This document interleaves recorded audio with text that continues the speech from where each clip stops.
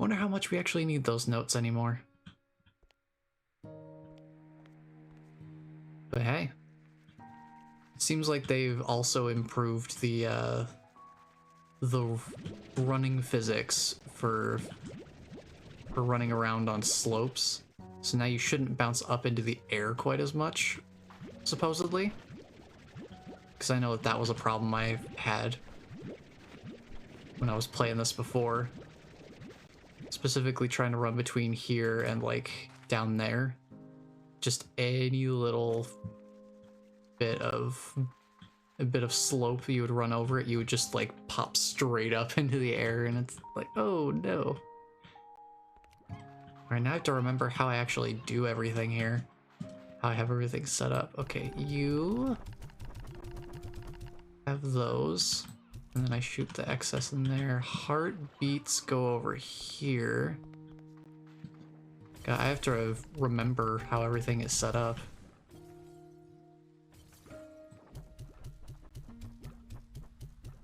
Okay.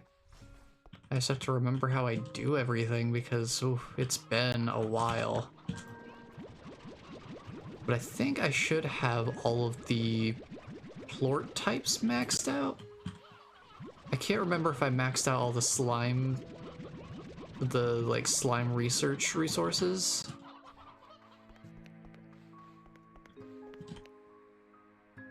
Let me just take a look over here in the refinery, because yeah, I got pretty much all of the plorts maxed out. The only ones I don't have are the fire, just because it takes a while, and the puddle, same thing. And then obviously the gold plorts, but we've got some new stuff in here. So I'm pretty well stacked up on resources. So once we're done with our maintenance here, our upkeep, we can pop over and check out what's in the slime research lab downstairs, see if we can upgrade anything, see what's new. Let's see. This one is, we have a depot set up for these. So I need to set those up in there. Okay. Just trying to remember. I also have to think about where we're gonna put the new slimes, because there's gonna be new slime types. So I have to think about where I want to put them.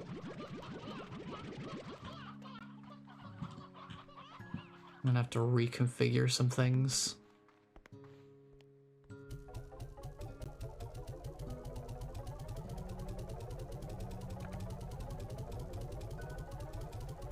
We've got a decent bit of cash, so that won't be a problem either. These are all set to go again. Just grab these real quick. Toss them in here. Just to make sure you've got enough food. All right.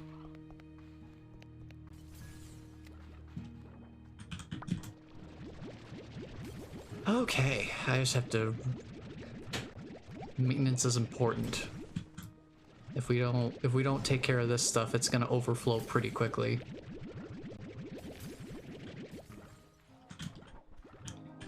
These guys need more food, I think. I think I might actually... I think I know what move I'm gonna make based on what slimes are gonna exist now, because if it's Song of the Sabers, clearly we're gonna have saber slimes. I kind of want those in the cave. So what I'm thinking is we move these guys, because they have the angler slime mix in there. We move these guys down over to the beachside area. Move the phosphor honey largos over here to this spot, and then have the saber slime and whatever other combination in the cave, just thematically speaking. Yeah, okay. So let me shove these in here.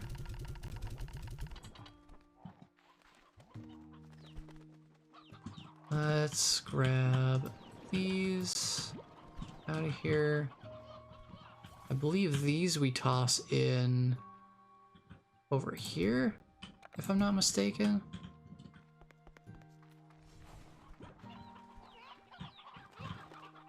Can't quite remember. I think that's right. Okay, trying to remember what I do for these guys.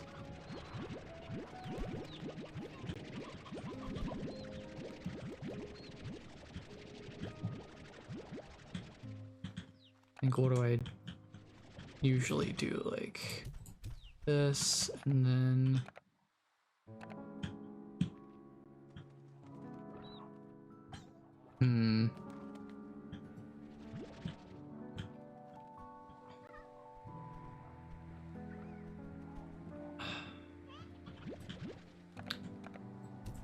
I guess I'll leave this alone for now.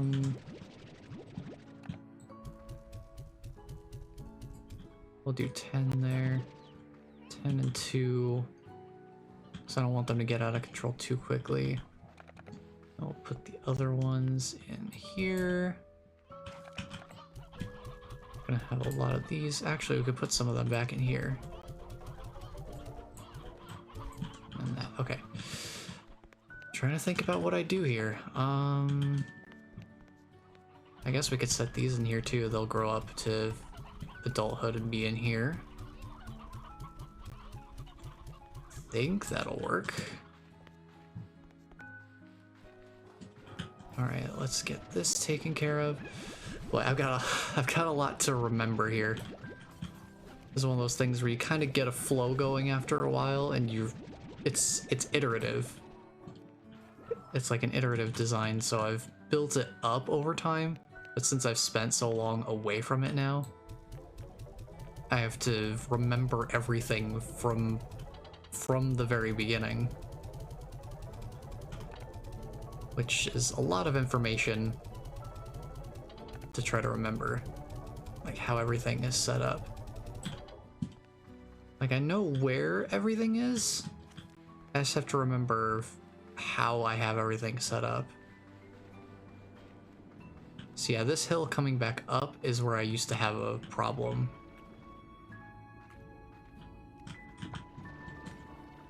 These guys are fine.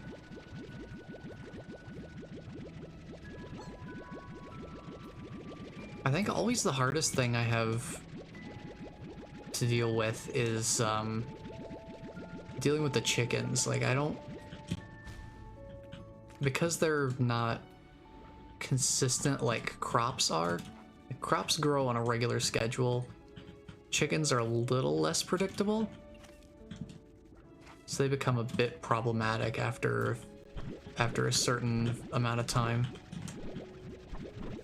Okay, let's see. Let's pull these off here. Refill the feeder.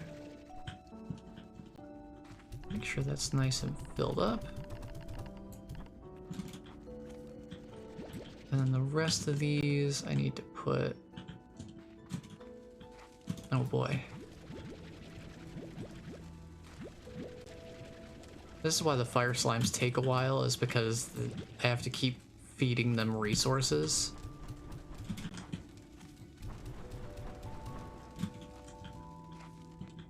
So that can take a little bit. I think I have a temporary fire slime array set up in the area where I have the ringtail slime. I'll have to double check when I actually go over there though. Let's see, these are the briar hens. I need to fill that up. Okay, I think I'm starting to remember where everything going on. I think we're getting there. The upkeep is important though, so we don't... This little ledge, it just drops me off sometimes. That's still a problem. Hello, Jay. Welcome on in. It is going okay so far. I'm just trying to remember how I keep up with everything, because it's been quite a bit since I last played. So I have to remind myself of how all my resources are laid out. The ranch. Don't deposit the fire plorts, because we need those. Sell everything else, but yes, happy Sunday, happy spring forward. Daylight saving time's still a thing. Gonna shift out of Metroid and Cart Mind. Yeah, to a certain extent. I think the main thing for me is just the way I have the ranch set up is when I play the game that you go through and it's very iterative. So you're kind of building upon certain amounts of information bit by bit. So once you get to a point where you have, 5 different expansions, each with, however many different types of slimes that you have to take care of. And that's just the way that I play. There's definitely more casual ways of playing this, where you just go out and collect what you need. And the ranch just makes things more convenient. Yeah, I just have to get everything back in my memory. So let's see, I need one more of these. Because I think I do 2 and 10. Can't remember if that's right. And then here's the other thing. The chickens, because they don't have like an air net or anything to keep them from getting thrown out of the coop when there's too many of them. These guys, you have to keep a really close eye on them. Because if you saw just a little bit when I came in here, when you are not in this area, as soon as you come in, it kind of loads all of the things in that are supposed to happen within the time that you've been gone. So all of the eggs or chicks that would be here all grow up into full-grown hens and roosters at the same time. So some of them get thrown out of the coop when that happens. So that's always fun to remember that that's a thing. Okay, that's already full. So that's full. Thing is, it's not like an animation that happens or anything. They just switch from one to the other, just instantly grown up because enough time has passed. Because normally they would just do that. They'd be chicks and then they just immediately turn into one of these two things. But when, say, like 20 or 30 of them are all doing that at the same time, they have to shove each other out of the way because they're taking up more space. So that becomes a problem. Alright, I need to get you guys figured out. Okay, these can stay in here. I just need to make sure I grab all of the adults. Leave the 2 roosters in there. And then drop the sea hens in here. Alright, how are we doing on roosters? The roosters are full, so I don't think I need any more of those. I can feed those to someone else. Now the stony hens... Stony hens I can fit more space, right? I was filling up more space with these. Yeah, I'm basically just making sure I have enough of every resource so that if I do end up needing to go away from the ranch for a while, I don't run out of supplies by the time I come back. Even if I do need to catch up on, like, harvesting the resources that I have set up. Hi. So that's the thing, there's just gonna be... Whew. Hello? My computer does that sometimes. It's a little concerning. But yeah, every once in a while, if I need to go away from the ranch for an extended period of time, at least I'll be able to have a backup storage of fruits and whatnot. Because if you don't collect like crops for a while, eventually they do go bad and eventually disappear. So they won't just pile up there infinitely. So making sure I have a backup cache of supplies is always a good idea. All right, one more expansion to go to over here.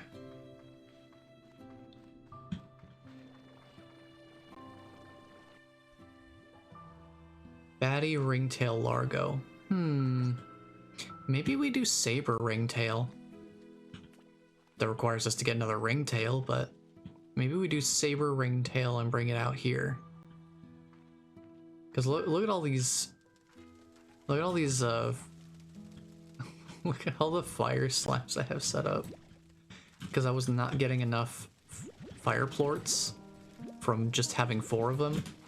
But I don't want to put more than 4 of them into a single enclosure because I'm worried that they're gonna, you know, escape. And that would be problematic. As you can imagine, having you know, living fire walking around it could present a problem.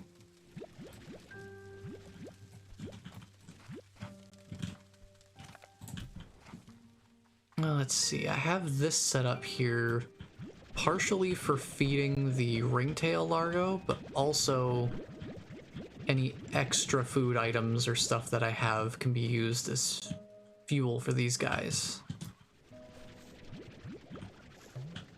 So let's see, okay, I'm full inventory, so let's dump these in here.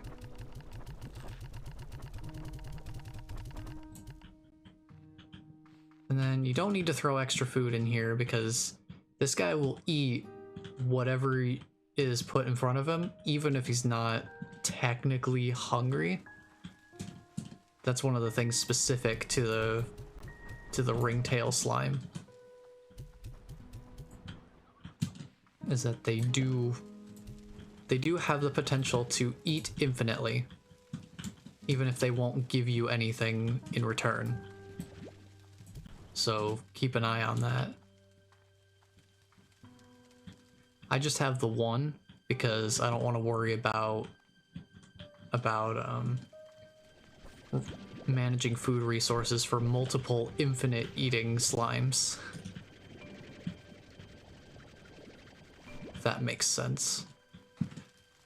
Let's get these. One more in there and then I think we're good. Go put these in the refinery. And then we'll go, because you can see I'm only about a little tiny bit over halfway to completely filling up the fire plorts. Everything else other than puddle slime plorts is completely filled out. So I'm just trying to, you know, catch up on that supply. We'll go visit our puddle slimes down here real quick. We've got a few areas set up for them. When I come over here, each one drops off 3 plorts. So we get 12 there. And then should have 12 over here as well.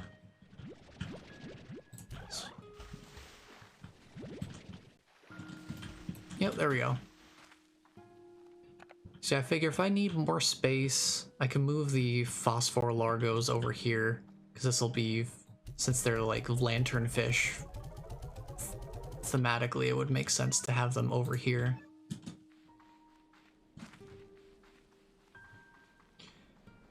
Now that we've got that all taken care of, I think we should be good to go out and explore now.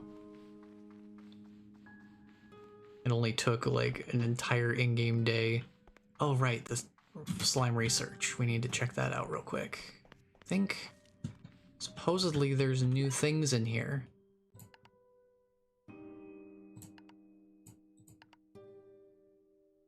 Tank Guard 3 is new.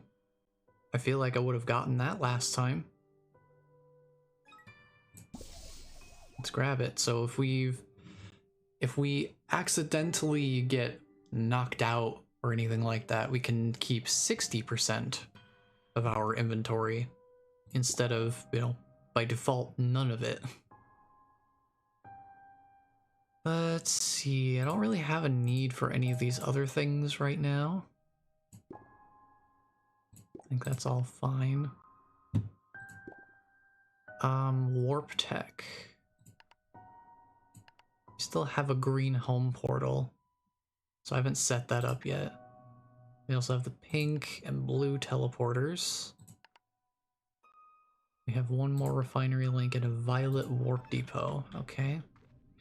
I'm assuming we'll find new slime research stuff in the new area, which we should be able to go to now.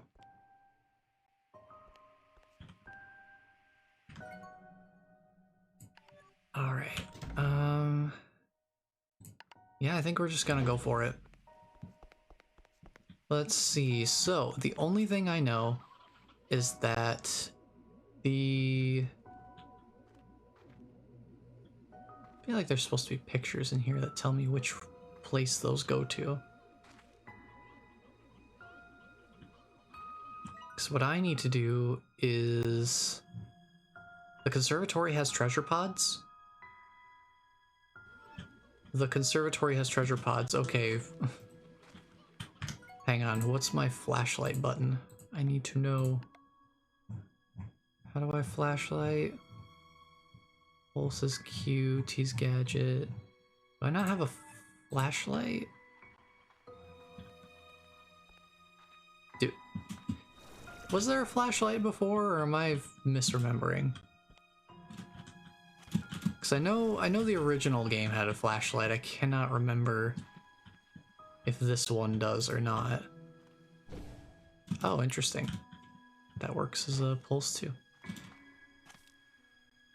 Okay, I wonder where those treasure pods would be then. I'm compelled to search, but it's probably going to be kind of hard to find them in the dark. I do know that the new area should be somewhere off the coast of the Ember Valley, though. So what I was gonna do was take a look on the map and see if we could see it from here.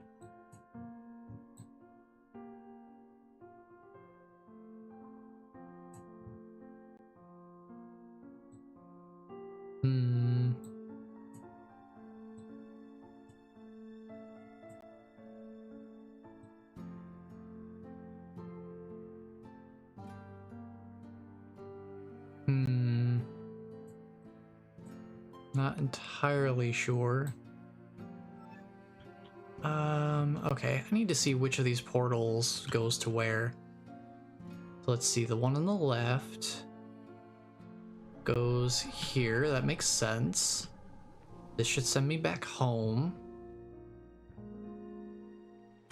Yep, right here. And then... let's see here. This one should take me to Ember Valley? Yes, okay.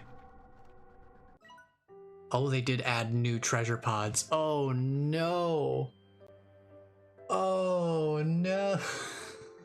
They added more treasure pods to the areas that already had them. Oh no. Oh no, we're gonna have to search for the treasure pods again. Oh boy, that's gonna be fun. I'm curious, did I keep my maps? Did I keep my maps of the previous ones? Probably not. Wait. I did. I do still have them. I still have them. Okay. I do need to make one more mark on it though. I need to make one more mark for the last one that we found in the Ember Valley, but I still have my maps. Okay, that's good to know. That's very, very good to know. Okay, so let's see. It said off the coast of the Ember Valley. That doesn't tell me a whole lot by itself.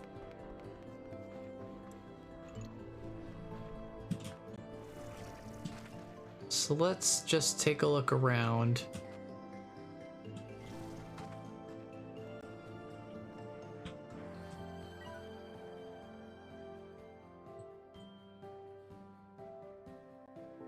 So I'm wondering if it's maybe through here somewhere. Excuse me.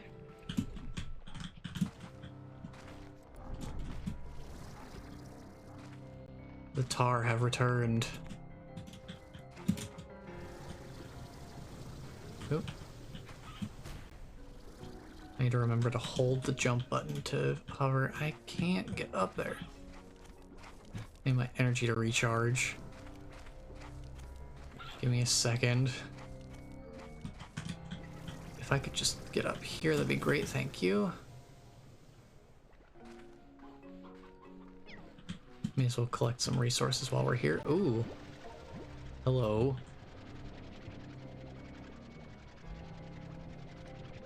These guys only unstatue themselves at night. So unfortunately there's not a whole lot I can do with that right now.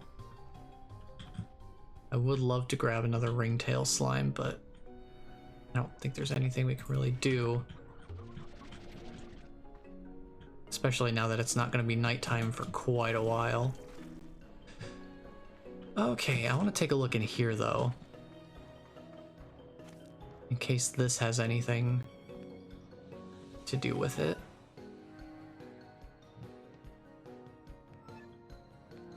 So this gate has sealed. Off the coast of the Ember Valley. There's a lot of lava dust out here. Kind of want to grab it. I think I will. This is why I have refinery links just everywhere. Because I want to be able to grab this stuff and immediately put it away and not have to worry about inventory space. So let's see, let me go put these away.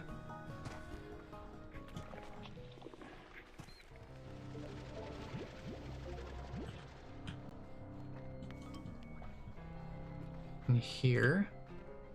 Excuse me. I'll put these away. Let's see here. Okay, if we're gonna find this place, because I didn't want to spoil myself and be like, oh, I know exactly where it is. I want to see how you're meant to discover it, you know? Like how you would naturally find it just by exploring.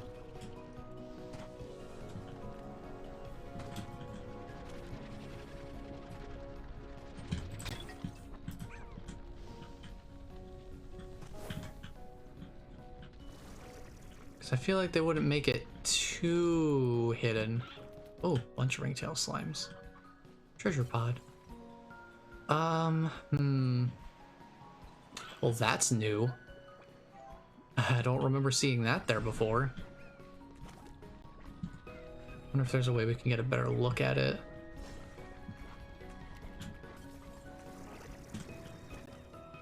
I think I'm gonna have to just kind of platform my way up here. But hey, I'm just now thinking, you know, all those spots where I said, you know, we were looking for treasure pods before. It's like, well, this seems like a perfect spot to hide a treasure pod. Why don't they have one here? Well, I think they did. I think they've gone and done exactly that. Also, this is new. So that must be the labyrinth. Because that's the gate over there that they're talking about. This must be the placeholder for the labyrinth, as it will eventually show up.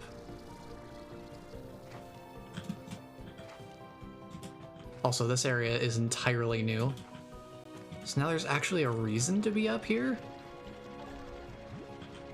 I like that. I like having a reason to be up here. Question is, what do we do here to activate this?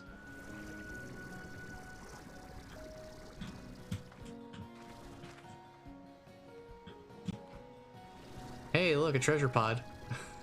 Hey, look, we found one. Cool. A golden chicken statue blueprint. Alright, where are we on the map? I need to mark this. I need to... Here, let me... let me go open up my map real quick so that we can have this stuff marked properly. I want to make sure that I do this. Because if I don't do this, I'm going to seriously regret it later. Ember Valley map. Yes, okay. So let's see. I need to get the circle tool here. Give me a second. I need to mark this one that we found before. It was like right around there somewhat. Let me draw that circle a little better. Location. I think it was somewhere around there. So let me count how many marks I have on the map right now, because we should have had 24. So 1, 2, 3, 4, 5, 6, 7, 8, 9, 10, 12. Okay, so I have 24 marks on the map now, marking the last one that we found the last time we played, which was the last treasure pod that we found out of the ones that existed in the game at the time. So now we make more marks. And I'm gonna have to get an updated map too, because this building right here, this building didn't exist before. I wonder if I could actually look at the discrepancy between the maps and see where they added this.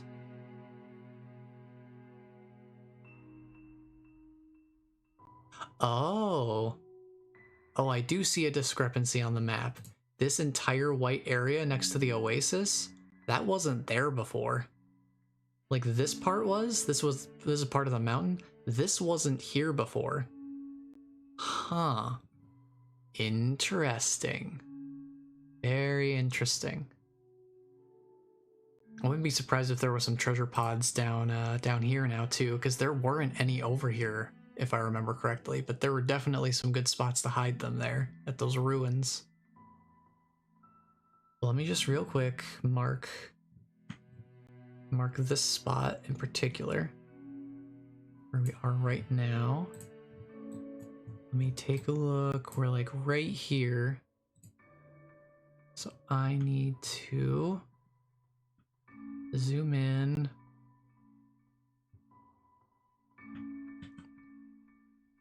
Wish it was easier to just drag the screen around without having to use the scroll bar here. But that's fine. I can live with that.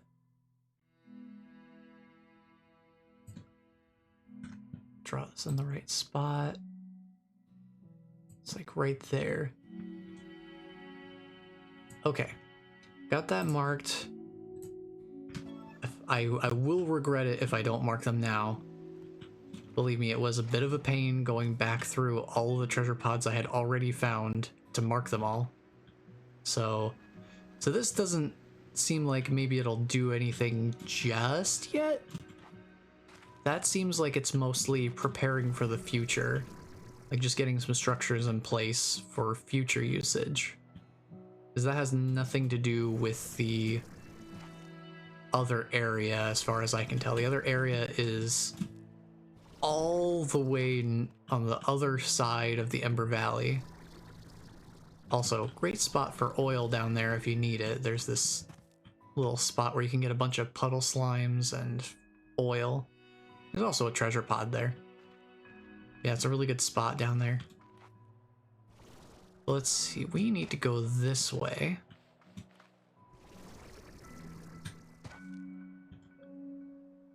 Because the powder area, the new area, should be just over the mountain there. Just on the other side. So I'm gonna just casually glide over to here. We have just enough fuel to make it.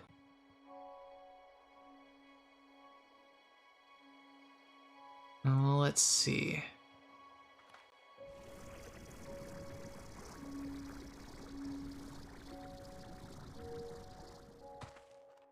I kind of wonder if I should make a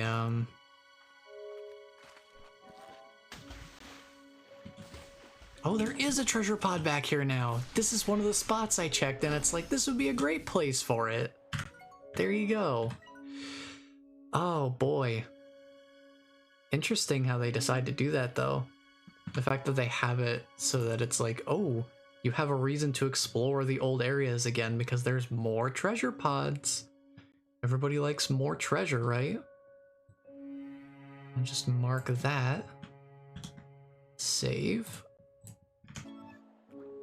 There we go. Golden Angler Statue Blueprint. So over here should be the new area. I think. Unless they've just marked this out differently. Because I don't remember that. That wasn't on the map before. Well, let me take a quick look again. Yeah, where this line is right here, this like jagged line, that was the end of it.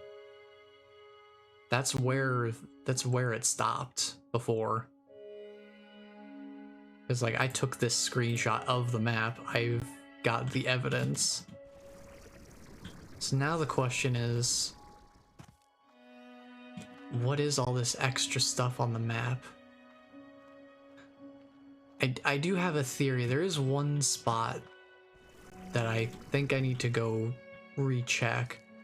Because there was some sort of room like over here. Over in that, there's like a valley area over to the side. Yeah, I don't think this was here before. And there's definitely some sort of like teleporter particles going on there. I think I know where this teleporter is. Because there was a room over here in this valley that felt very oddly like specifically created, but also didn't serve a purpose at the time. I think it does now. Back here behind the waterfall. This room, it just was like here. This didn't exist. It was just this room and nothing in it. So it felt strange to just go in here and be like, well, what purpose does the room serve? Turns out they had this sealed away behind the wall. So we need a boom, a tabby, and a baddie. Lord, so let me go try and find some of those. I know that we've got some baddie slimes over here. If there are any plorts left over, that'd be great. Get out of here. Get out of here. Go away. Okay. I don't need the rock plort. I just need the... I just need that. Would be awfully convenient if there was still a tabby Gordo over here, like there used to be, but there isn't anymore. So I already took care of it. And then...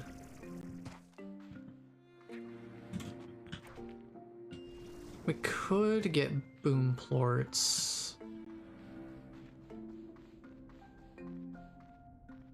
Try to think of where's the best place to get that.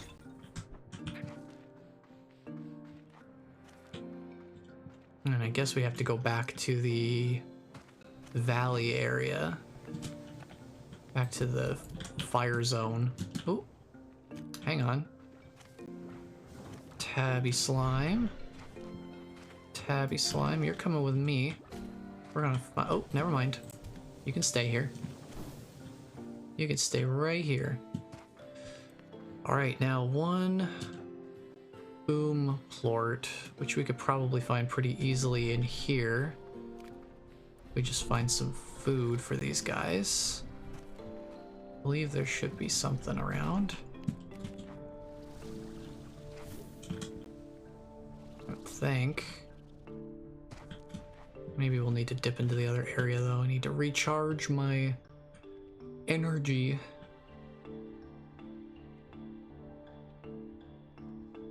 Takes a little bit. Let's... can I get up here? Thank you. Right here. Just get one of you guys to eat this. There we go. Okay. We should be all set now, so let's head back. We should have what we need. We'll look at hunting down treasure pods later. But I have a pretty good feeling of where to look. I have some spots to check for sure. So it shouldn't be too big of a deal to at least start looking around in some more obvious locations. I want to go this way. I also need to head back to the ranch pretty soon. We've been away for a while. And let me tell you, stuff fills up pretty quickly on the ranch. So I need to get up here. I need more verticality.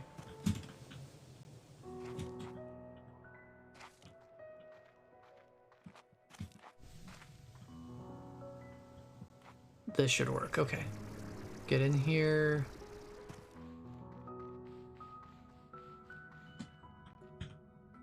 Pop this open. That opens this door. Oh, that just goes straight into the ground. Okay. Jumping in.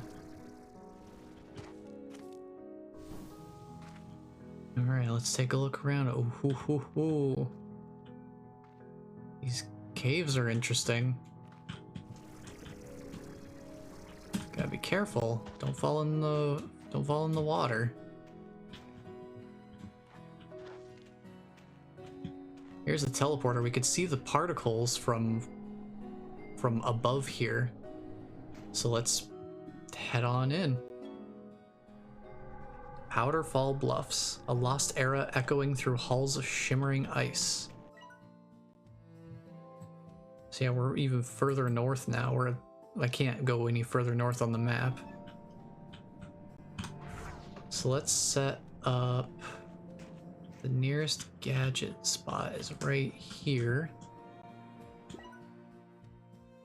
So let's set up a...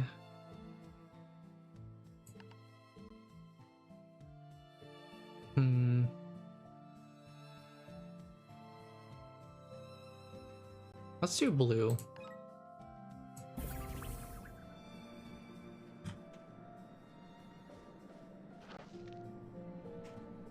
So let's see. Okay, place a two-way teleporter. So I won't need a one-way teleporter for here. But I will need to go back to the ranch to actually set up the other teleporter. So we're gonna have to walk back at least to another teleporter. And we got new logs to read. What an amazing discovery. This glacier wasn't even here when I first came to the island. That's pretty meta. I'm not sure how that's possible, so I'm sending out additional drones to collect more data. In the meantime, I'm going to see if this snow is as fun as the stories I read as a kid.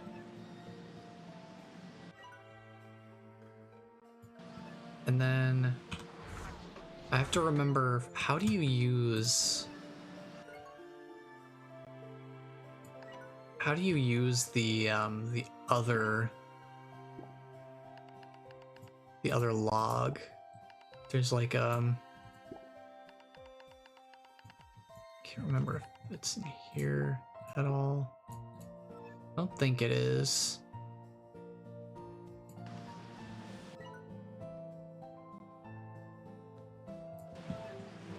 But that that little thumb drive that was in the slime research should let us look at new oh, look at them. They're all covered in snow. Look at the snow. Look at us leaving footprints in the snow.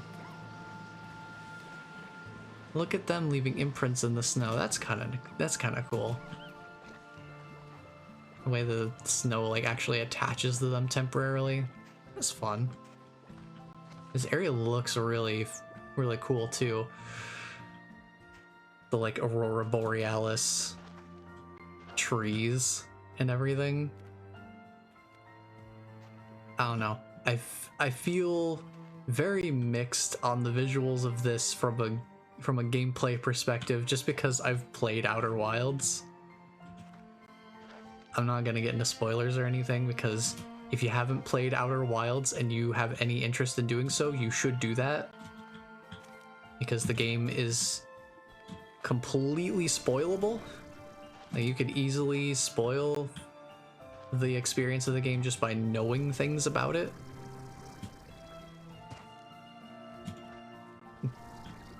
But I'll just say, because it's something you can find like immediately, I don't think it's too bad. This looks like something that's a marginal threat in the game. Like, just looking at that is very Ghost Matter.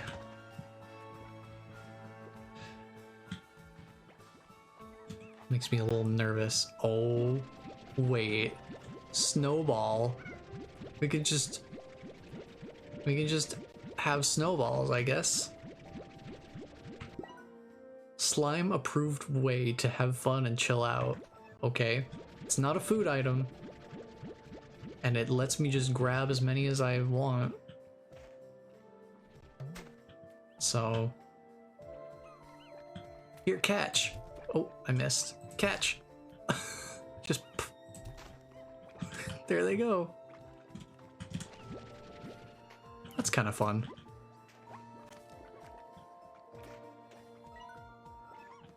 So let's see. Oh. Is that like an actual bridge I can use? Can I walk on it? We have light bridges, I guess. Interesting. Hi. There's something up here. It looks very treasure pod-ish. It's very bright. That is incredibly bright. Are you kidding me? That is so bright. Ice cubed. I don't want to find too many of these before I get a chance to take a screenshot of the map, because I'm gonna forget where these are. What is this? Are those bubbles? Perfect snowflake. That's a new resource. Interesting. They make all their snowflakes feel jealous. Okay. Interesting. Oh man, this is... I'm gonna get so lost. Can I find the map station? That would be pretty cool. Map station? Station for the map? That's like priority number 1 for me, is I want the map so that I can take a screenshot of it and see where I'm going. Otherwise, I'm gonna get lost and not know exactly where I've been. You still kind of have to get a feel for areas over time anyway. Definitely the more you play, the more you get a sense of where everything is. But I want the map. I really want the map. Can I get up here? Please? Please? Okay, fine. I'm not getting up there then. I guess I'll head over this way. Try to find the map in this direction, perhaps. Oh, hey. Hey, buddy. Look at you. It's our first time actually seeing a proper Saber slime. These guys were only a concept back in the original Slime Rancher. The only things you could find were basically Largo versions. You could never find a Saber slime that wasn't already crossed with something else. But here we are, a Saber slime just on its own. And a new chicken type for it too, it looks like. Once believed to be long extinct or only existing as distant feral descendants, which is how we saw them in the first game, Saber slimes have been discovered on a mysterious glacier off the coast of Rainbow Island. And after being trapped in ice for ages, these Saber slimes have awoken with dinosaur-sized appetites. So they like the Thundercluck hen, one of the fiercest predators during the Jurassic period of the far, far range. Saber slimes still exhibit an extreme agility that makes them highly adept at hunting their favorite food, the elusive Thundercluck. They can often be found bouncing off the sheer walls, slippery glaciers, and soaring ice spires of their snowy home. Saber slimes will sometimes give a fearsome roar to startle competitors for food. Slime scientists agree that this is their way of calling dibs on a meal. They'll also roar just to let other slimes know that they're around, like a mighty Tyrannosaurus Rex announcing its presence in a primordial jungle of old. Just like maybe 100 times smaller and squishier. Let's see, saber plorts are collected for their historical value, offering a window into the primitive past of the far, far range. Some slime scientists have tried to extract the slime DNA from these plorts in order to recreate a Jurassic giant saber slime, but all have failed. Good, we don't need Jurassic Park. We really don't. And honestly, that's probably for the better, because as soon as that happens, some charming billionaire will be talking about making a whole theme park to view them in captivity, and then... Classy, classy, I like it. Very self-aware, I appreciate it. There's our map, or at least part of it. So we need to find another section of map. Ooh, odd onion. I'll take that. We need to find one more part of the map still. I always like to do that first. That way I can take a picture of that area of the map and start marking it up with the treasure pods. Because clearly we're gonna need to do that, and it's a good thing I did the legwork before, because otherwise I would have to run through all of the treasure pod spots again, and that would just get a little tedious. We got ourselves a Thundercluck though. Your Stony Hen's great grandma.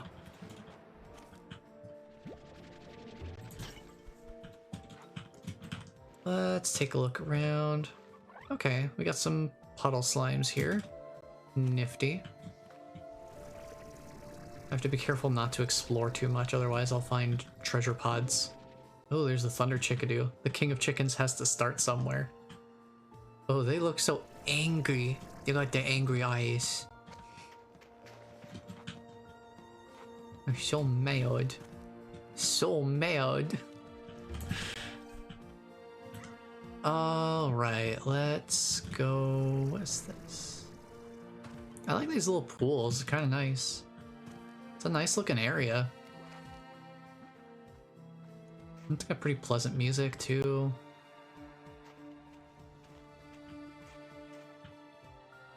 This area is all like fiery in here, kind of interesting.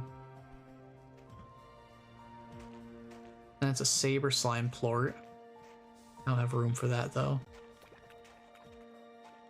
So let's take a look around up here maybe? Because we've got an entire other half here to look into. These guys are not happy.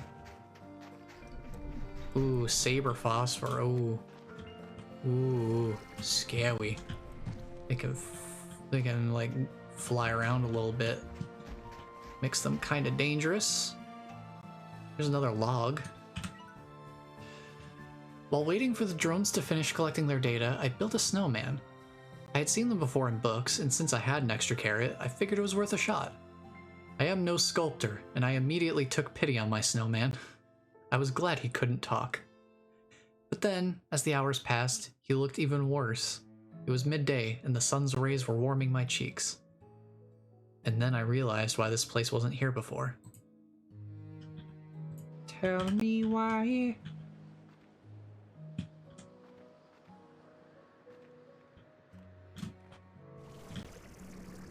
Got a lot of light bridges going on around here. There's a... I'm gonna get lost. But at least we have a full map now. So that'll help. Let's see.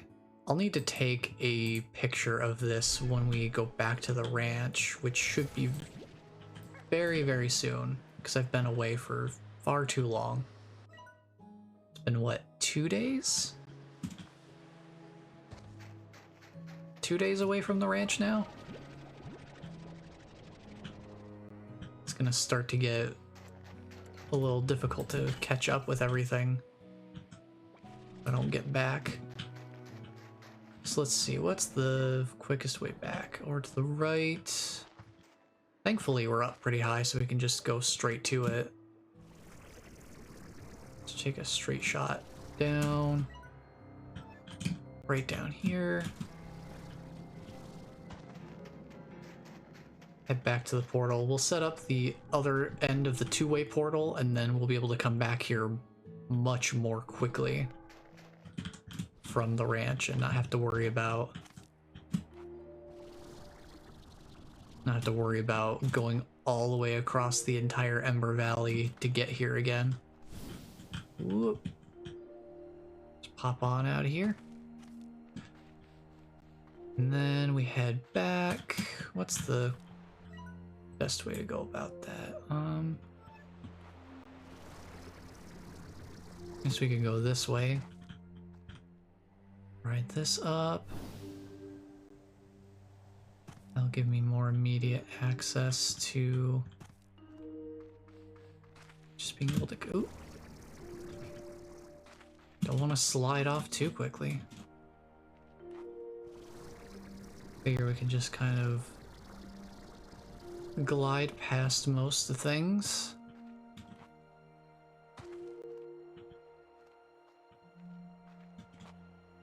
Up over here. So then we could just pop down here. We've got our dash pad here. I'll need to set up the dash pads over in the new area too. We'll definitely need to do that. Let's just head back immediately. Alright, now what can I deposit as a resource? Should be able to deposit these. Oh, we've got some new messages to read too. Let's toss these in here. Let's see.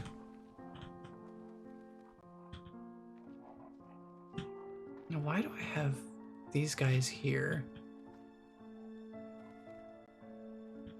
I don't know why I have hens here at all. Not entirely sure. Stony hens, I think we're pretty much good on here. trying to think where I want to set stuff up. I think since these guys are here, and we have those guys there, maybe we set this up to have sea hens instead of stony hens? Maybe. Let's see. It also occurred to me I could just use a ringtail plort, feed it to the saber slime, and we can get a ringtail largo that way, but look at all the crops and stuff. Okay, so here's what I'm thinking. I'm gonna do a little bit of legwork here first. First of all, we thankfully have all this extra space for these. Because we're gonna need to put all the Thunderclock hens on their own, because these only have 3 slots per side.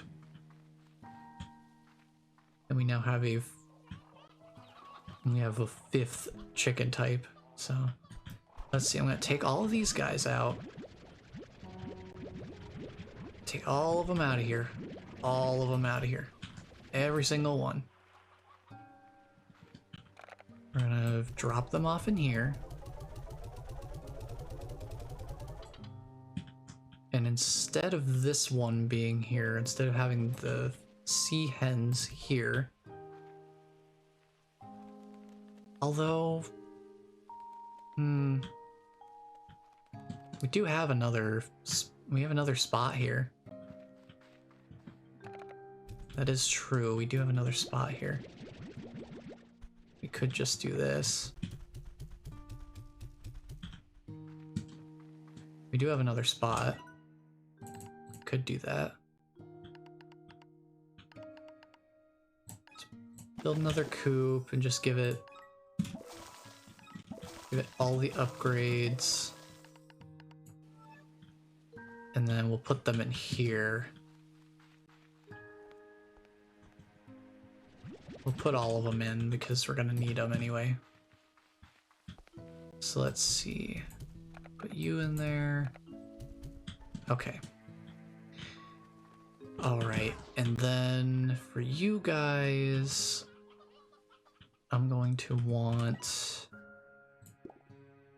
I have a warp depot.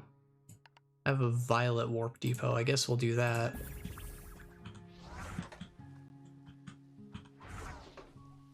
I'll rotate it a little bit more that way.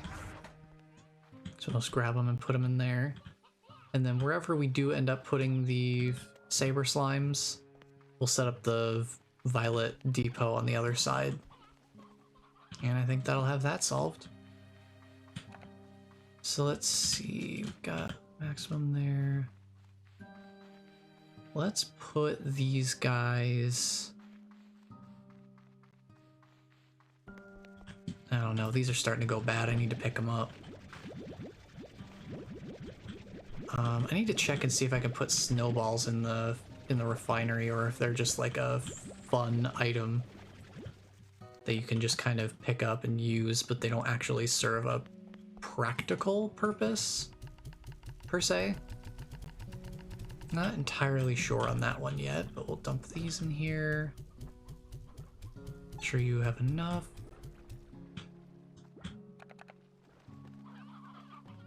Because yeah, if anything, I would probably get rid of the stony hens first, just because these guys, I just keep a lot of them in here, and they've technically reproduced there, so they're always kind of making more in there. So that's usually not too big of a problem. So let's see, how much do we need? Like 36 of them? Let's dump them in here. Yeah, okay. And this is on the slowest auto feeding cycle too. So let's see. Put one of these. No, it doesn't look like we can actually put them in here as a resource. There's still something undiscovered there. I think that's a plort, considering where it is located at the end. T, so alphabetically it would have to be something after the letter T, so that only leaves a few letters. U, V, W, X, Y, Z. We only have 6 possible letters that would come after T. So I guess if you include T, that would be 7. Let's see, I don't really have a use for snowballs then. I'm just gonna dump them out. As fun as they are, I want to preserve my inventory for practical usage at the current time. Let's read some messages while we're here. Let's see. Hello, Mochi. It's been a while. Hey, B. I found something I was going to throw up, and I thought, hey, B likes old junk I don't need. I bet she would just love this. You can thank me later. Yo, Market Link, finally. I need to make that right now. Like, no joke. Market Link is huge. I've been wanting that since the last time we played, for sure. Unlock access to archived logs on research drones. See, this is what I was thinking of. The thing. Let's see. Maybe under Warp Tech. Market Link. Market Link. Can we just make like 5 of them? Real quick? Heck yeah, that's awesome. I really, really wanted these for a long time now. Let's pick these up. Toss them in there. Yeah, close enough. I need to start picking these up, because these are gonna go bad too.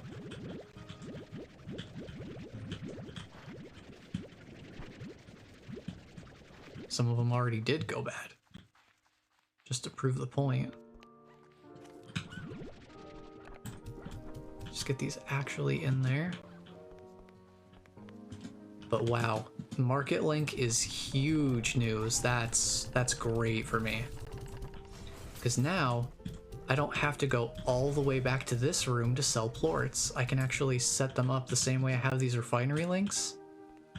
I can just toss the plorts I don't need to save for research in there. And it's so much more convenient. Especially for getting out to the farther expansions, like the cave and that beach area. That's gonna be huge. Having market links out there. That cave area was actually the place where I wanted one first, so yeah, look at all these stony hens. I'm gonna replace this with sea hens. So we've definitely got enough stony hens in the other enclosure. More than enough. I mean, just look at all of them in there. Let's just fill this back up and toss them all in there. I think I'll toss the roostros in there too. I think that's more important right now.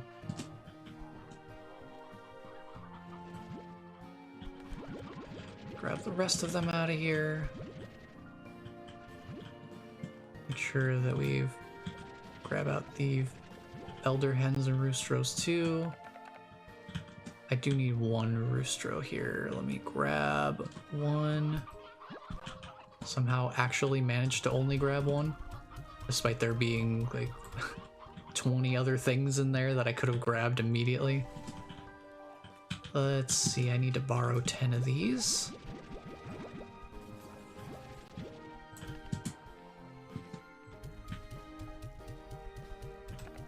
I'll just drop those in there. We'll toss these in that enclosure because they'll mature in there. I need to work on my shot angle. I'm undershooting a little bit. Oh wow, got a lot of people to talk to. Hey amiga, how are you feeling out there? When I feel lonesome, I go out and do something nice for a friend. Makes me feel right as rain every time. This is just my little way of saying I am thinking of you. Oh, thank you for the tree. Man out here gifting trees to people. Hey, B, I know it's silly, but I worry about the hard work you do out there all on your own. So I sent you a little care package. Hope it gives you a little extra get up and go. Oh, a tree. Thank you for the tree. Lots of trees today. Special delivery. Have a great chickens. I love how Bob just gives me rocks as a gift. Like, thanks, Bob. I appreciate you. Oh, Bob, you are a slice of something special. Okay, I don't need a market link in this room because we have the marketplace right up there. So I don't think it's really necessary to have an extra market link set up in here. But for the other expansions, it will definitely be important. Boy, I hope that one of the things we can find in the Powderfall Bluffs is a storage capacity expansion. Imagine being able to carry more than 50 of something, because that would be cool. I actually need to check the refinery link and see which plorts I need, because now I'm actually starting to make stuff again. Let's see, I need pink plorts. So let's dump all of those in here real quick. And then we also need hunter plorts, so we'll drop some of those in there.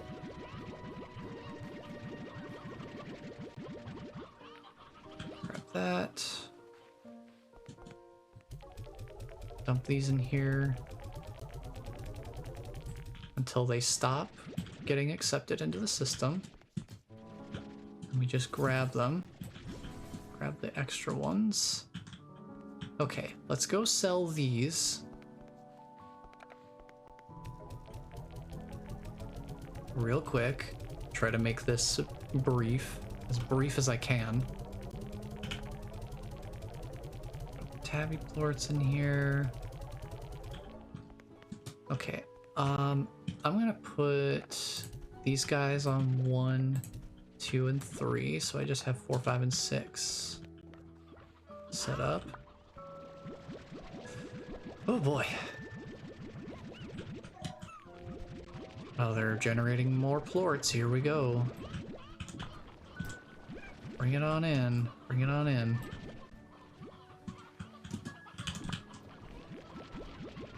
And I think this is a more interesting way of playing the game than how I used to play it. Because I used to just cross everything, every individual slime type with the honey slime, and then just feed them all the same food type. Because that was a very simple way of dealing with things. Then I just have to worry about quantity and not have to think about which types of food I'm providing and which slimes need them. But this time around, I wanted to try and go with the unique combinations method, so that each slime type is only crossed over with another type of slime once. So I'm not doubling up on the crossovers at all, where I can. I had to make a bit of a concession for the ringtail slime just because I didn't have enough, there weren't enough slime types for me to only do unique combinations and have the ringtail also be a Largo. And I think that might end up being the case again anyway.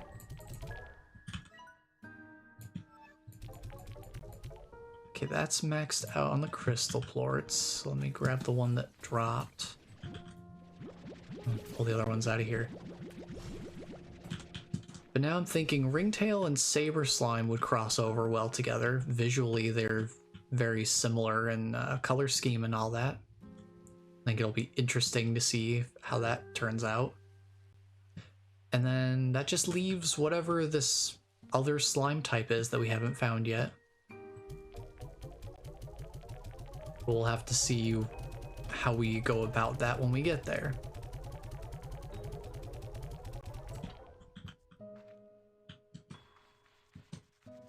And the reason I like the Largos so much, having the two types crossed over, is because basically you just can double up on both while only having to provide the favorite food type of one. So like with the anglers, I have them crossed over with the flutter slimes. Oh, Twitch is gonna run an ad. How about we wait on that for a little bit? Because I am in the middle of explaining things. So with these guys, you can feed them either sea hens, which is the favorite of the angler slime, or you could feed them this nectar, which is the favorite of the flutter slime. And they will generate 2 plorts of each type that they have in them.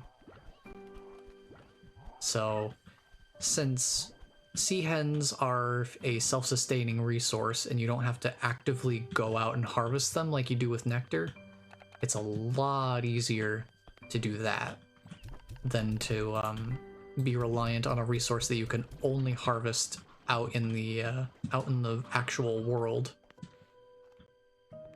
So that's basically my rationale there. Is trying to cross over. I wanted to cross the flutter with something because having the flutter slime on its own and trying to feed it its favorite type is nectar, so they'll only eat nectar, I'm pretty sure. So that can make them kind of hard to feed if you don't cross them over with something else. So let's get all this put in here, put away. I'll leave 4 in there. Pull these out. Okay, so while I'm handling some upkeep stuff, I'm gonna let Twitch get this ad out of the way, because I know it's wanting to do that. So I'll just be doing more upkeep, trying to get through what we've got right now, and then we will start setting up the Saber Slime. Try to get the Saber Slime where the ringtail is right now. And hopefully we'll be able to cross them over, and that'll be pretty nice. So we will be right back. I'm just gonna keep doing upkeep. Nothing interesting per se. So here we go.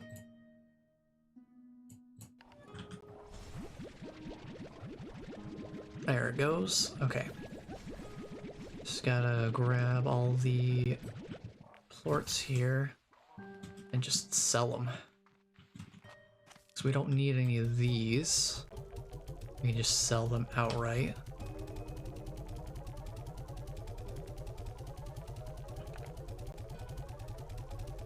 I can't even imagine trying to do storage for all these plorts.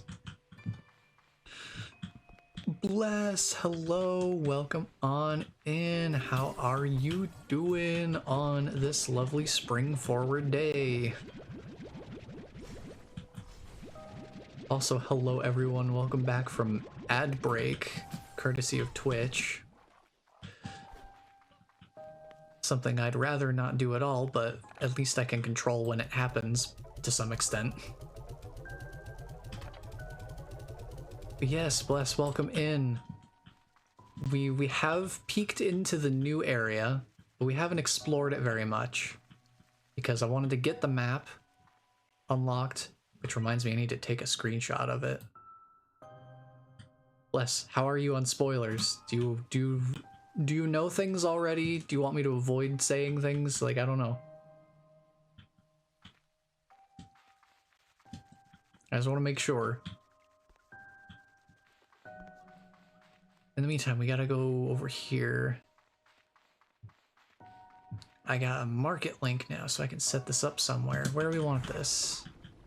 Ooh, perfect. We can have it set up right next to the refinery link. Delightful.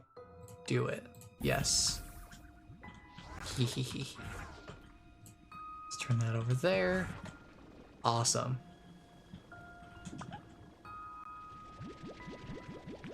Yeah, that's the thing, is like that's why when I made my post yesterday about changing the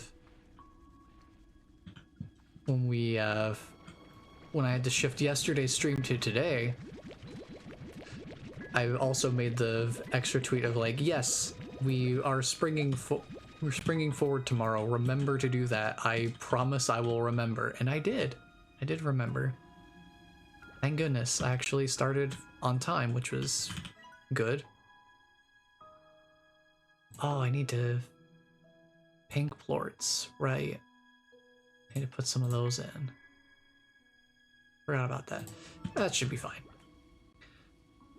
Okay, just wanted to make sure. Just wanted to make sure I wasn't going too far into spoiler territory if you didn't want me to, but yeah.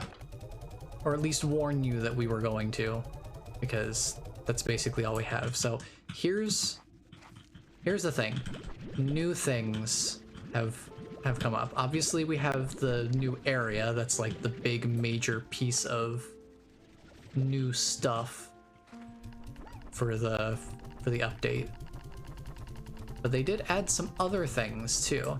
There are some other new things beyond just like bug fixes and things like that. So one thing is they added the market links back in. So now I can sell plorts from anywhere, just like I can put things into the refinery from anywhere. That's a huge relief for me, because this cave in particular was one of the areas where I had a lot of plorts to deal with, and having to run back all the way to the main area to sell them was a bit of a pain. But now we can just sell them right here, which is awesome. Very helpful, very convenient. Let's see, what else is there? Oh, here's one thing I can show right now that is new.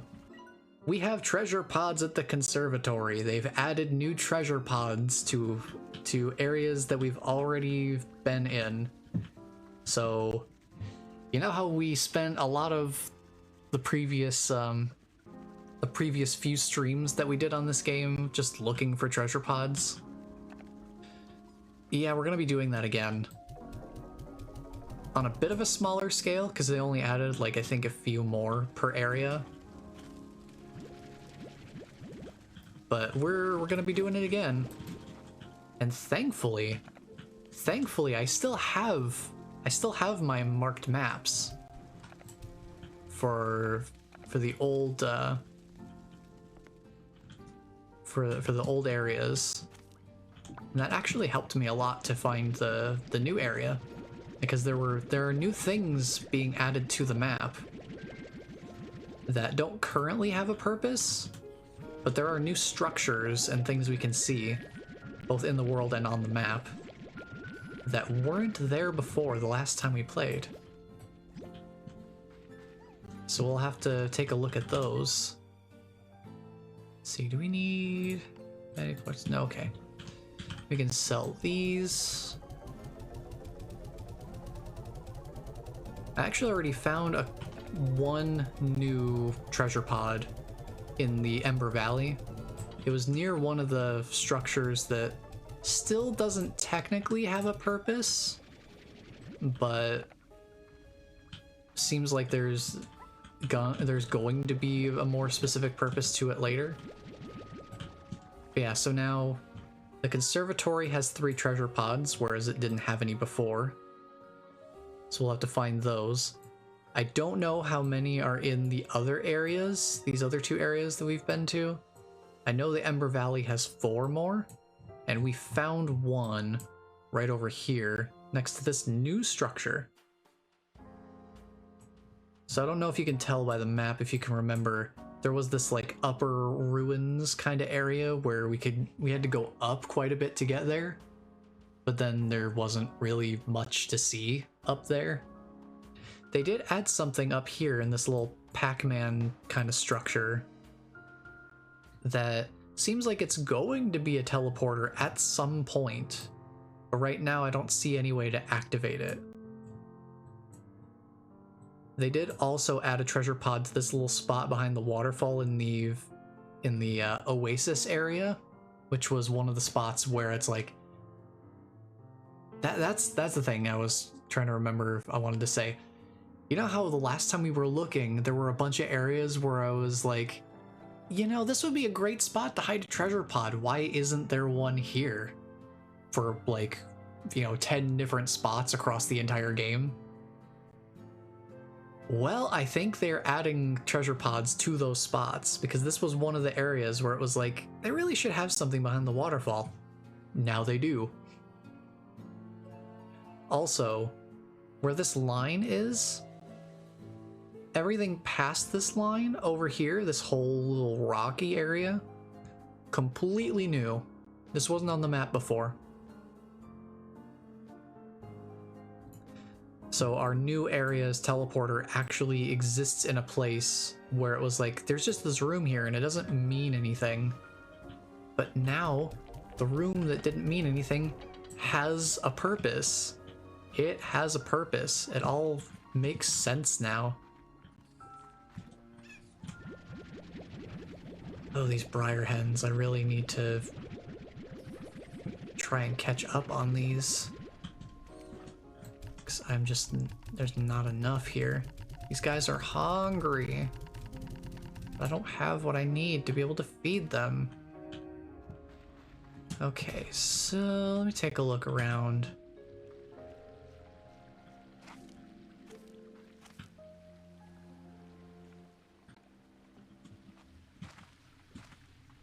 Because now I need to keep a bit of an eye out here. And the new area, from what I could see on the map counter, like the little counter that shows up when you open the map, there are 20 treasure pods in the new area. And since I need to take a screenshot of the new area anyway, figure I can show you on the map what it kind of looks like. So over here in the Ember Valley, in this little canyon area, behind a waterfall, there was the room underneath the Oasis kind of area where there was just this, like, you know, this kind of like lava magma pit and nothing else in the room. I was kind of like, there's nothing here. They opened up the wall and now there's a place to go to get to a teleporter that takes you to the Powderfall Bluffs.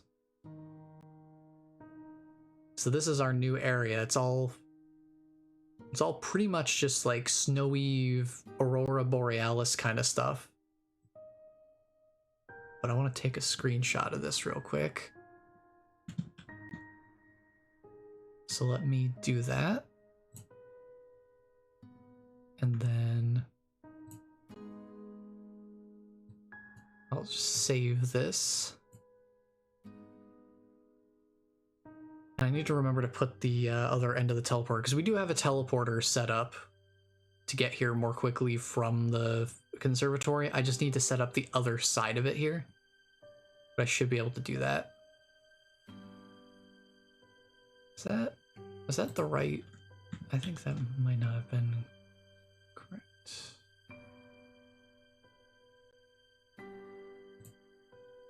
Just make sure I got a screen. Okay. All right. I need to save this here. I need to save this as, make sure I get the naming convention right. It's SR2 Powderfall Bluff map. That way I can have it ready to mark up later. Alright, so I need to finish. We did pick up one of the 2 new slimes. It looks like there's 2 new slimes to grab. One of them is native to the Powderfall Bluff. And it's this Saber slime right here. First time actually getting to see a Saber slime properly. And we actually get to see them not as a crossover between other slime types like we did in the first game. We actually have just straight up Saber slimes now. I have to be careful not to let him wander off because he will devour the hens over there if I'm not careful. But I figure what I'm going to do is I'm going to set him up with the ringtail slime. So we'll have a crossover between the two of them. I think that'll make the most sense to me, at least. Because they are both very visually similar in their color scheme and all that. This is completely full. So I need to pull these out of here. Because right now I just have the ringtail mixed with a baddie slime to put them together just because having a fruit to work off of to feed this guy was easier.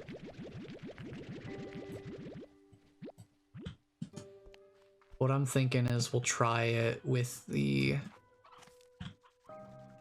We'll try the Saber slime in there. Give that a shot.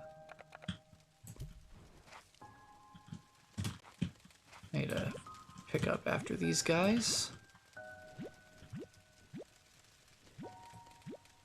It's a little tricky picking these up because they don't have a collector.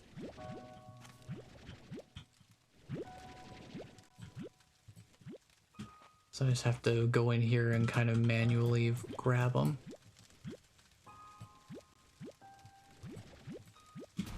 Try not to get singed too much. Thankfully our health regenerates, so that's not a problem. Where am I gonna set up the market link? I guess right here, huh? Set up a market link here. There we go. Alright, we need the fire plorts, I know that. Do we need ringtail? We don't. Okay, so we can just drop the fire plorts in here.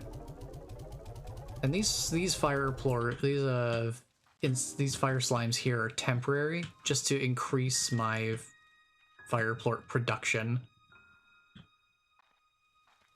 It's because they're the furthest behind. Because they don't generate nearly as many plorts consistently as the other ones that you feed with standard food types. Particularly this guy. The ringtail eats constantly. So I'm kind of thinking maybe we should just mix the Saber slime with something else. Might be smartest. Just because fruits are easy to keep topped off. I don't know about... Well, I guess I could maybe make multiple coops here instead. Yeah, let's do that. Let's do it that way. Because I do want to mix the Saber slime with the ringtail. I do want to do that. Oh, wait. Don't toss the extra food in there, because he'll just eat it without actually giving me anything for it.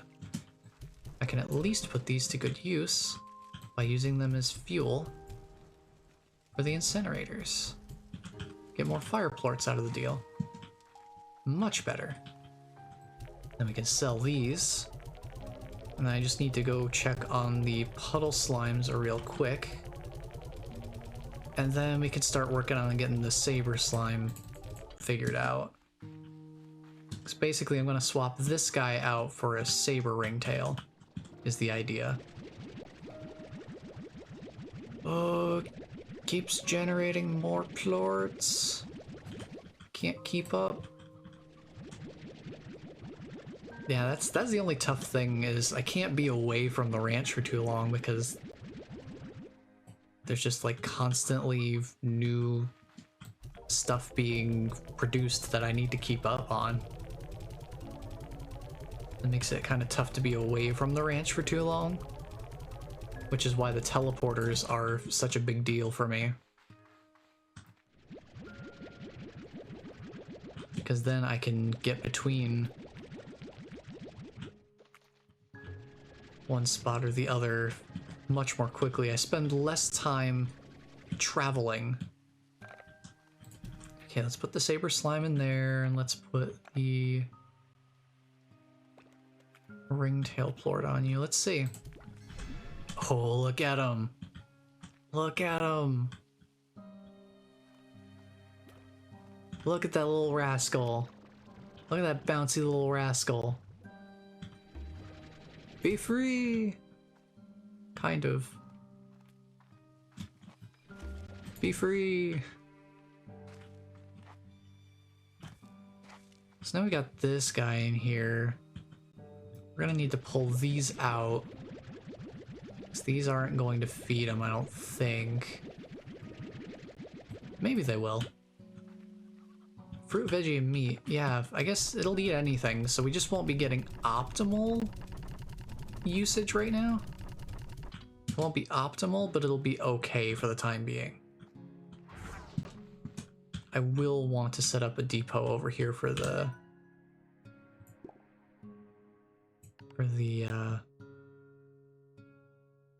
Thunderclock hens, though. Put that there. Okay, this is where the Thunderclock hens, which are the new hen type, over here. These guys like the Thunderclock hens. They're like these prehistoric hens. Let me see if I can pull them up here. Should be over here. Look at them. Look at them. They're so angry. You're so angry. So we got all that set up. I do have Thunderclock hens at the chicken coop area right now.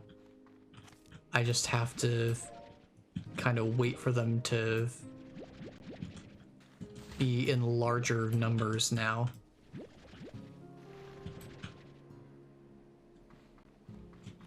Since they're not quite there yet, I just only picked up a few of them.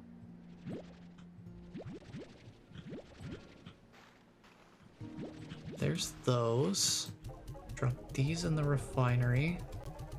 How close are we on the puddle plorts? Oh, not too bad. We're only about 108 away from having them completely filled out.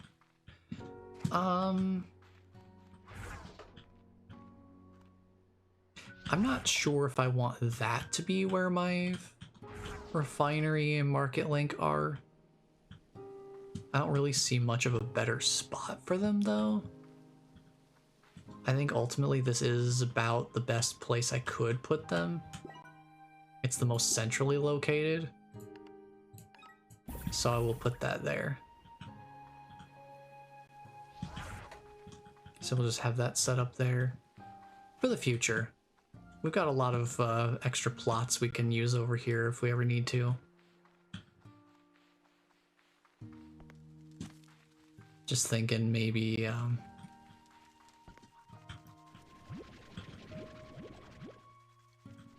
maybe the angler slimes could go down there for sure. I think they'll probably be the first Largo that I move down there if I need more space closer to the ranch, closer to the conservatory center.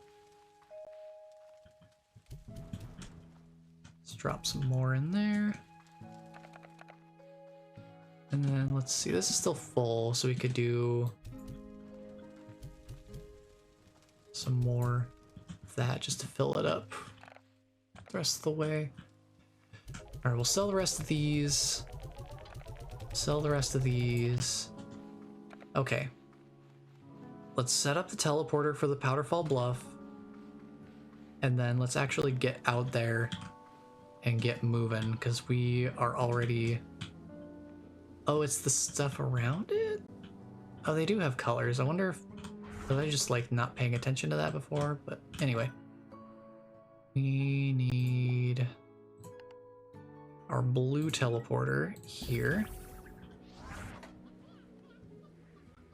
I think that's how we do this.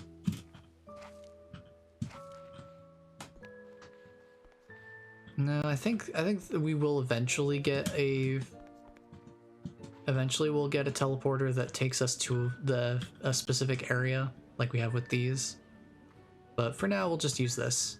This is effectively the same functionality for now. Yeah, I wanna go back and show the room real quick, where it's like, oh, we have to go here.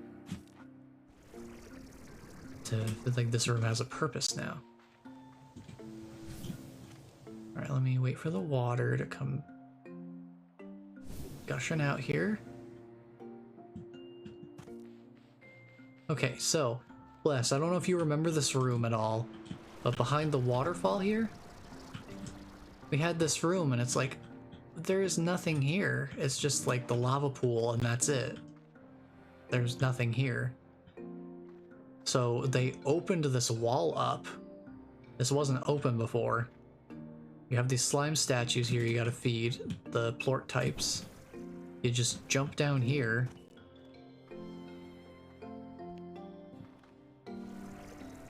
Jet across the water. And then work your way up, and we have our new teleporter to the new zone.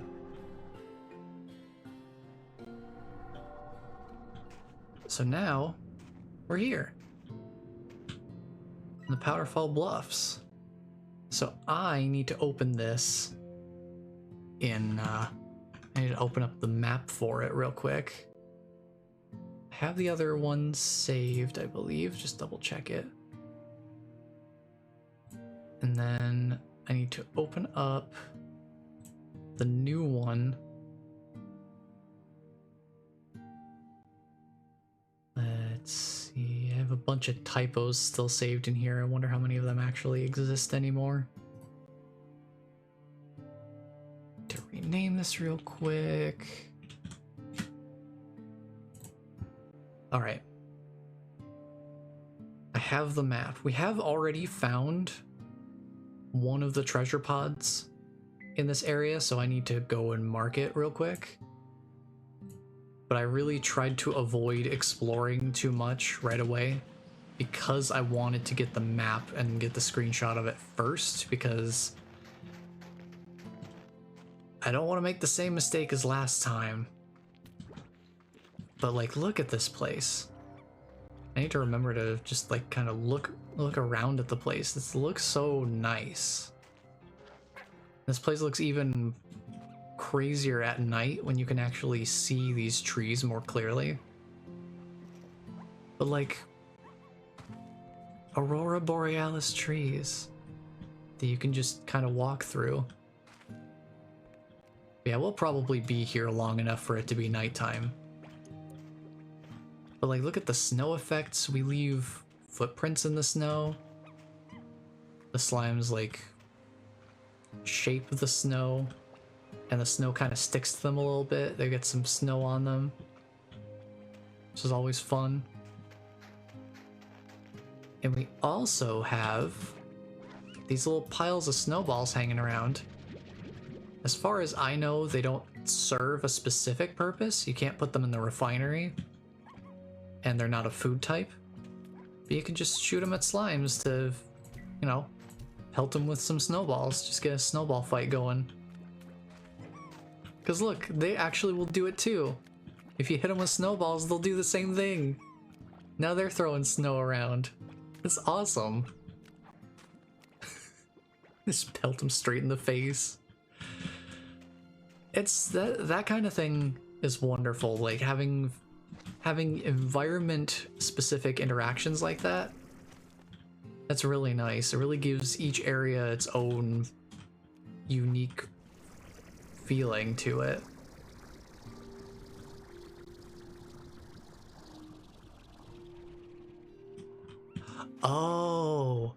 Oh, interesting. So I got here, when I first got here, it was already nighttime. So you can kind of see these Aurora Borealis trails. When it gets to nighttime, these actually become solid bridges that you can walk on. I did not realize that was a nighttime specific thing. That's cool. That is really, really neat. me see if I can get up here, because this is the one treasure pod that we did find. I guess I could just mark it on the map. So let me do that real quick. Right there is where I found it. That's not the right color. I need a nice yellow circle. There we go. So it begins. But yeah, like they've added a bunch. Like they added a bunch of stuff, and there's still gonna be more. This is only what, version 0.2. So I can only imagine what else they're gonna add by the end of everything. But yeah, now that we actually have the map, I can kind of explore around a bit more and find some of these treasure pods.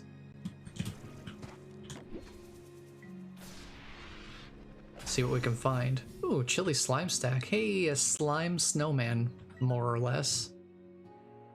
That's fun.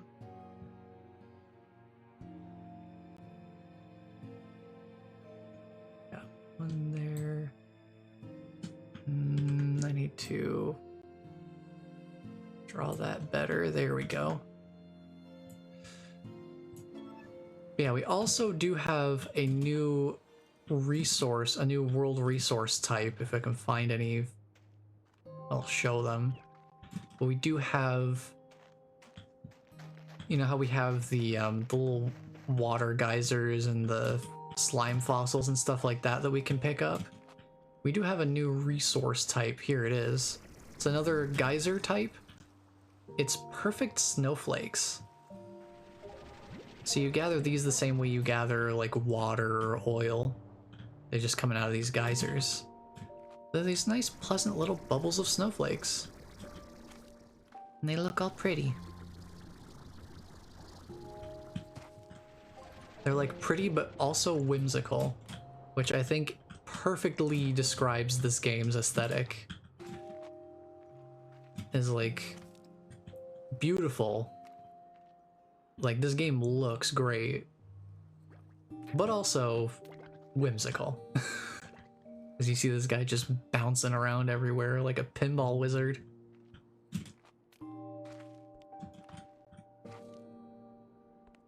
But yeah, real fun stuff. Being able to see, like, look at this. You've got like these internal cave areas too, with these like crazily radiant flowers. So we've got like flame flowers here in the middle of these snowy areas. It's really interesting stuff. So let's put that circle there, something like that.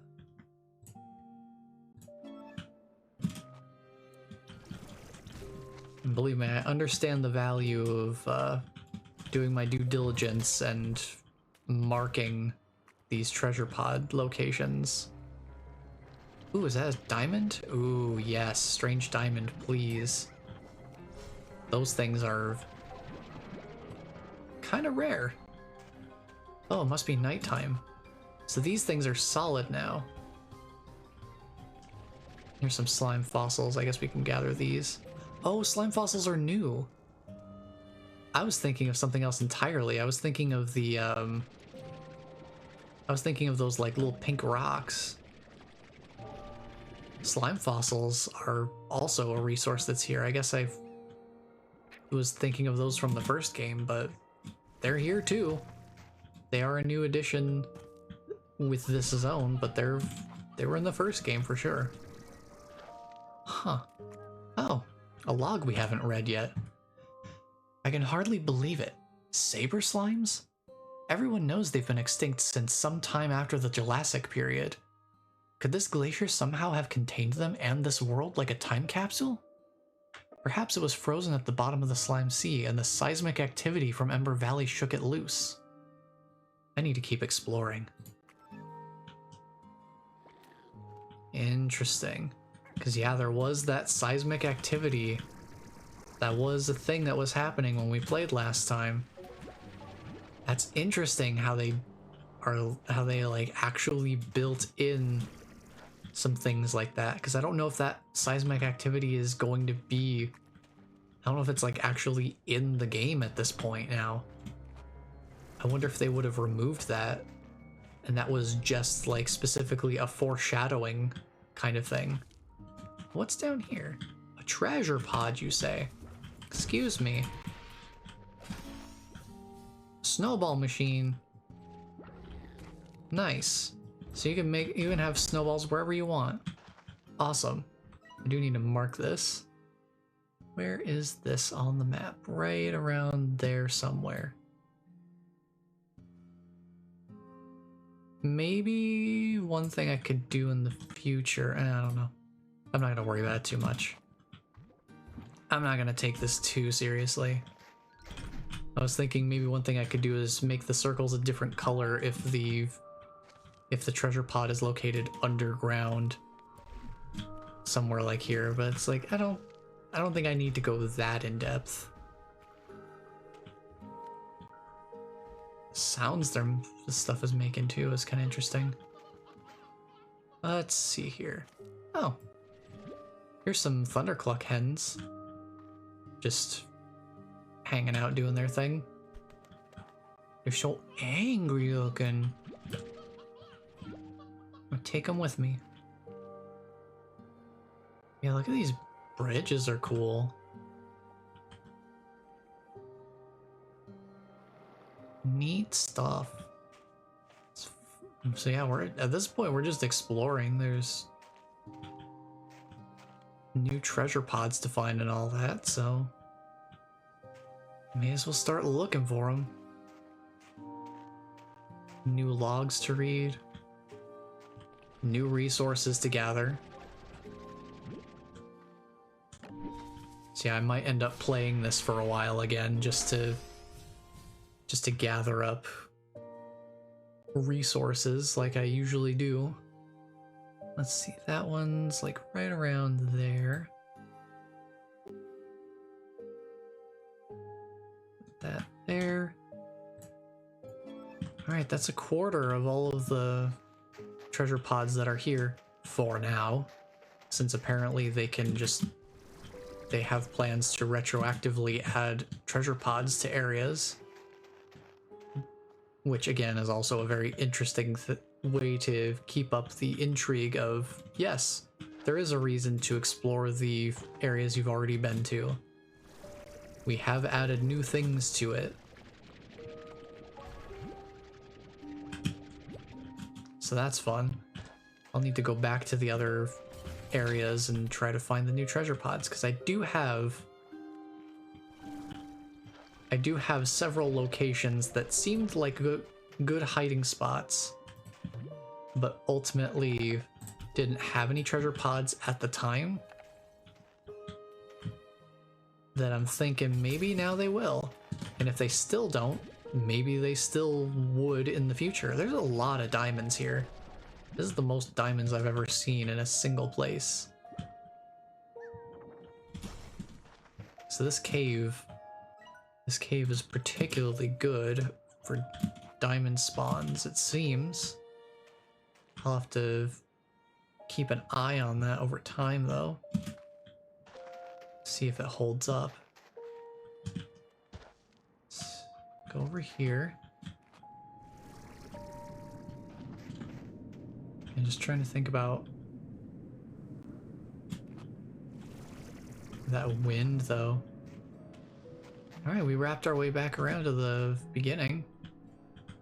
Is there anything out there? Oh, there is. It looks like it anyway. Yeah, there's this nice little outer area. Kind of fun. I guarantee there's got to be a treasure pod. Yeah, there's something out here. No way there wouldn't be. There's another decoration for us. Just mark. Let me draw that circle better. Mark that right there. Whew, nice stuff. Okay, let's take a look at what's over here, I guess. So yeah, now we can just kind of casually explore around. I guess that's a way to get back in more easily. What's over here, though? Anything of particular interest over here? Doesn't really seem like it. Doesn't seem like there's anything too specific over there.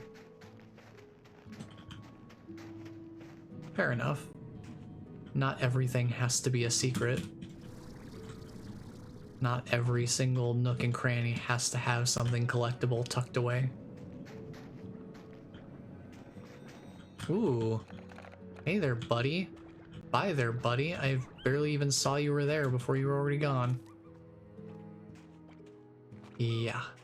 Like, look at this place at night. Look at these trees. The sky, the slime moon.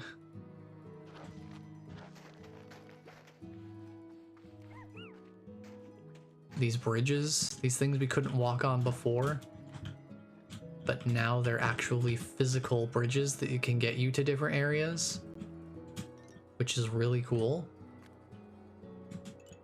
Kind of interesting to have something that's like time specific like this, making the day-night cycle a little more directly interactive. I think that's really interesting. And this giant, like, glacial structure here. That formation.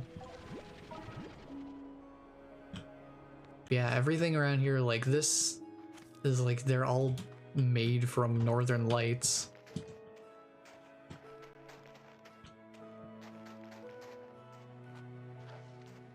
And the music's pretty nice too.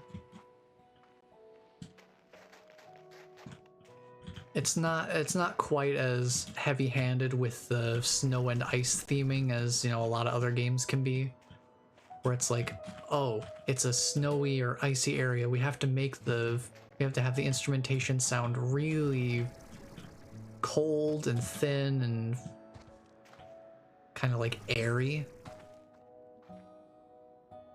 This is just very, very gentle, chill music all the way around. And I think most of the areas in the game kind of feel like that. Some areas have a little bit more of a bouncy peppiness to them. Especially based on what area you're in.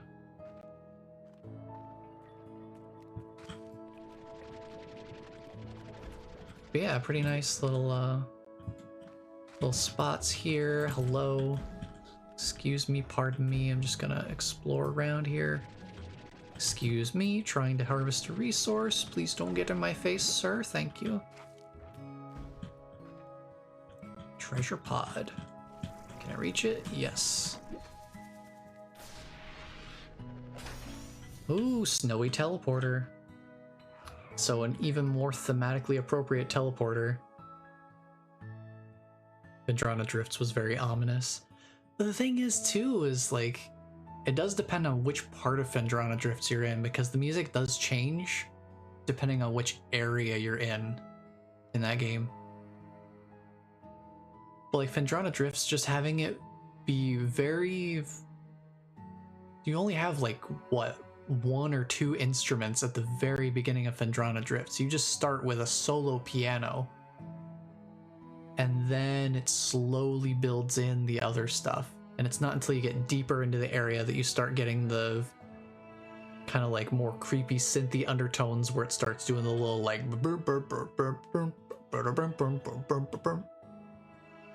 where it starts to get a little funkier as you get into some more action-based territory.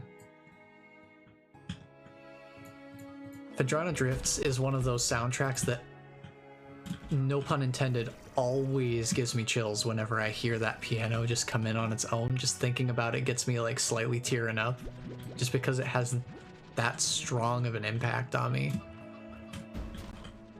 Like, it's really, really impressively composed.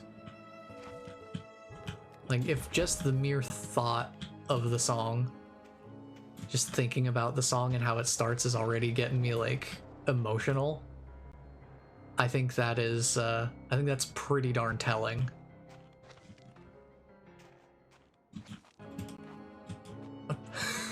Hello, music, welcome back. Nice transition on the music. Just like playing danger music, then it has to fade out, and it's like, dun dun dun dun, back to the lullaby. I got tears in my eyes. I can't see the danger ahead of me. Oh, get out of here, rude boy. I hear another rude boy. Hang on. Oh, multiple rude. Get out of here, rude. It's funny to see this thing just come out and be, it just like pops out invisible.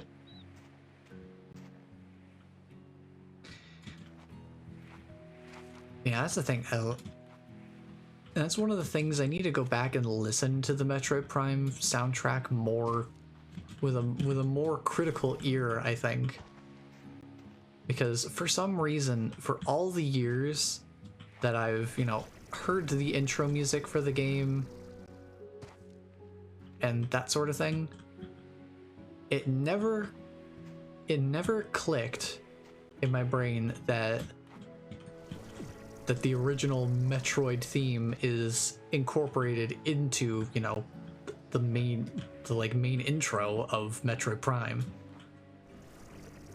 using that very iconic Metroid Prime whistle synth that is just so intrinsically tied to just Metroid Prime's identity as a piece of content, just as an experience even. But like just listening through and trying to see like how they translated classic Metroid tracks into Metroid Prime. Because like Magmore Caverns, I know about that one. I know, like, I've heard that song before in Metroid games before. So that one was not lost on me. But just like, I don't think I ever played Super Metroid enough for the soundtrack in that game to just come to mind immediately. I don't have that musical knowledge in quite the same way. So things like the underwater section having its own ties to certain similar underwater areas in like Super Metroid, just not getting those connections put together because I didn't play that game enough. I don't think I've ever beaten Super Metroid, and it's not one that I've played very much.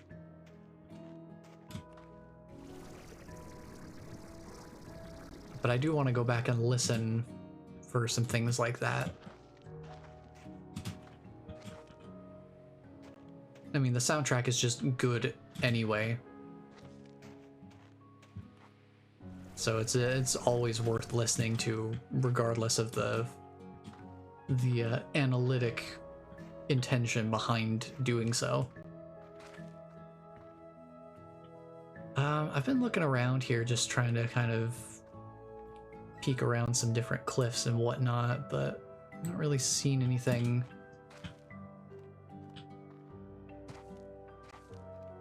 I'm just kind of exploring. God, I still... Well,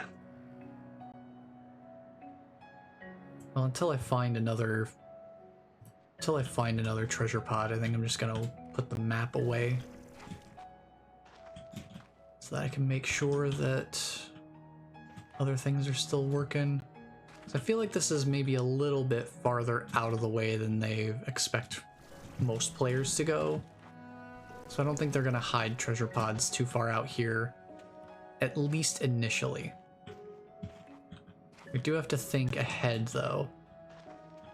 good to remember that there's some little places around here where they could very easily hide more treasure pods in the future, since we now know that to be a possibility that has been realized.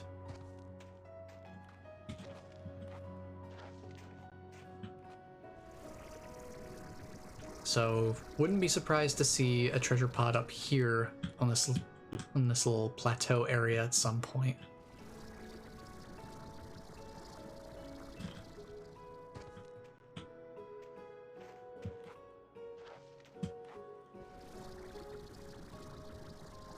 But yeah, basically just exploring is the main thing. Since this is a new area, I need to learn to navigate it both during the daytime and nighttime, since they are two different things.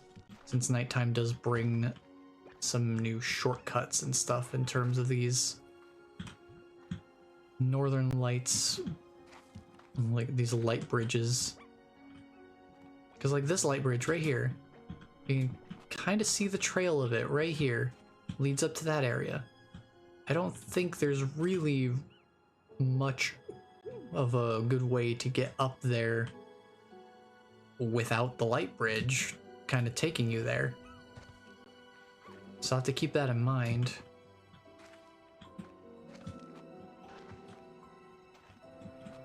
For future visits. Ooh, I see a treasure pod. I'm gonna make sure I get back to land first, but I see a treasure pod. This is why I look behind me when I'm flying over gaps. You never know when you're gonna find something. But there is a light bridge, it looked like, that kinda leads down here a little bit. Snowy warp depot, nice.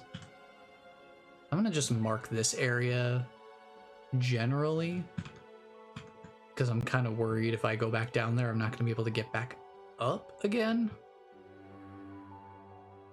But yeah, it's like right around here, I'd say. I think that's close enough to be able to tell what I'm referring to. Okay, let's see, that's 8 out of 20. And we have another warp depot, which is nice. Always good to have one of those.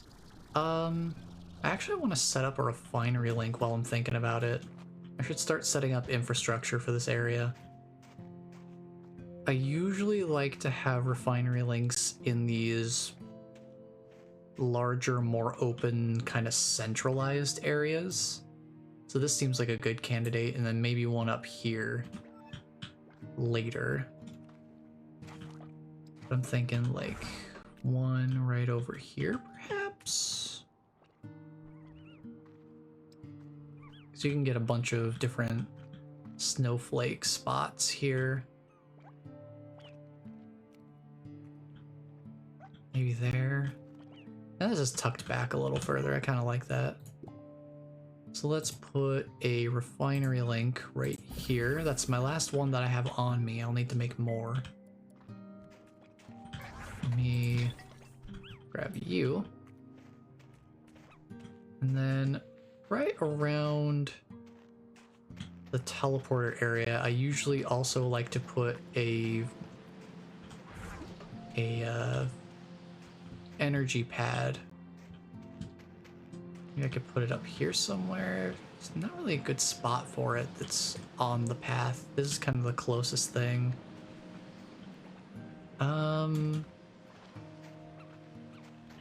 Maybe somewhere up here, because you can run for a while before you get to it.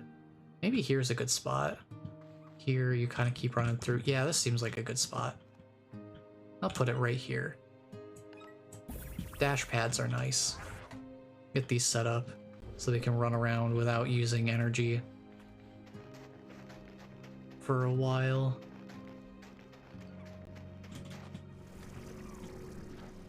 Could be kind of nice to set up a relay of these. But once you're at this point, you need to fly over the gap anyway. So I don't need to set one up there.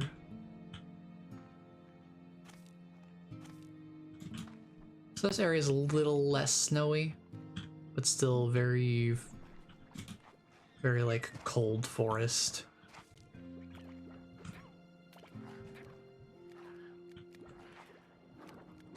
Rawr. They roaring. Yeah, I was gonna say, these carrots look a little sickly. They definitely are. Rawr. I wonder if that's a sound file I can find somewhere and make into an alert or something. That'd be kind of fun. Okay, so that's where the treasure pod is over there. It's kind of wrapped around. I figured we would. Let's keep going up for a little bit. Ooh, onion. I'd like to grab that. If we get the chance. It's not fully grown yet. Hop up here. Nothing up here, huh?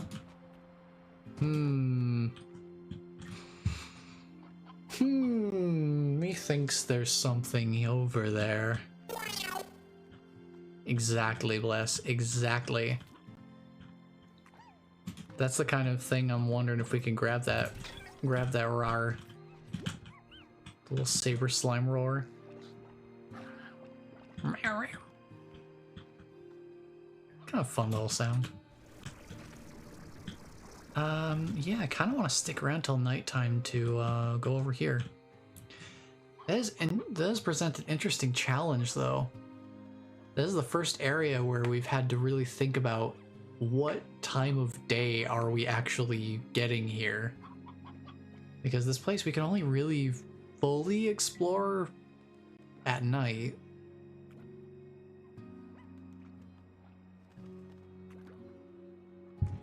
Because of light bridge areas like this.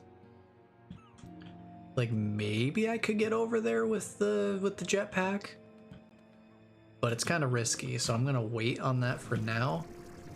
I'm not gonna immediately try to get over there with the jetpack. I'm sure I probably could,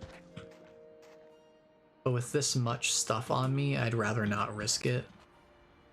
Even though I do get to keep 60% of it, I still would rather not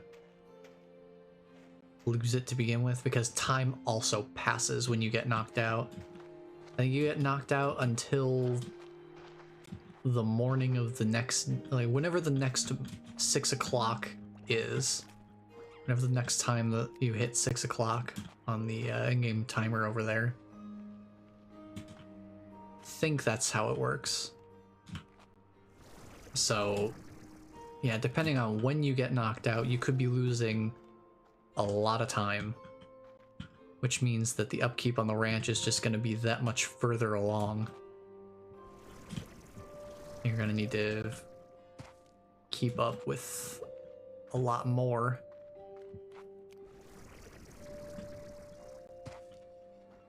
So I prefer to just wait until it's nighttime and I can actually just kind of walk across.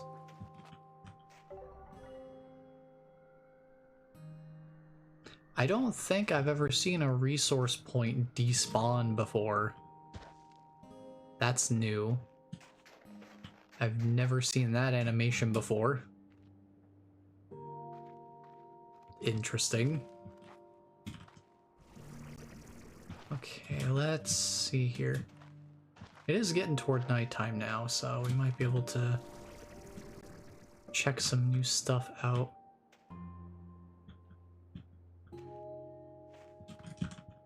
We got some puddle slimes over here. That's a lot of plorts. They've been stacking them up here, I guess. That's alright, I don't need them that badly. Oh. Well, hello behind the waterfall. Classic. Ooh. Hydro shower. This oversized sprinkler system. It's perfect for dealing with large groups of tar. Oh, so you can have like a panic button for when you have tar in those large groupings. That's interesting. That could actually be kind of handy. I don't really use them very much because there's like a turret version where it will auto-target individual tar, but that's nice if you know you have an area where you're gonna be encountering a lot of them. So that's good to know. That's a thing. I'll just put a circle right there. I know the danger music is playing, but it's fine. It's fine. We don't have to worry about it. See, we're fine. And look, another diamond. We've had so many diamonds in just one trip. It's crazy. I also set up a refinery link and didn't actually use it to put things in the refinery, so that's on me. I just realized that. See how these slime fossils on the wall you can only really grab. So there's like this little harvest route that's pretty much exclusive to nighttime, because you'd need the light bridge to actually grab these conveniently.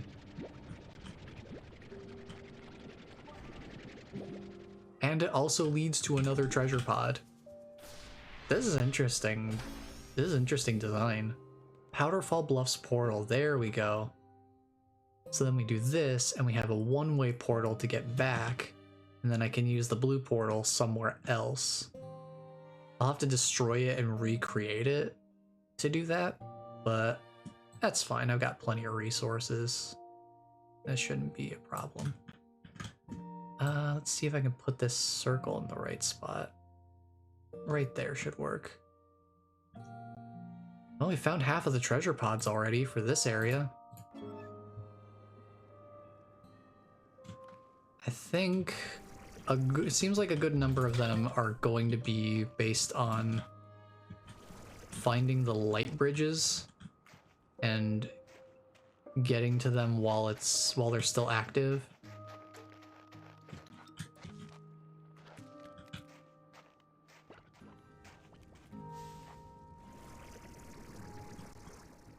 Seems like it anyway.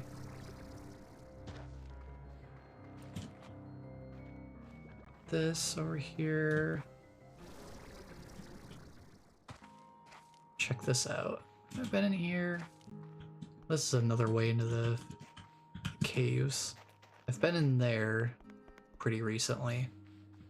Let me backtrack to that other area where there was a light bridge leading out to just some lone pillar out in the middle of the water. 'Cause I have a feeling that will be important to go grab now.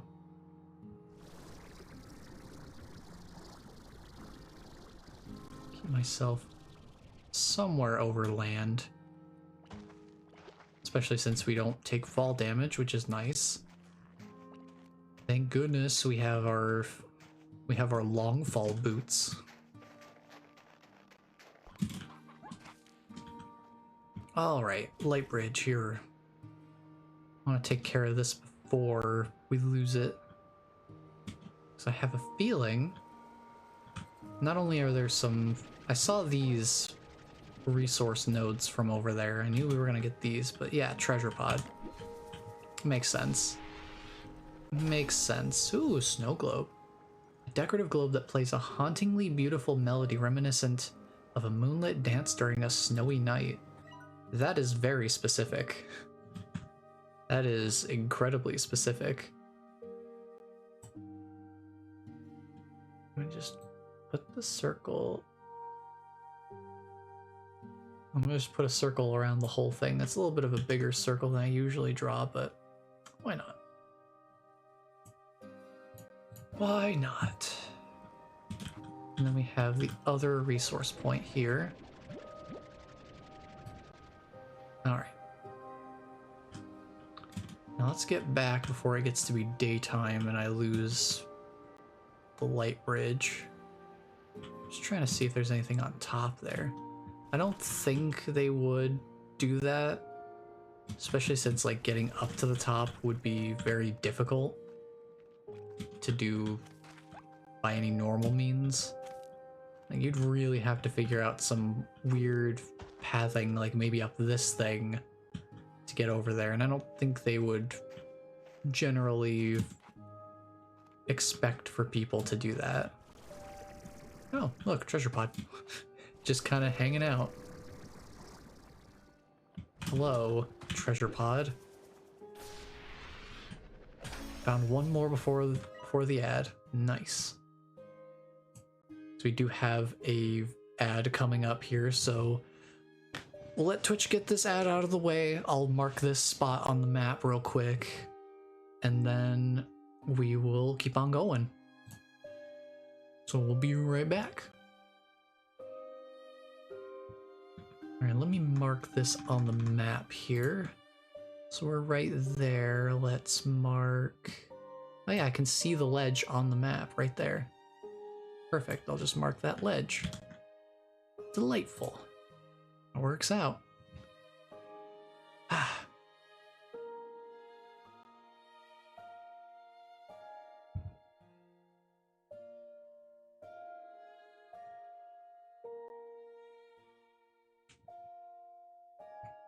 All right, welcome back, everyone.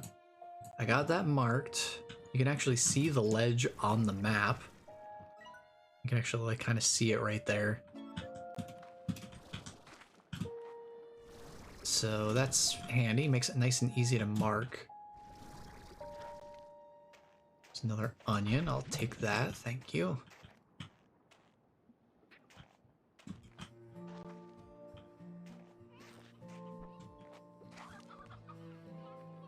Okay, now where are we in terms of...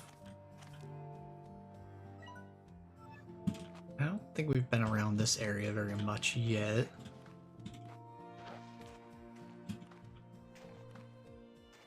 Oh, well, look, treasure pot. My instincts are on track. It's not perfect, but this massive snowflake adds a touch of serenity and grace anywhere it's placed. Perfect, we've just found another one.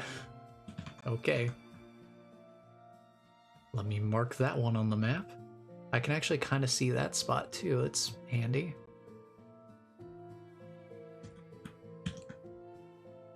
The more accurately I can have these circles on the map, the better, because then I can really just make sure I understand the general treasure pod density.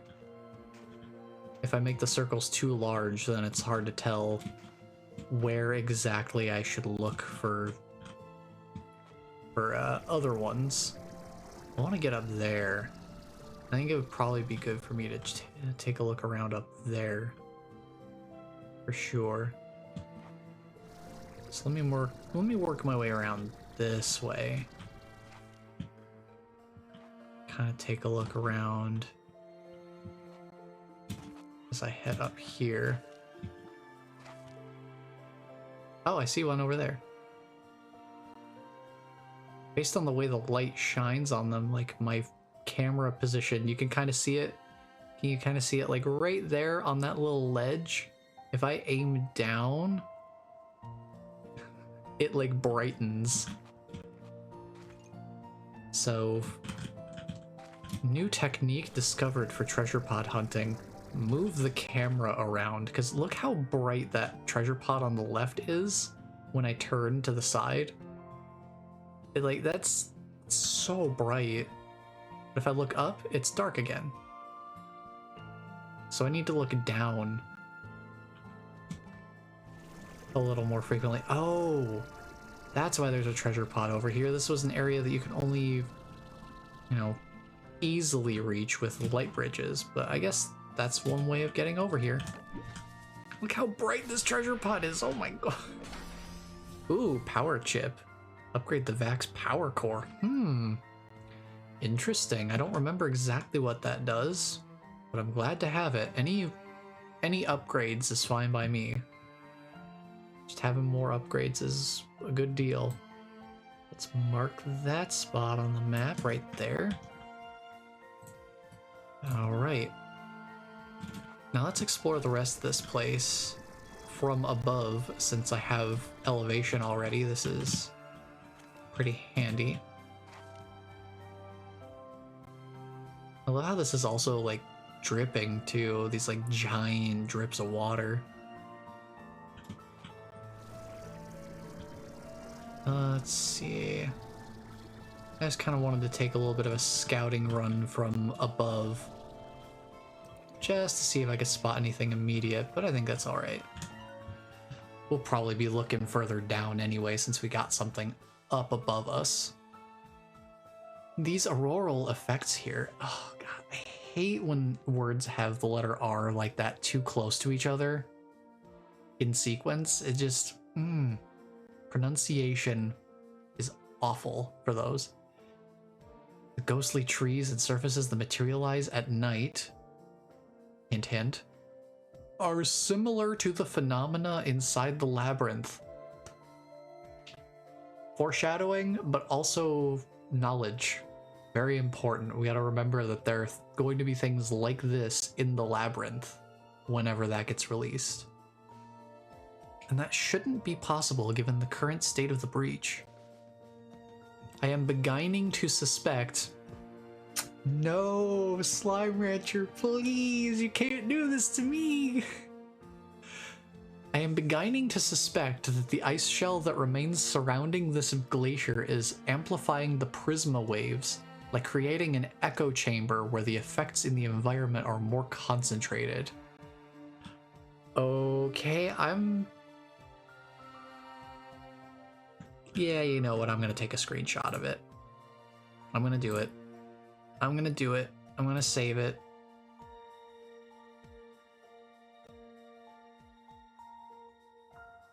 Now the question is, what did I have the other ones?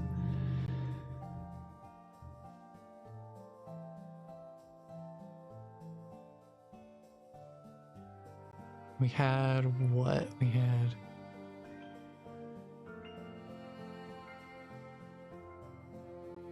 One, two...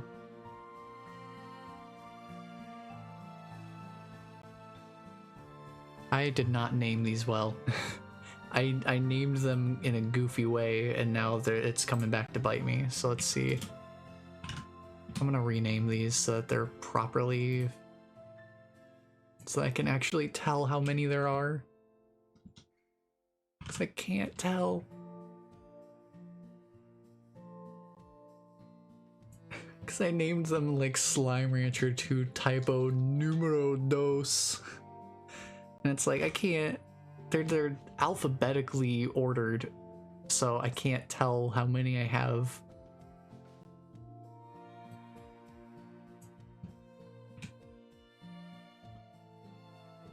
So I gotta go back to rename them real quick so I can actually tell how many there are.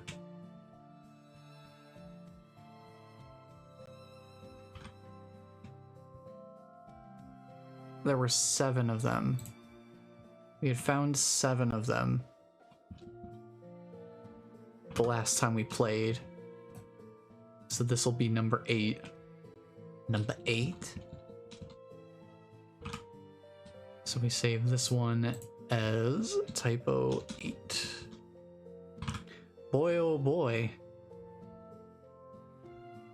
I also saved something separately as a grammatical error. It wasn't like a typo, it was just a straight up grammatical error. So something in the phrasing of a sentence, like how a sentence was written rather than how something was spelled.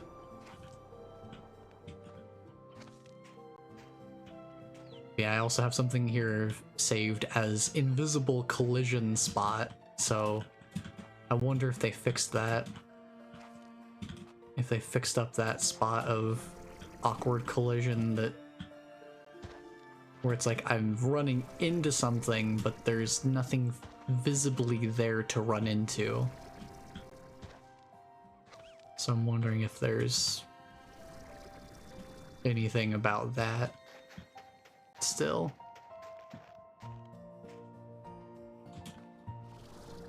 Ooh, hello, treasure pod. Here's another one. I figured this would be the kind of thing we'd find now. Ice lamp.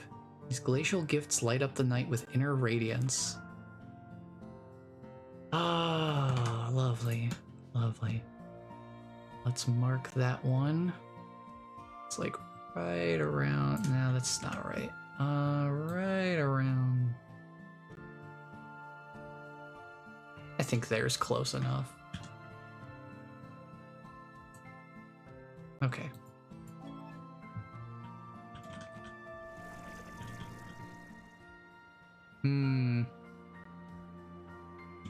I see something suspicious over there across the gap.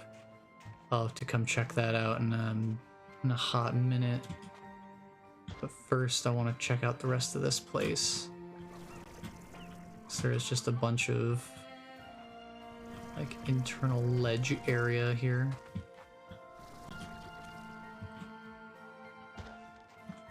Oh, there's more slime fossils too. I'll grab those for sure. I don't know how many of those we're gonna need. Good to have them though. Now there is something I can see over here. There's a light bridge leading around here too, but I don't know when that goes away. Oh, that's the one we got. Okay. Okay, but yeah, there's a light bridge that leads down and around there. So that's interesting. Yeah, exploring the light bridges I think will be a major priority. So let's take a look and see when these actually disappear so that I know exactly what time frame I'm working off of. I wonder if this is why they give you the option to sleep until certain times of day. I guess that would explain it.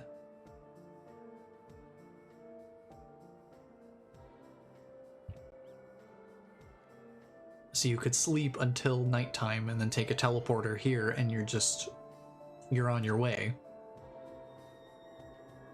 Oh, they start flashing in the last hour to give you some sort of visual indicator. Oh, wait, that's them disappearing. They disappear at 5 o'clock. Okay.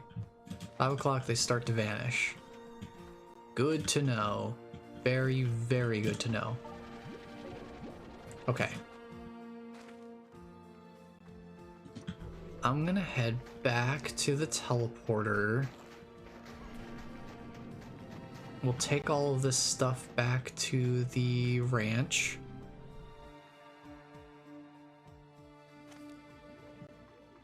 Because we do have some new things to mess around with now. Nope, that's water. Let me put all of these in here. Got a good number of these now. So yeah, slime fossils, we got 27 of them already. Sun sap? What? What is sun sap? Excuse me?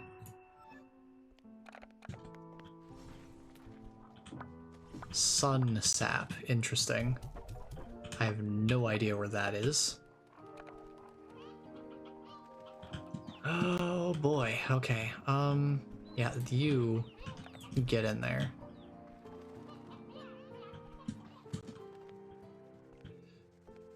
Okay, I need to go deal with these thundercluck hens and chickadees real quick. Yeah, there they are flying around in the air again. Get back in there.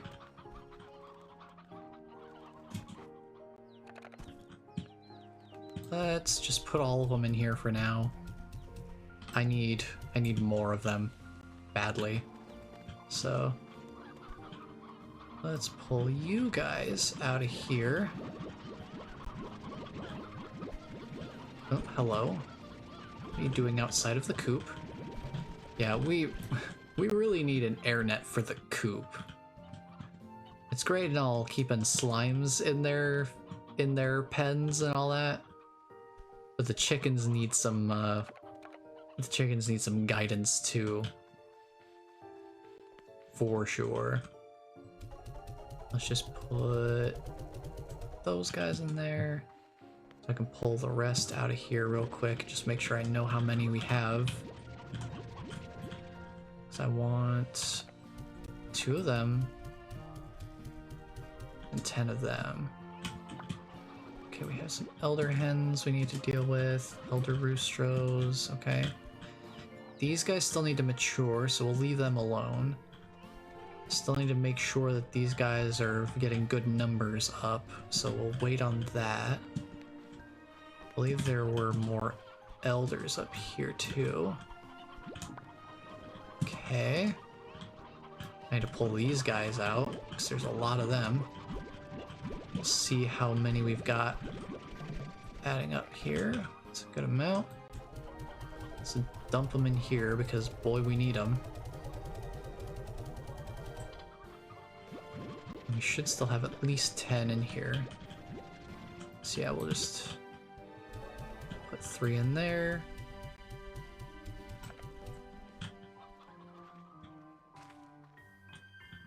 Yeah, I'm trying to remember. I don't remember exactly how many hens and roosters I keep in each pen. But it's fine. I don't need... It doesn't need to be super exact anyway. So let me just grab these so that they don't go, we don't have too many of them going bad. And then we need to do the same here. There's a lot of heartbeats here. It's a lot of crops. Too many for me to hold at once. So let's go dump some of these out in their respective feeders here. Those in there. And dump these in here. How many do we need? We need 9 more.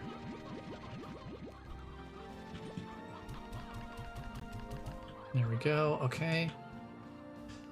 Oh, we have some new mail to read. I'll read that in a second. I want to get these dumped in here so I can pick up the other ones.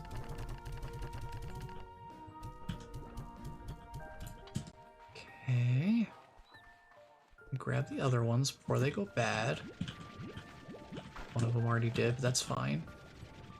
Usually I don't have to worry about the crops too much, which is why I usually prefer to just work with crops alone. You know, I wanted to give myself a little bit more of a challenge this time around.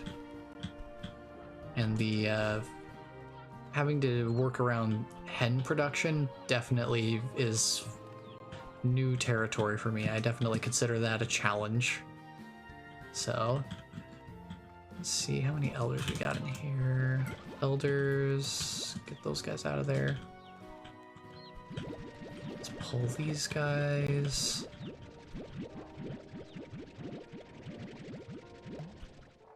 Okay, let's see. How many of you are there in here? There's 3 of you, so 1, 2, 3, 4, 5, 6, 7.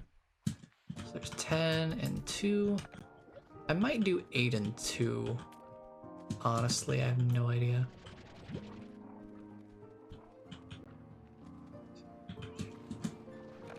And then I guess we can put the chicks in here. Thought I heard one in here. I did. You go in there too. Okay. Now we just need to fill this up. These guys are completely out of supply. Oh boy. Okay, let's go read some mail here. Who have we got? Hello? It's not homemade, and it's not pie, and it's not a homemade pie. I thought you'd like it all the same. Super hydro turret. Boy, they're really giving people options to deal with tar, huh? Interesting. Advanced Gordo snare. Okay. Interesting. Chickens is good. Giving to friends Beber. No. Chickens Beber. Thanks for the rocks, Bob. Ah, man.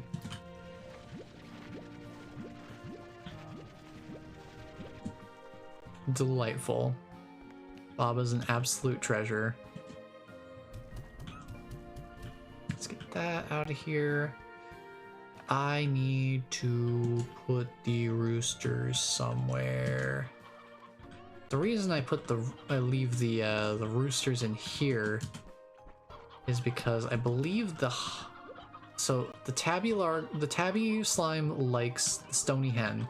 The hunter slime likes the roostero, so I can usually keep this pretty well stocked up because with roosters and hens both in here, they create more roosters and hens. So that usually works out pretty well. Since both of them are favorite food types, I don't have to worry about unexpected fluctuations in the plort production. I need to deal with these elder chickens at some point. Let me put them in my first 2 inventory slots. There we go. Let's deal with the plorts, because the plort collectors are almost completely full. We gotta deal with these.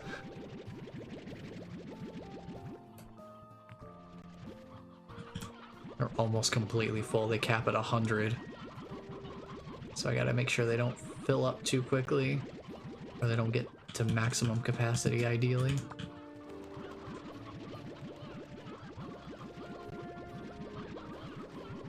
It's all part of managing the ranch.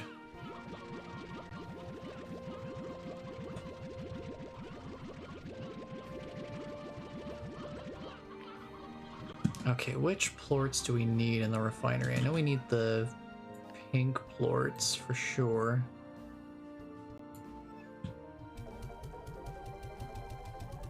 I think 1 stack should finish it off, right? Yep, perfect.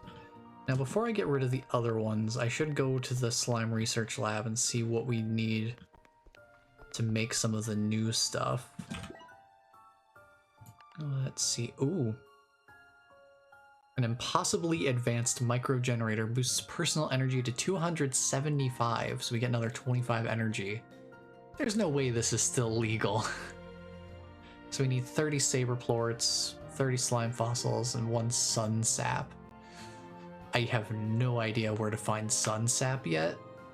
I don't even know what it looks... Well, I kind of know what it looks like based on this, but I haven't seen it in the world yet.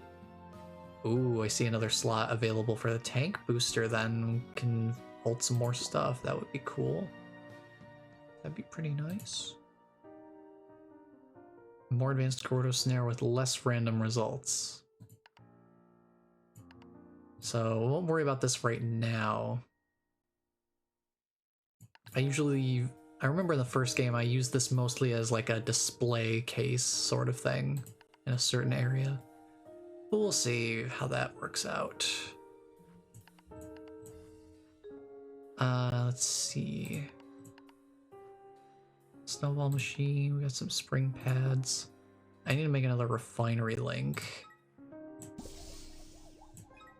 Or 2, just to make sure I have them on hand. I need this portal, so I need saber plorts for that. Snowy portal also needs saber plorts, that makes sense. Find the sun sap and boost my energy. I'll try and find him. No guarantees. I have no idea where it is. Like what it actually comes from. I would guess sap. I would think to look maybe on like the trees. And since there are only so many trees in that area that are actually physical trees and aren't just, you know, Aurora Borealis trees. Let's see, the phosphor plorts we'll need. But other than that, everything else is still completely full, so we're fine to sell all of these then. We'll try to find some sun sap. See if we can do that.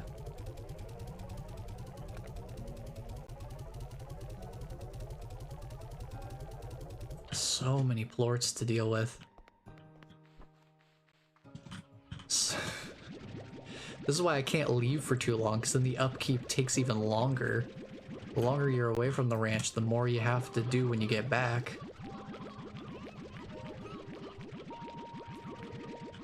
And then they're generating more, so I have to deal with with the new ones they're generating.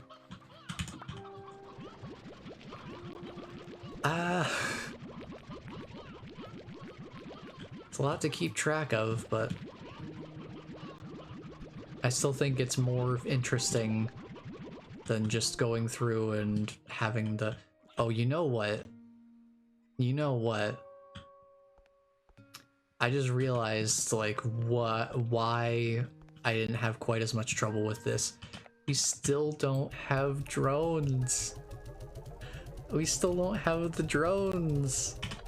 I miss the drones so much.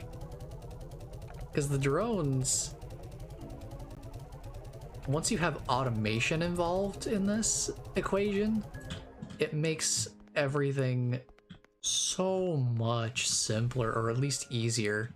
Maybe simple's not the right word for it, but you don't have to do quite as much stuff manually if you set up your drones a certain way. I'm wondering how their capabilities in this game are gonna compare to the first game. Because I didn't manage to get to that point when we were doing our Slime Rancher recap playthrough. But there isn't just the regular drones, there are advanced drones. Where the normal drones, you can assign them to do a certain thing, and they'll just do that as long as they have water to keep them going. Advanced drones can do two things. You can assign them to two tasks simultaneously.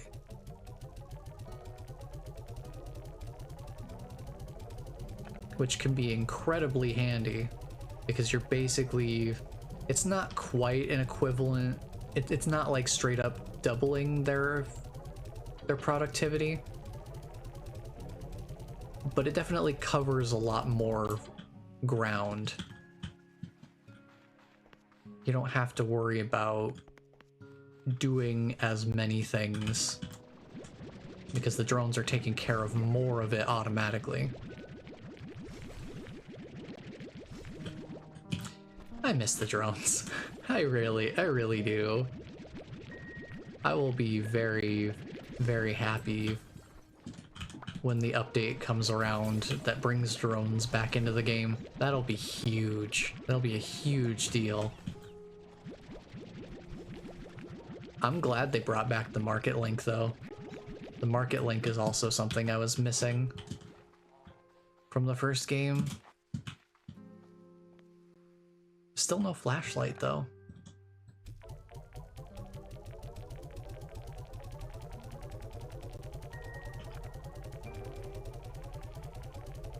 Wonder if we'll ever get the flashlight feature back.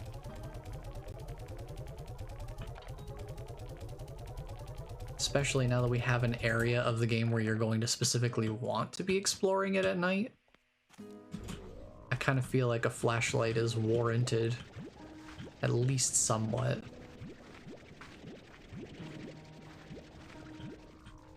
Okay, let's dump this in here.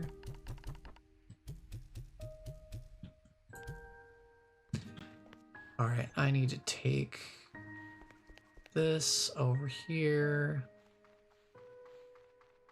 hop on down to the cave.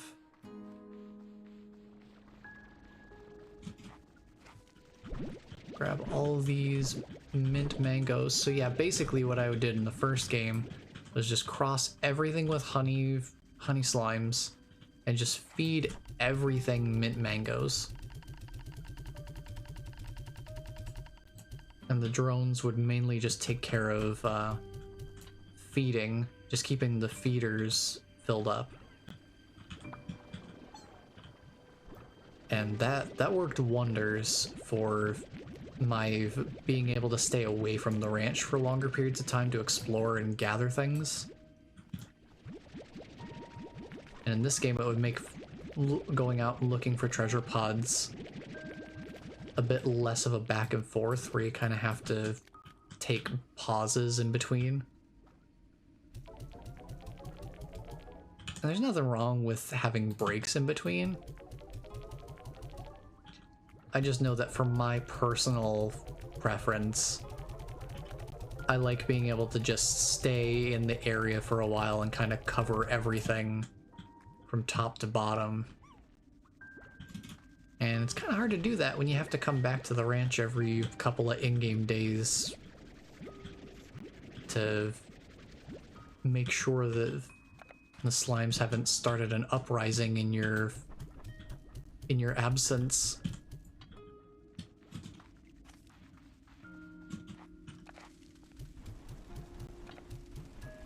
Get this filled up. And get some more fire plorts here.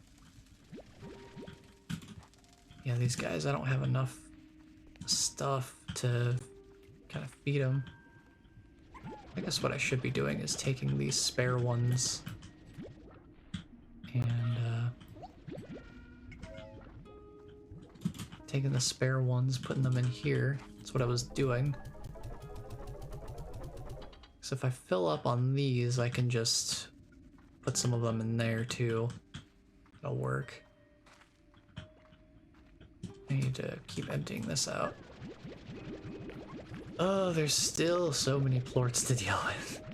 So many plorts.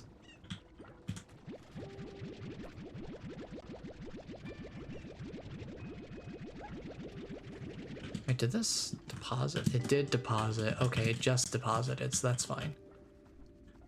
Alright, I'll sell these. And then we'll deal with the whole briar hen situation over here. These guys only have 8 more. So I need to grab these. Come back for those 3 in a second. Dump these in here. Lots of back and forth.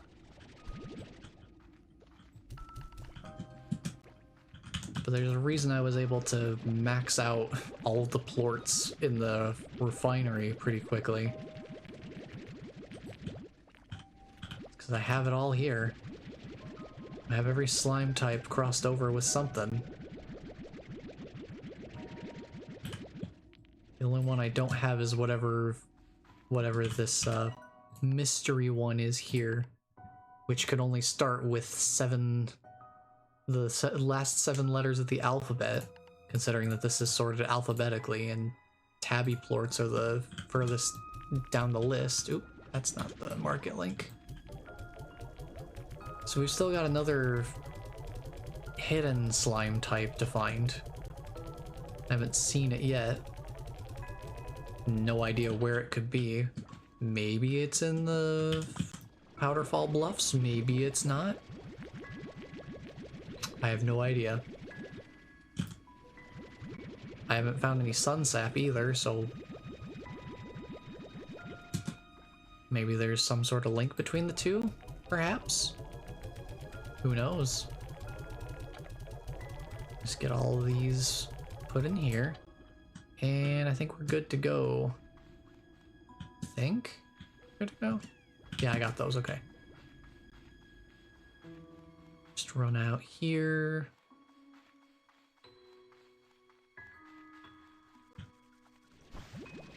Get these pulled out here so they don't go bad.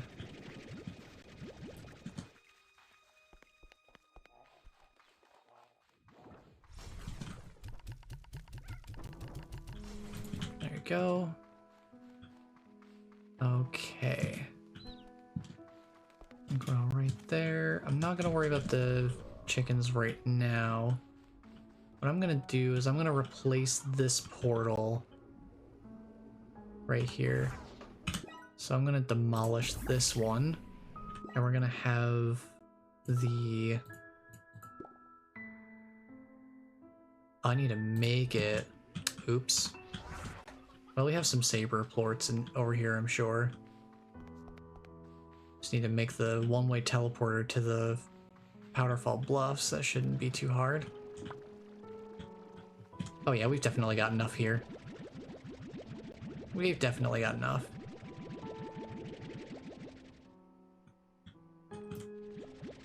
For sure we have enough here.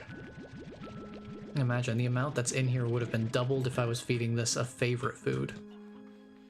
But I still need to get the Thundercluck hen population up before I can start feeding them to the Saber Ringtail.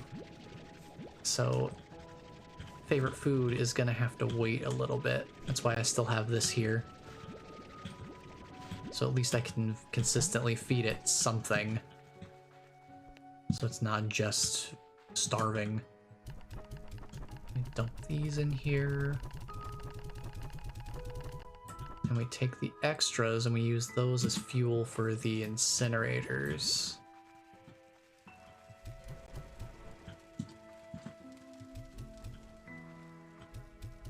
There we go. That should help.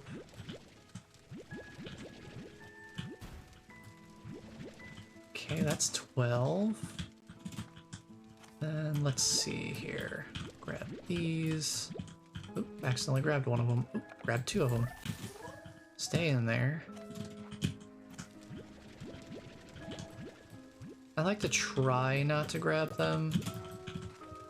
Just because sometimes it can be hard to put them back in. Where'd that plort go? There it is. Like, it slipped past me and I wasn't sure exactly where it went after that.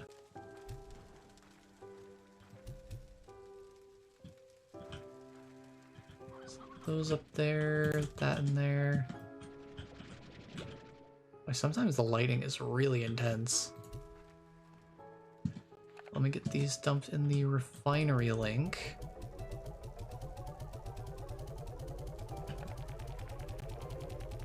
Now I should be able to make the one-way teleporter to the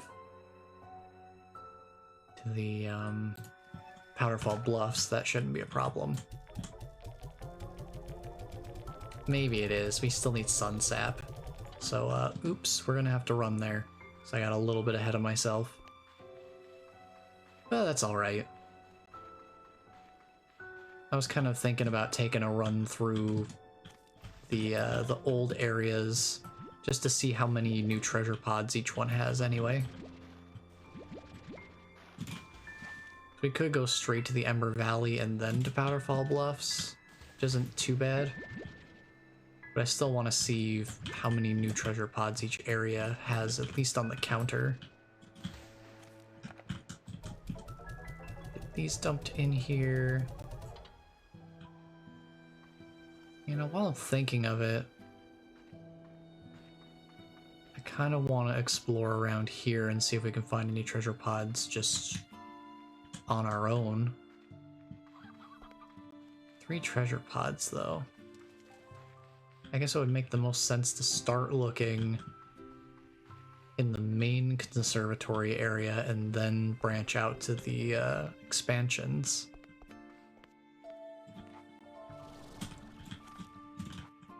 Considering that they'll probably use some of the more out-of-the-way hiding areas in later updates if they decide to do that.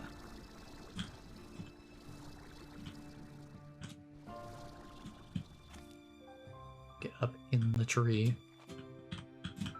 In the tree. Thank you. In the tree. Part of the tree. In the tree. Part of the tree. Let's see what else have we got going on here.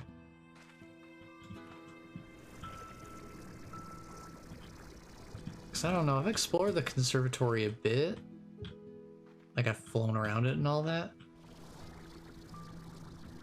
I just don't know if there are any spots where I specifically would think, hey, treasure pod should go here.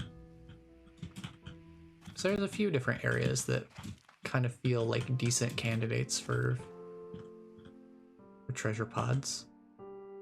So we'll just kind of, you know, take a general sweep of the area and just look around. Like down here around this corner might be something. No.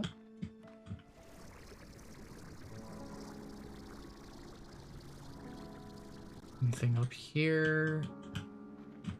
There's our one-way teleporter return point.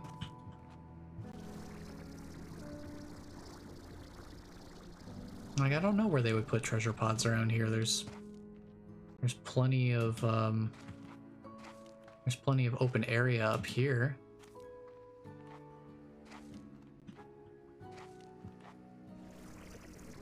I don't know if they would put anything up here specifically.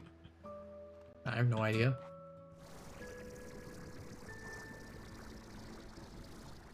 Doesn't seem like they have anything over here. Ooh, here's one. Here's one. Here's one. Oh. Veggie flag.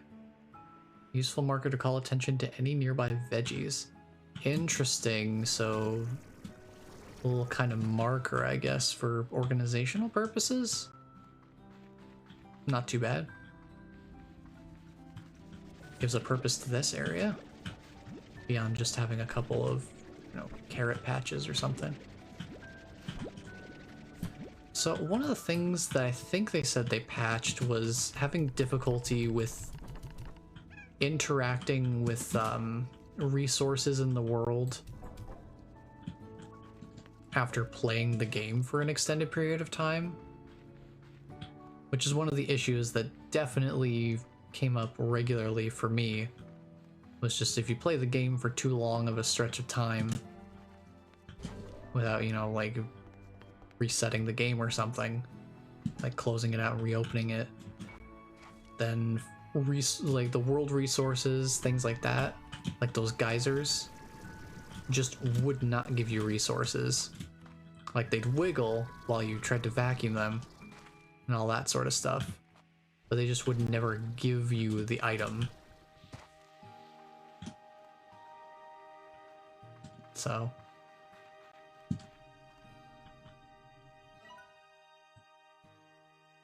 glad to see that they fixed that up, or that they have that in the patch notes. I'm pretty sure.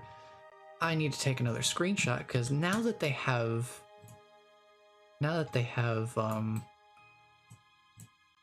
treasure pods at the conservatory, I'm gonna need a picture of the conservatory.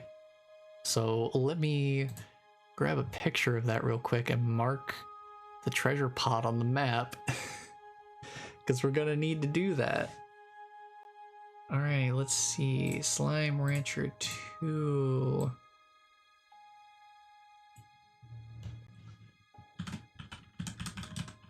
Conservatory map. And then I'm gonna open that up real quick. Make sure this one's saved, and then we'll open. Let's see, where is it? I have a lot of pictures. I need to clear these out, I think.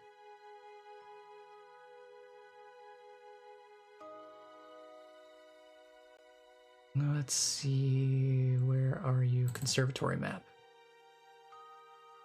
Okay. So that one was right there.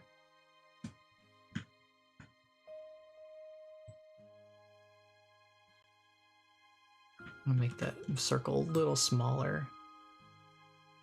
There we go. I think it was right around there is where it was. We can double check.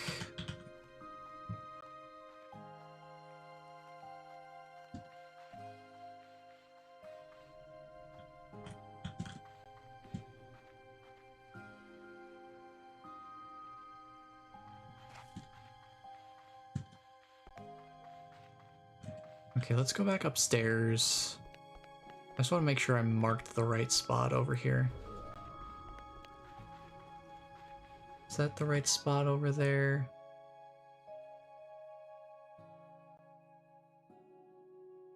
Yeah, I think it was. There's some resources there. I don't need them. I've got plenty of that resource already. So let's see. The next place I would think to look would be over in this direction. Mainly back that way, I would think would be a decent spot to put a treasure pod. So let me energy refill here. Could also manage the sea hens and the thunderclucks while we're here. There seem to be plenty of them. See, I'm thinking like back here. Yep, there's one in the tree. There you go. We can get my energy refilled before I head over there. But yeah, that seems about right. I figured it'd be somewhere like out here. So there's another one. There's the fruit flag. That makes sense. It's in a fruit tree. So let me just mark this on the map.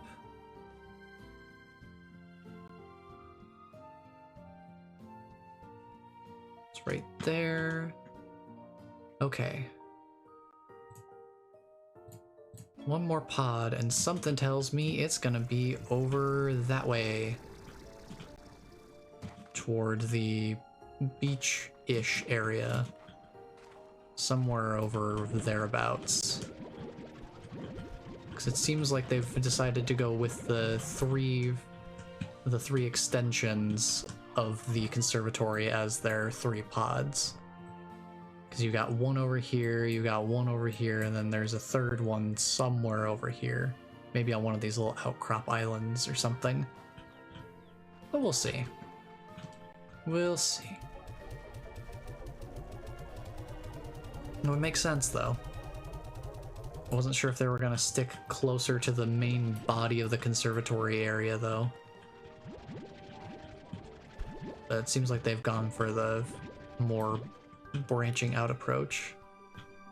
So let's get 9 of them put away in here, and then 1, 2. Get those out. No elders to take care of there. Oh, there's one there. Do that. Then a rooster here. Ooh, lots of thunderclock hens. We need these pretty badly. So since we still need a decent number of these to kind of catch up on production with the others, I'll leave 3 roosters in there, and I'll leave all these guys there. And we'll just put these in the warp depot here. That'll work. I think we're all good then. Don't need any more roosters here. Okay. We're all set here. So I'll just toss these into the... Oh, I need to handle these real quick.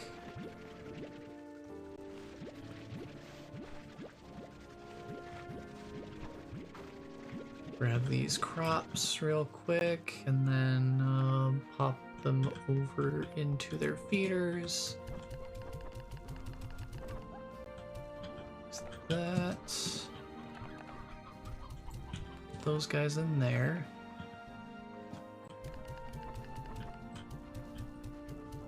You guys your food. And then we run over here. I'm just gonna boldly assume that there's no treasure pods up there.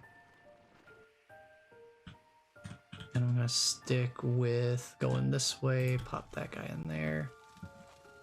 Yeah, they're completely out of ash at this point.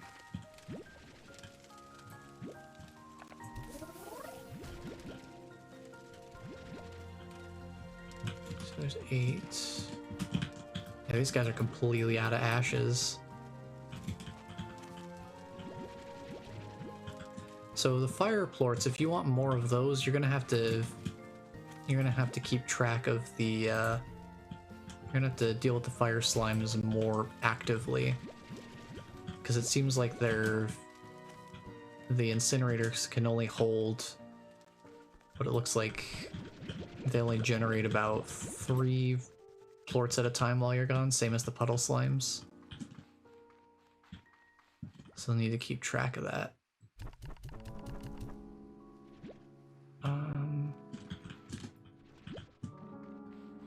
Probably I'll keep this for now. We'll maybe put a Thundercluck coop here.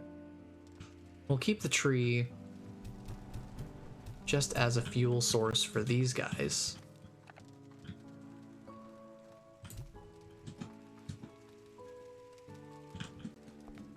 Because boy, they need fuel. Hard to keep up with them sometimes. Get back here.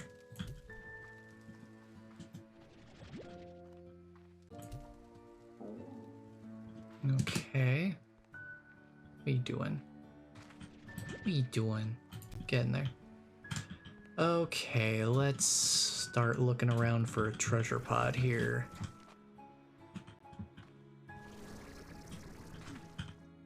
Let's get some verticality. Start taking a look around.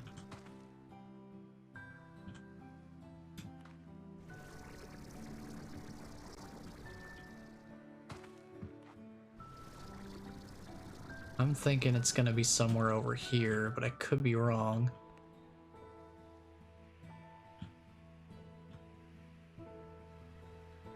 Let me regenerate my energy though.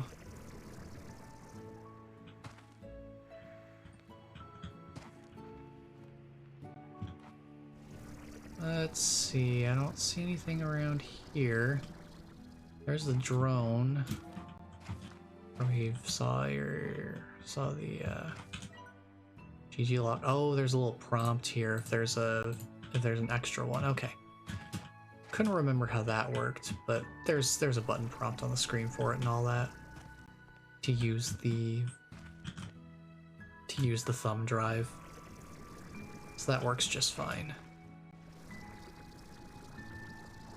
I don't see any treasure pods over here. Don't see any around that structure.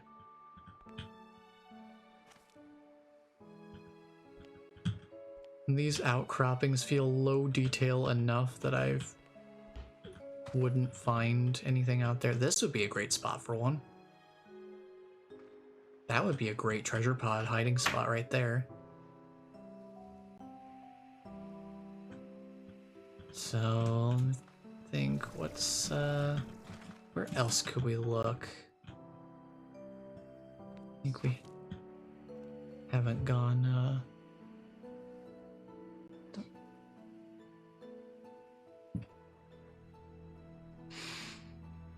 I don't know where else. I don't think there's anywhere else to really look out here, so might be closer in. Might be closer into that area where all the fire slimes are set up right now. Unless it's around here. Nope. Okay, there's no corner there.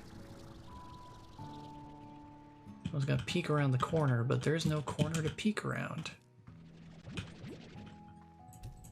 Couple of hens, though. Let's see here. I can't even remember what this resource is. Oh, it's jellystone, right. That's what I was thinking of slime fossils. It's called jellystone.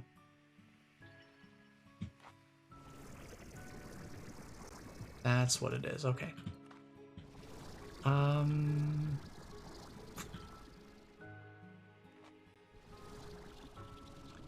I don't see any treasure pods around here. Unless there's one back here somewhere. This would also be a decent spot for a treasure pod, I would think.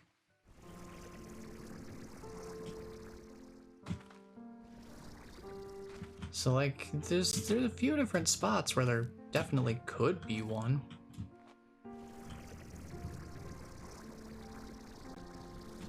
I just don't know.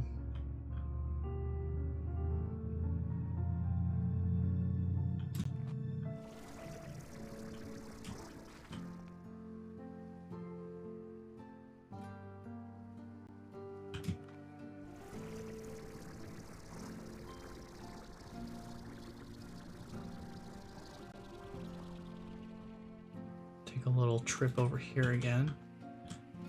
Then maybe over that way.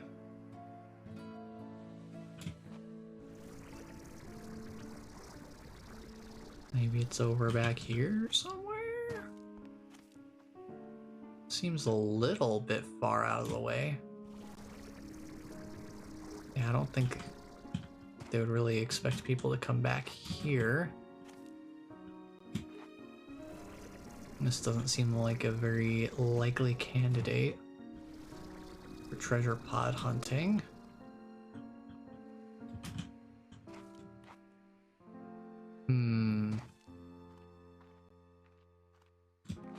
I don't know. That really does feel like a great spot for a treasure pod in there.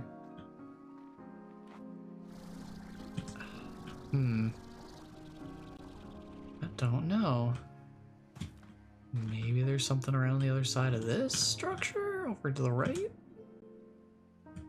Maybe? I don't know.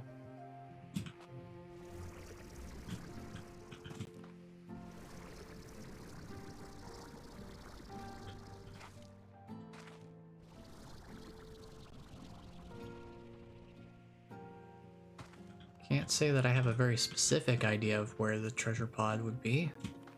But we found two of them. We'll come back to it. We'll come back to it. Now, making that teleporter to the Powderfall Bluffs did require the sun sap, right? Just to make sure. No. No, it didn't. And neither did the snowy teleporter. What was it that needed it? Was it just the upgrades?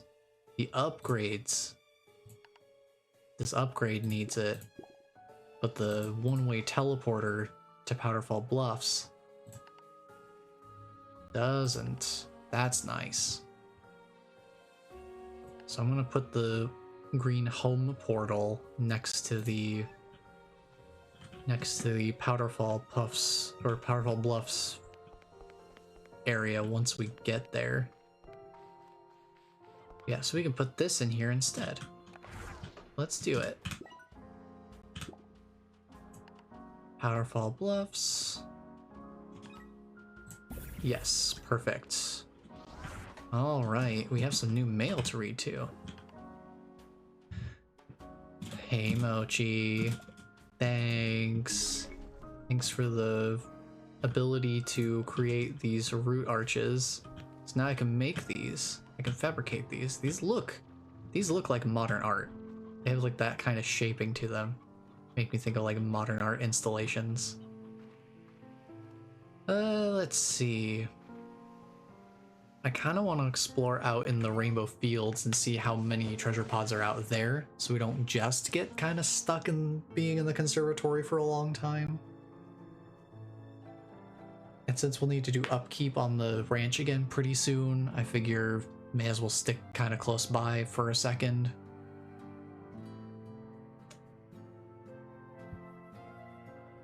But Twitch is going to run another ad here pretty soon, so let's get that out of the way. I'm going to take a small little stretch break. So we'll just let the ad run for a little bit. And I'll just get up and move and take my cozy blanket off because it's warm enough in here now. running the lights and the streaming stuff tends to do that, warm up the room a little bit.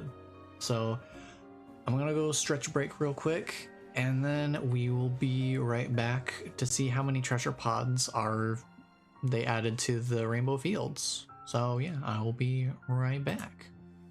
Okay, I think we should be all good now. Got up, stretch my legs a little bit. Actually gonna sit a bit differently too. I tend to sit with crossed legs a lot, and it's not good for me to stay cross-legged for too long. So I'll be sitting up a bit more. Okay, let's see what we've got going on. Let me just lean back. Lean back for my cozy times. Okay. Rainbow Fields. No new treasure pods here. Still says 14 of 14, so we're all good there. Yeah, I gotta make sure not to... I do pretty well with not having issues with having my legs fall asleep or anything. But hello, Bunny, welcome in. You found one of my favorites. She got the apple bottom jeans and the boots with the fur. And the whole dang club, they was looking at her. It's such a strange, surreal experience listening to that for the first time. There's 4 new treasure pods in the Starlight Strand. Oh no. Oh no, I have to pull up the Starlight Strand map. Hold on. Oh man, figured I'd pop in whilst cooking dinner. Well, I appreciate it.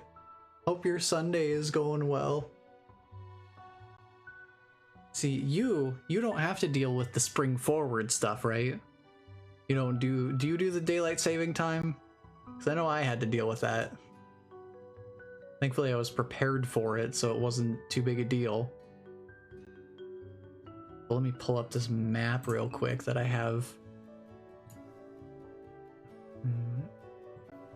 I need to go, let's see. It happens here in 2 weeks. Oh, okay. So you haven't done it yet, but you will be doing it. Okay. Alright, here's Starlight Strand map.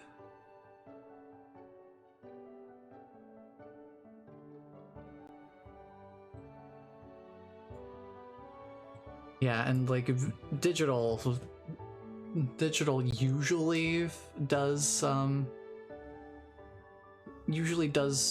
have auto synchronization, so it will automatically put it forward. But you know, having an analog watch and all that, I had to set that forward manually.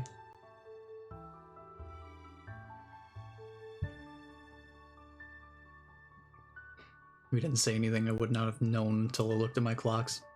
Yeah, I mean, that's the thing, is it always happens at a really strange time too, because it's like daylight saving time starts at 2 a.m. So instead of going from 1:59 to 2 o'clock, it goes from 1:59 to 3 o'clock. So we just completely skip the entirety of the hour of 2 o'clock. So it's like it happens at some like really early hours. So marked 22 of 24 pods. I have to check and make sure whether that's still accurate or not. I need to take a look in my map here. Let me make sure I have this saved. And then open the Starlight Strand map. I have to count the circles here and make sure make sure how many circles I actually got here. 1, 2, 3, 4, 5, 6, 7, 8, 9, 10, 11, 12, 13, 14, 15, 16, 17, 18, 19, 20, 21, 22. I only marked 22 of the 24 pods for the Starlight Strand? What was I doing? What was I doing?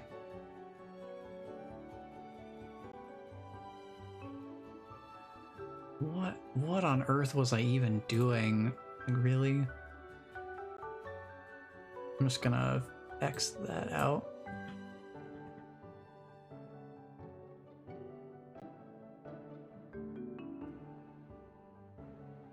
That's unfortunate. I guess I'm gonna have to, I'm gonna have to mark the other two pods at the same time while I'm in here. If we find them. We'll find out. This area is very vertically... It's like very vertical on the map screen, so it's kind of hard to look at it effectively. So let's take a look around. Let's start over here. My everyone refuses to cooperate. Oh no, not uncooperative ovens. Yeah, uncooperative appliances in general always just feels like, why is the universe doing this to me? It just feels like it should just work. It should just function. But it's not how it always turns out, right?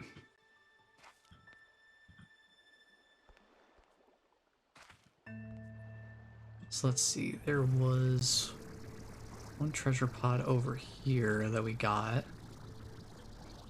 This game is so pleasing to look at. It really is. Like, look at that. Look at that area of the Starlight Strand. We could go over there. This whole area, in fact, is just like split into two different color schemes. It's just like that duality aesthetic. Kind of nifty.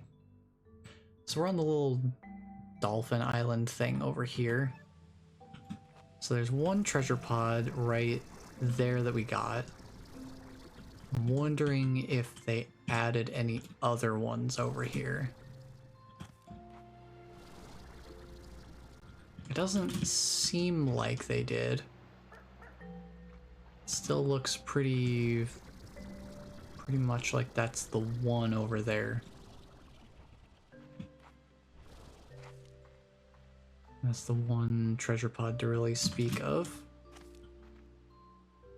Nothing else really around here. No, doesn't look like it. Okay. We'll head back across then, once my energy recharges.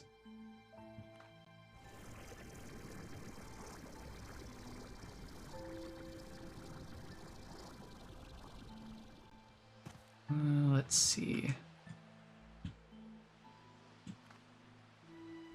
Grapple that oven into submission at Shallow Bay.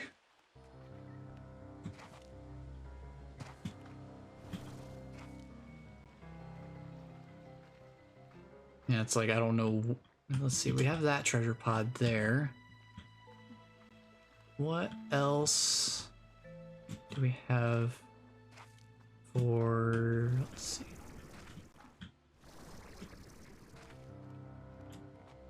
Treasure pods. So I know there's another one that's marked right around, directly in front of us. I wonder if there's anything up here, maybe? Starlight Strand is a really big place. It's a very large amount of location to search. So that makes me a little nervous. We've got 4 treasure pods across this entire area. 4 little tiny treasure pods across this entire area. It's like, ugh, a little concerning. But maybe there's something around the starting zone, because there isn't much that I have charted in that particular region. Thinking maybe I just kind of stick to areas where we haven't had much treasure pod saturation in the past. Oh, this is one I didn't mark right here. So I need to mark this one. Okay. Let me zoom in so I can see where this is. We'll mark that. Okay. Save that. Alright, that's 23 marks then. Let's see. Hey Google, how do you stop a robot revolution whilst cooking bacon? See, these are the real questions. These are the things we need to know now. This is the information that will make us better as a people. Oh, I'm curious. Oh, I'm curious. How is this doing? Oh, it's still... There's so many chickens! Ah! Oh, it still chugs the frame rate a little bit. Just a little bit.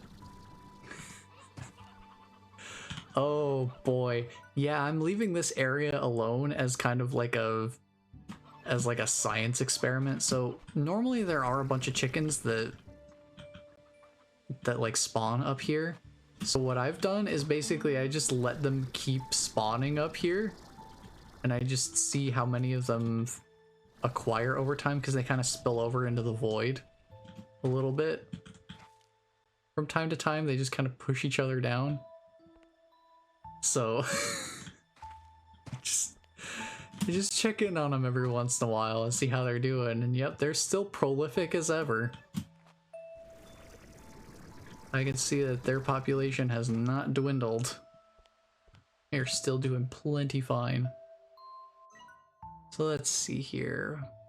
We don't have much marking over in this general area, so let's check over there. I'm consulting my map that I've marked up to see where I've already found treasure pods before, so that I can maybe find some new ones. Because they did add new treasure pods here. Oh, is this unmarked? Is this one that I didn't mark? Okay, this is yeah, this one I marked, okay.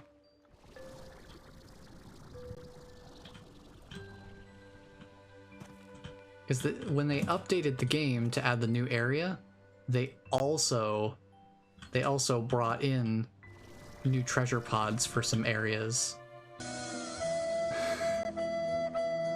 Too many chickens. Look at all those chickens.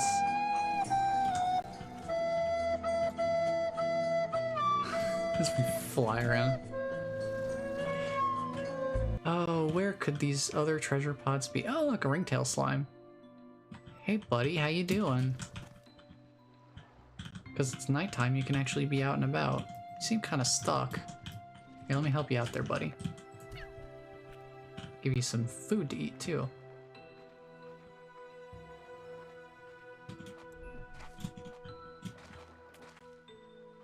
Yeah, a lot of chickens. Probably too many chickens. So here's the thing. When the chickens sometimes escape their coops in the, if they're like at the ranch or something, there was someone who had a chicken uprising where there were just entirely too many chickens on their ranch, and they were everywhere. They were just everywhere. And so they had to make some adjustments so that wouldn't happen again.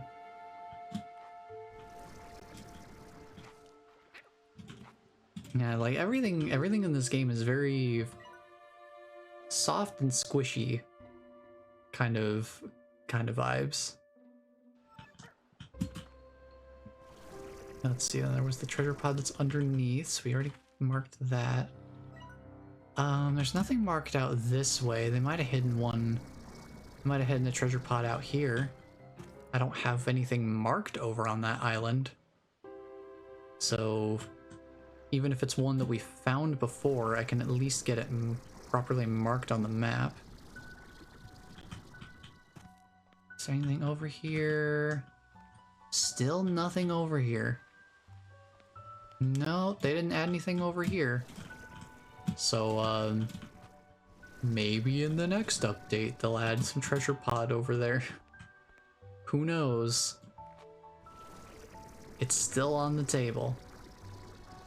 But as of right now, still nothing over there. Maybe a resource could spawn over there or something, but as far as treasure pods go, it seems like that's pretty well clear of them. Let me scroll down on my map here so I can take a look around.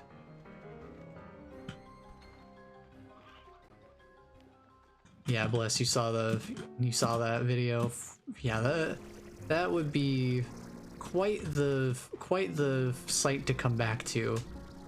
Just leave the ranch for a few days.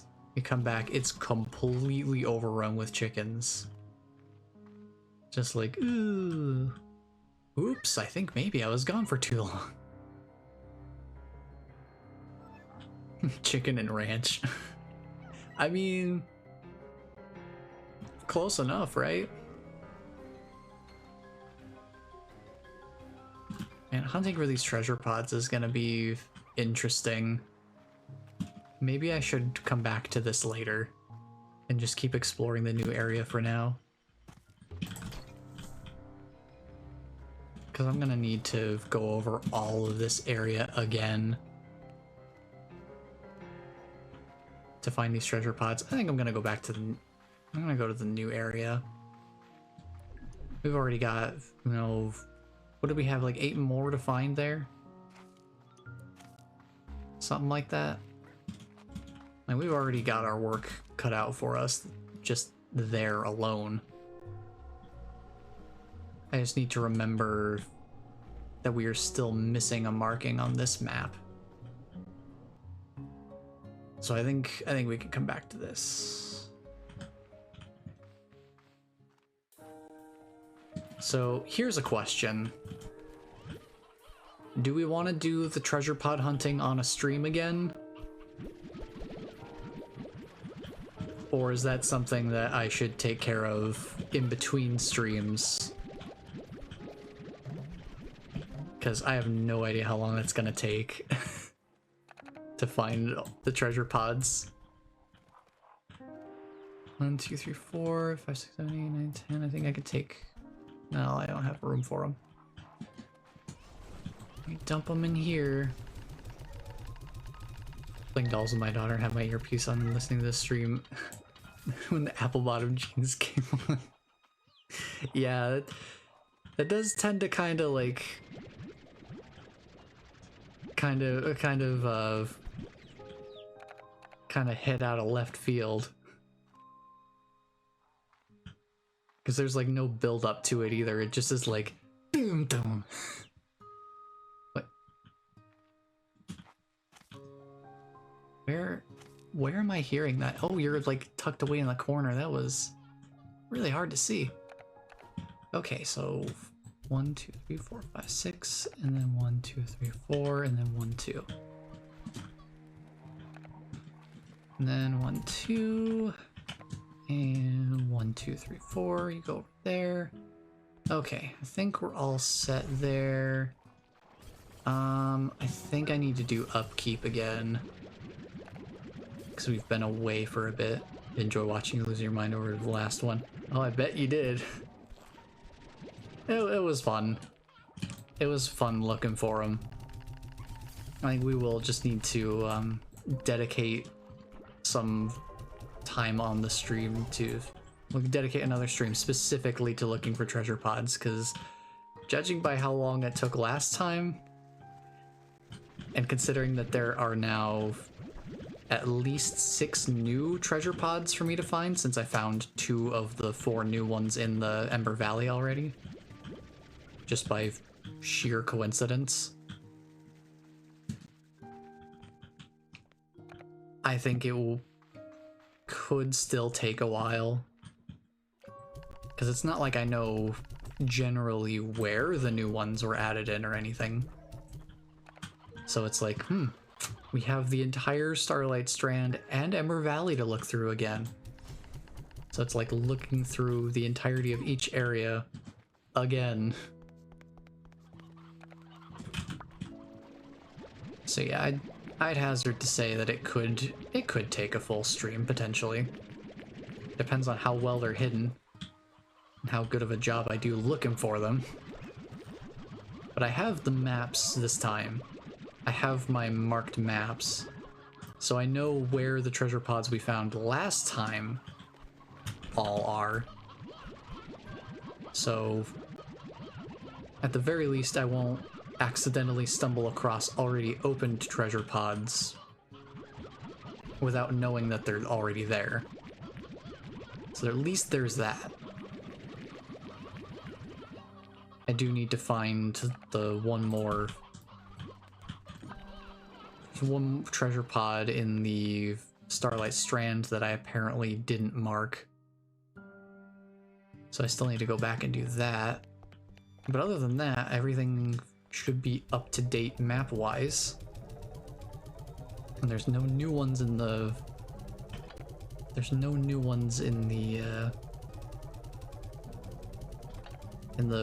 the starting fields area. That's still 16 out of 16. So that's okay.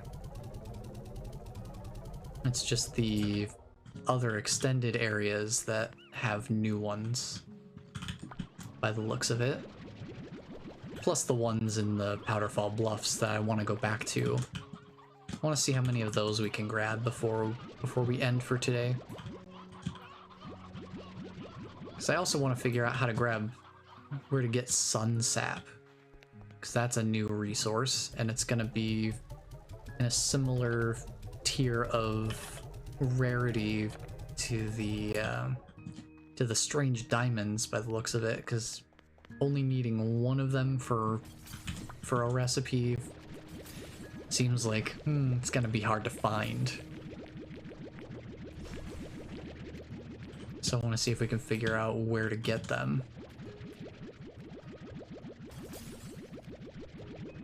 I know, Blast, I know you need your Sun Sap. We gotta go find it.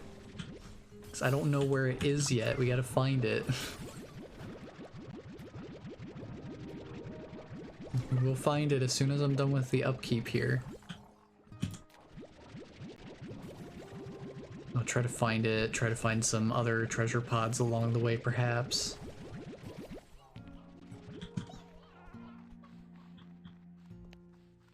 Because, by golly, we've got a lot of plorts to deal with here.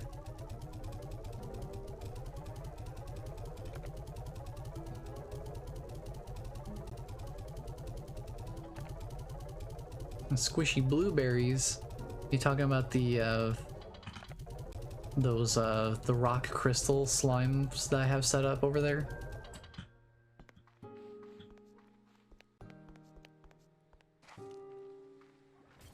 So we got these guys. We got rock crystal here, and then we've got our angel flutters largos over here. So lanternfish, but with wings. Crunchy blueberries. Blueberries fortified with extra minerals. I have not played any of the newest Fortnite season yet, but I did see Jay's video that he put in the Discord not too long before I went live, and I'm already incredibly worried. I already was having trouble with when people actually figured out how to use the shockwave hammer last season. People are gonna mop the floor with me with the new melee weapon. I don't know if anyone's trying to avoid spoilers or anything, but the new melee weapon, oh, I'm gonna get absolutely destroyed. I can already feel it.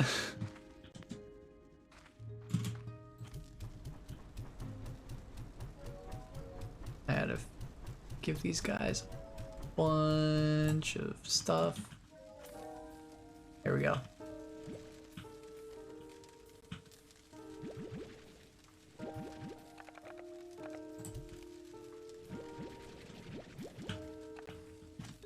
But yeah, I haven't played any of it yet. I'm I'm kind of tempted to try some on my own before our next community play, but at the same time, I don't know. I don't know how much I want to know before we jump in. I don't know. I'm still not entirely sure on that, but either way, I'll definitely be experiencing it around our next community play, that's for sure. Whether or not I play any beforehand, I'm not sure, because I've got stuff I'll be needing to do here in Slime Rancher 2 now that there's new resources I need to gather. All that sort of stuff.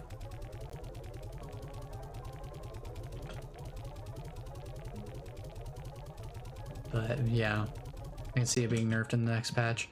Yeah, probably wouldn't surprise me either. If it's as lethal as it seems just from seeing Jay's one clip with it. It does lead me to wonder how strong it would be in the hands of someone who's like really properly trained with it and has had enough experience, you know, as the season goes on especially. People are just gonna get more experience with these things.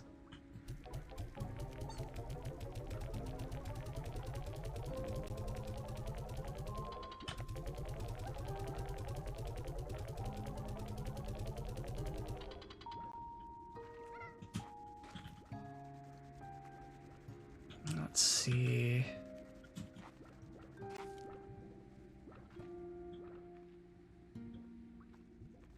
Anything else I need to do here? I think we're all good here.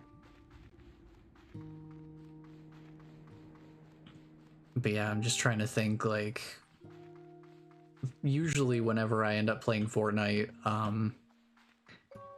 at least solo, I tend to be at my best stride, not right out the bat, but like maybe a week or two after a new season starts up. Because by that point, everyone who's like really, really good at the game and plays it like constantly will have already kind of like moved into... I feel like there's gotta be some sort of matchmaking rank in that game. It would surprise me if there wasn't.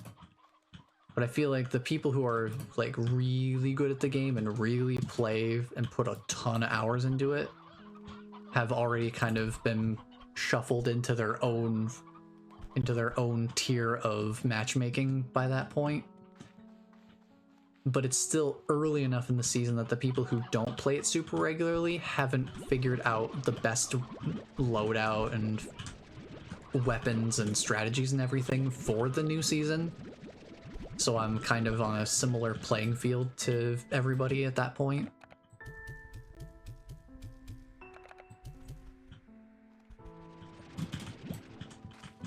And the problem starts to arise later into the season when people start to figure out the meta and what's good together and how to do everything more effectively. Then I start to struggle a lot more in solos. Because that's when people start coming in and mopping the floor with me with like shockwave hammers and stuff like that. And it's like, ooh, kind of hard to play solo now. So it's like that, maybe like a week or two after the start of a new season tends to be my best chance when playing solo.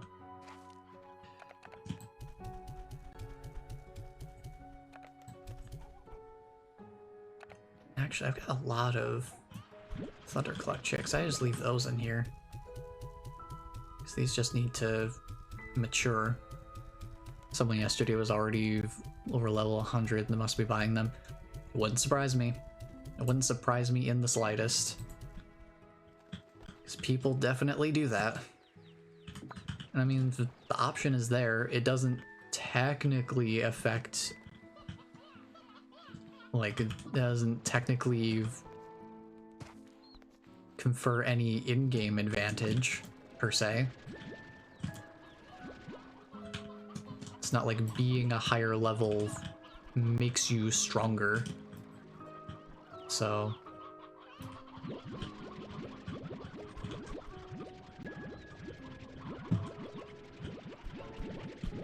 I don't see the point. Personally, I enjoy earning the rewards, but I guess not everyone does. Yeah, and that's up to each person too.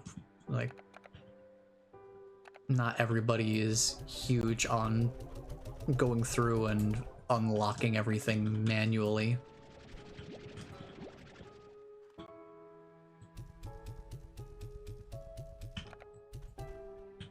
The only thing I could really see is maybe for like content creators going through and being able to just showcase the cosmetics or have them right away so that they can kind of like, I don't know, I guess it's different for different people though.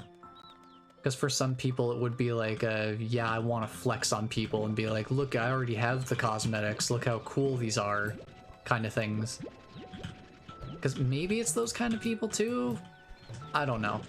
I can't say that I know too well because that's not a perspective I'm very familiar with. I'm much more of the mindset of like, how much can I eke out of the freemium side of things? Like, I like the play to earn method. That tends to be my way of going through. So like any of the V-Bucks that I can get just from like the free side of the battle pass until I had enough V-Bucks to actually afford the standard battle pass without having to pay for it specifically. Like, that's my preferred method of going through sort of things, just because I don't have a bottomless pocketbook to just kind of just go buy everything. So I do have to be kind of picky with like what cosmetics I want to get, because there are some things where it's like if I did have infinite money to just spend on cosmetics, there probably would be some that I'd be okay with dropping a little bit of money on. But just by default, if I have to be selective with my choices, then there's only a couple that I'm really going to actually want to get, that I think I would actually use. So that's something where it's like, probably for the best that I don't have a bunch of extra money to spend or anything like that, because there are things that I would spend it on.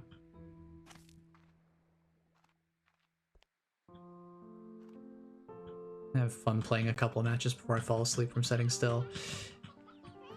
Yeah, playing Fortnite solo is not a relaxing experience for me.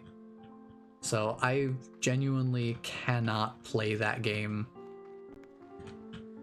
Like, I can't play the game when I'm tired, because I'll just be too much in like an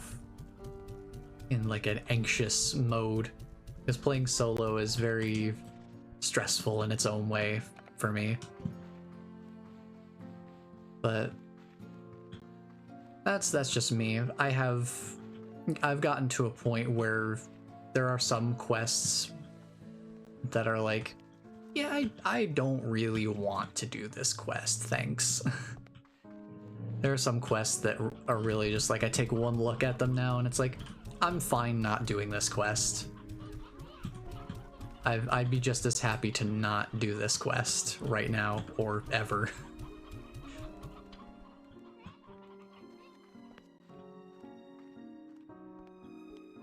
So that's the thing, is Fortnite is a lot more fun with other people, because at least then you can kind of, it's a lot easier for me to shake off the negative experiences when I've got someone else there to kind of like laugh it off. Playing solo, it's a lot harder to kind of keep that perspective. So So, Bless, it sounds like you basically have the opposite problem for me, where it's like, oh, I'm playing solo, so I'm not affecting other people, so the stakes are lower. For me, it's like, oh, it's all on me, so oof.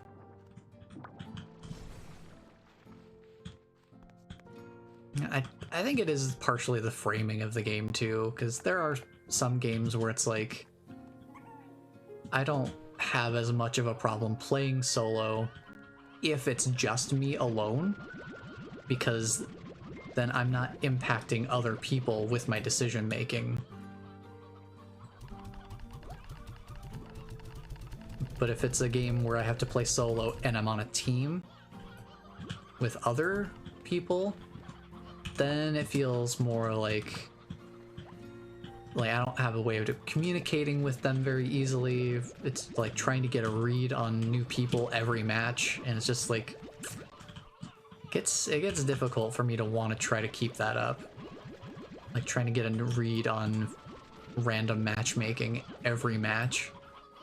It's like, I'd rather just play alone at that point. Playing with friends is good though. I always have a good time whenever we're playing Fortnite together for community play and all that. Food is done, but it was great hanging out. Yeah, it was great having you here, Bunny. I'm glad we could keep you company while your oven was battling against you. We'll be here to support you in this time of great strife. But yeah, definitely nice having you here for sure. Hope you have a wonderful dinner.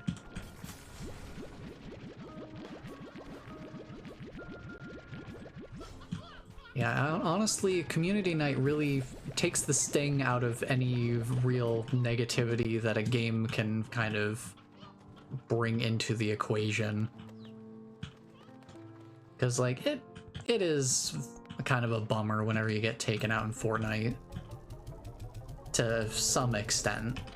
It doesn't feel great, but I think the thing that one thing I'm really trying to work on is keeping in mind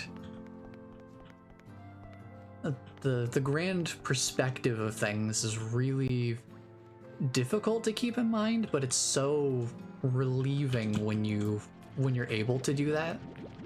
Just being able to say to yourself, to not take things like that personally, and to not hold on to them like, oh, I've failed. More so trying to think of it like, well, if it wasn't me losing to them, they'd be losing to me. So either way, somebody's gotta go down for the other person to rise up in an inherently competitive game. So, and just remembering that each match is its own experience. So, taking each match as a chance to kind of reset and be able to say, okay, last match was its own contained experience. This new match means I have a new chance to try and do better than last time. So like we can learn from our experiences of previous matches, but not let those experiences kind of weigh us down in between, if that makes sense. I can't put them in there because there's still food in there. And I have to get rid of these.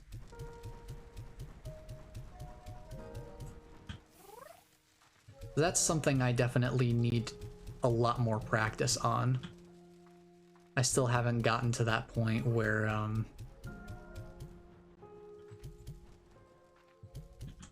I can keep that perspective in mind. That's why I haven't been playing a lot of Dead by Daylight on my own recently, and it always comes back to this for me. It's why I don't stick with the game for extended periods of time, is because I do start to feel that stress of how well am I playing, how much am I having to deal with other people playing the absolute strongest builds, which is totally, like, it's built into the game, so it's totally fair for people to play whatever is the absolute strongest if that's what they want out of the experience. I just know it's hard for me to kind of find my own personal balance with what am I looking for out of a game experience? What can I kind of expect out of a certain game? And how much should I really be expecting certain things and just trying to match up, you know, expectations with reality, basically? Like, is this game actually something that will serve to entertain me and fuel me as a person? Different from games with set storylines and logical playthroughs. It's gonna be different every time. That's the other thing too, is having to deal with the chaos factor of it can be very difficult for me. That's why I tend to enjoy games where it's like multiplayer.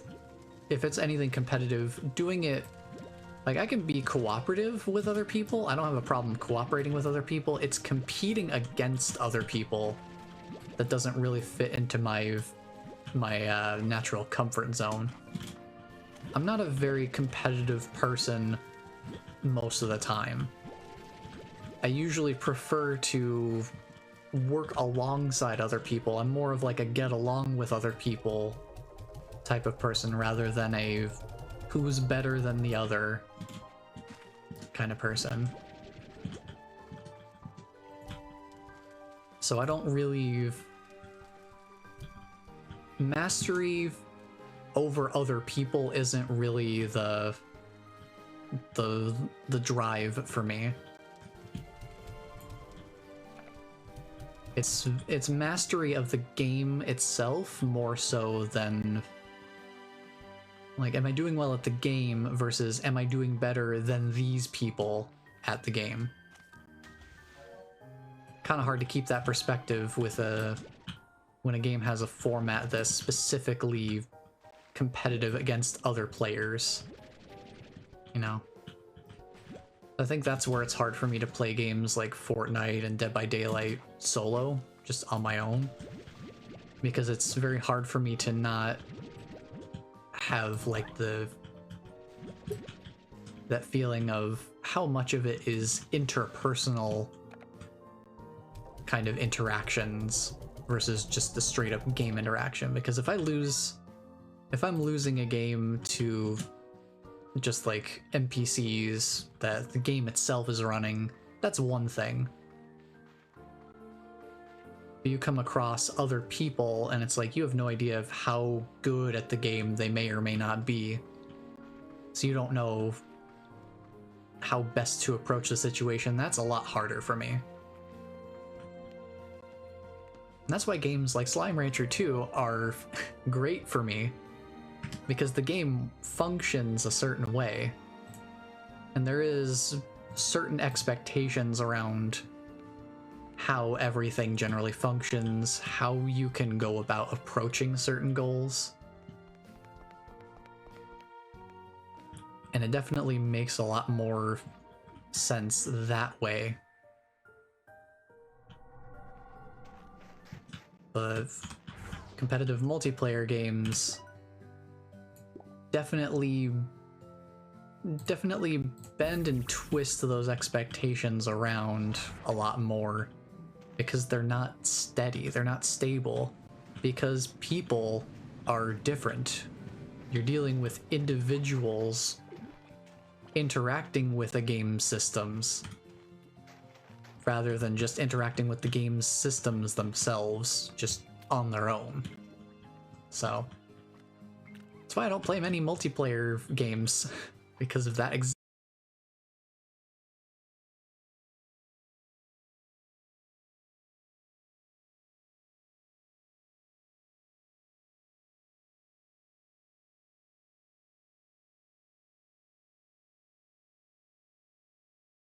a consistency factor.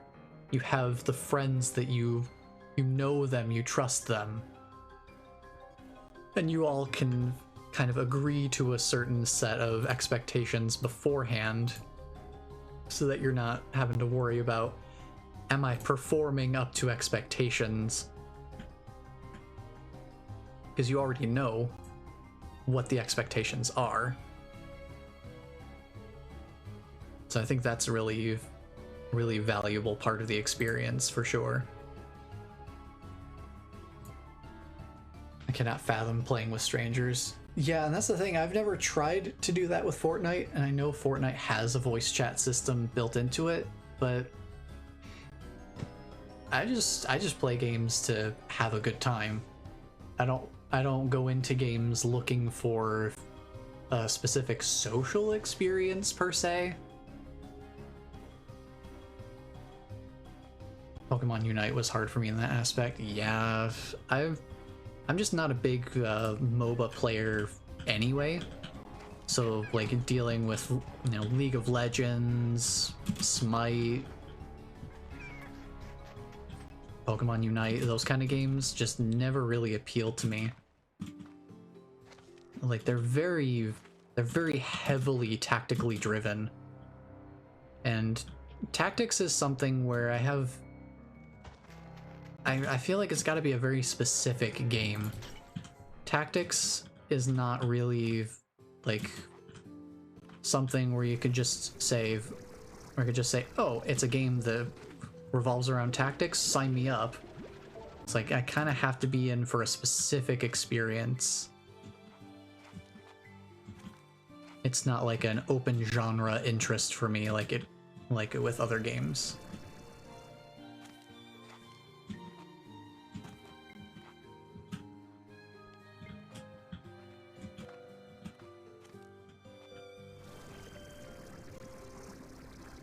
Now, let's see if we can find some sun sap while we're here. I gotta remember to look for that.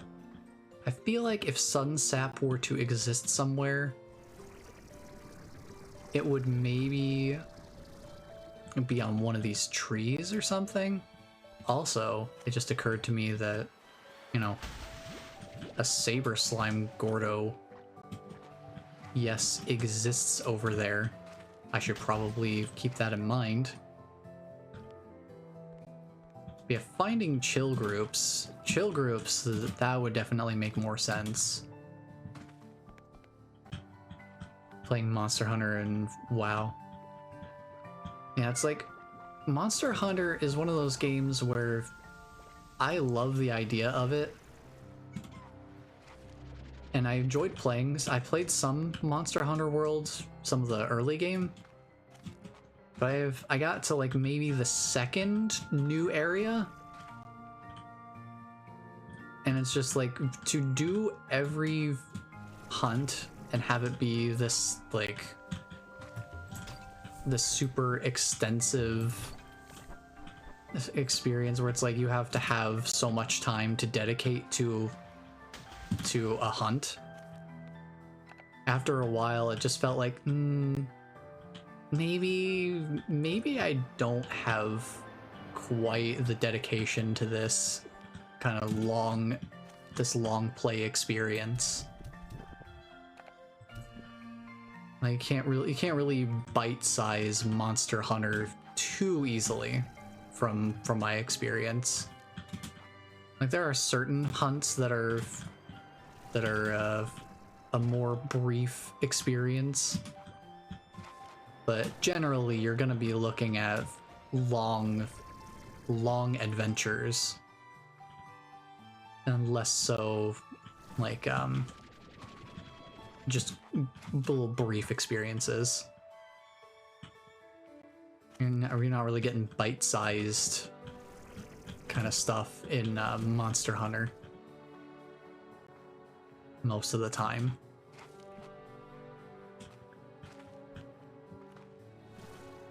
Yeah, I could see if you have the time and the desire to just sink some time into that sort of experience, absolutely, I could see Monster Hunter being a great kind of format to do that. Because you definitely have... There's a lot to dig into there. For sure. Yeah, I never played too many MMOs either. I think the only one I've really played for an extended period of time that I would think would qualify is basically RuneScape. Anytime before the RuneScape 3 form of the game came out. I used to play it a lot back in the day, but I wasn't very I was still pretty young at the time, so most of my time was spent probably very inefficiently. But I did mainly just kind of stick to my own lane with that game.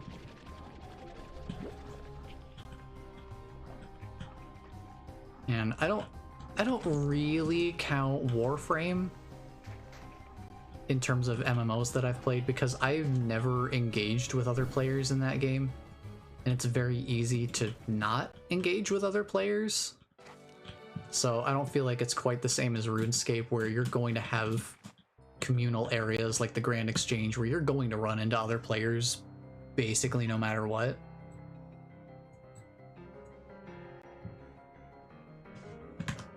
So yeah, I've just never really been very big on multiplayer games in general. Not to say that I never play them, it's very infrequent. And usually very situational. Like, I'm more of a social multiplayer when it's like I have friends that are playing a certain multiplayer game and I'll join them on it. Because like that's how I pretty much play Fortnite at this point, is just like with you guys basically. Like the only thing I do on my own is basically get experience for the battle pass and not really play the game itself so much. Like on my own, I don't play the game for the sake of the game. I do have like a specific thing that I'm working toward, and I usually take care of that and not much else beyond that on my own. I wonder if these things might give sun sap. These seem like they would potentially give sun sap. Without friends, it feels very repetitive. Yeah, that's the thing where it's like if I'm playing a game on my own, I'm usually looking for a certain kind of experience. And with multiplayer games like that, it's not very easy to guarantee that I'll get a certain kind of experience out of it. So I usually gravitate toward other types of games where it's like, yeah, I know what I'm getting into here. I feel like multiplayer is just too inconsistent for my taste. Some people love the chaos factor and are really drawn to multiplayer games because every match is like a new unique challenge. But it's like once I figure out how something works, I kind of want to just get better at doing the thing that works. And with other people also doing the same thing at the same time in a multiplayer game, it really is like an arms race, and I don't really like participating in arms races, the like arms race mentality very much. That's why I don't do speed runs very much either. Just trying to whittle a game down so far that it becomes this very optimized experience for the sake of competition particularly is not appealing to me. That's why I like challenge runs better from a conceptual standpoint, because it's more so about putting certain limitations and challenges onto, like, putting a spin on how you would normally play the game in a way that kind of requires more what am I trying to think of? It's a more active, it's a more active process of trying to problem solve. And I feel like speedruns are a lot more about, like, there is some problem solving in certain aspects of speedrunning, for sure. But it's less consistently about that experience throughout the whole speedrun. It becomes more mechanically driven. And I feel like that's something that I don't really enjoy, just getting something so mechanically precise that it then becomes this optimized experience.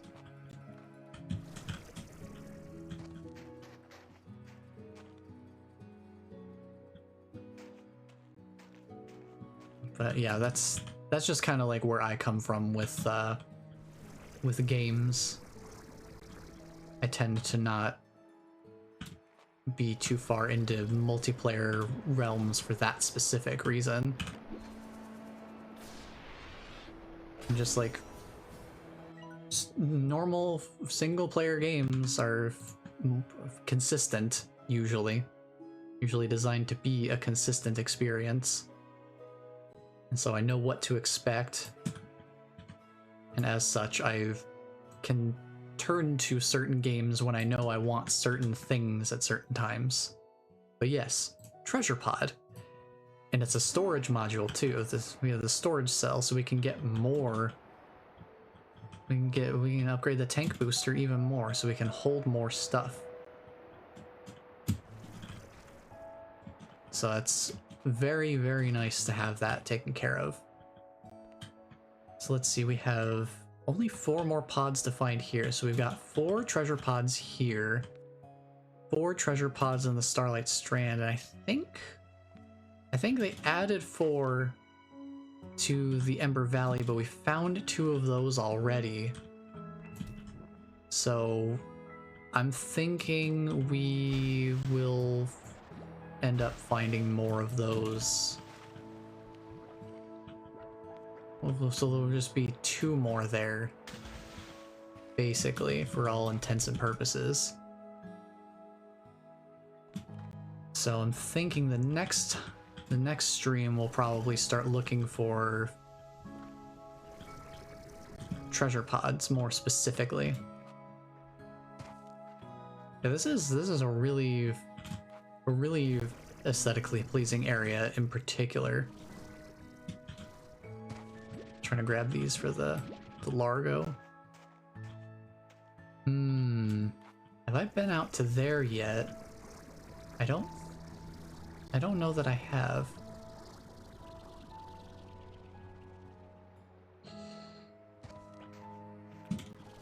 Anxiety attack.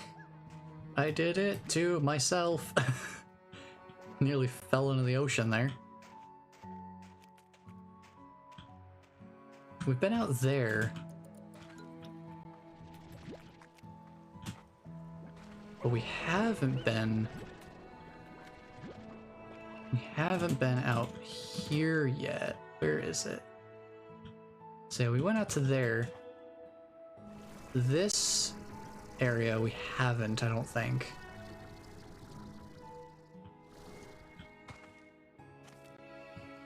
So I'm thinking we better get over here while we still got a light bridge to work with. I don't think we've been over here yet. Yeah, this area is really nice. This is a very, very pleasing experience to be out here. So there's another treasure pod for us. Oh, Ice Trio. Because they're a triplet. Love the wordplay. Very nice. Alright, Twitch, I see you getting ready to run an ad. We'll do that. I'll mark this treasure pod on the map, and then we'll keep taking a look around, see what else we can find. Because I still haven't found any sun sap. Don't know where to find it. We still gotta look for that, but we'll keep looking once we get back from ad break, so here we go.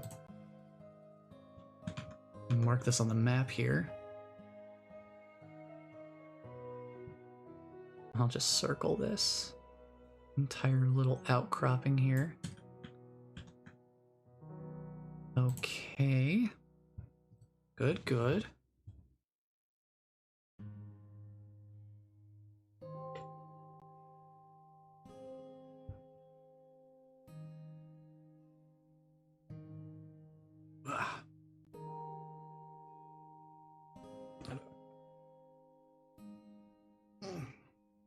Yes, stretch the shoulders. Okay, 3 treasure pods left in the Powderfall Bluffs then.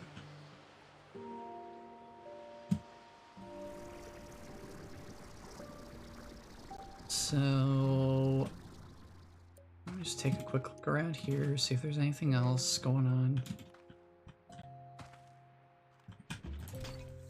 Ooh, onion. Take that. Alright, we've got a full inventory now. We've got every slot has something in it. Oh, more odd onion. Take those. Oh, throw himself straight into the water. Okay, let me take a look at my map here real quick and see where we have most treasure pod density. I haven't found anything on this area of the map, but we've had several light bridges leading from different parts of this area. So I'm kind of wondering if that sort of counts toward the saturation of this area. Because unless there's stuff underneath or like tucked away inside of the landmass here, then I don't really see much else.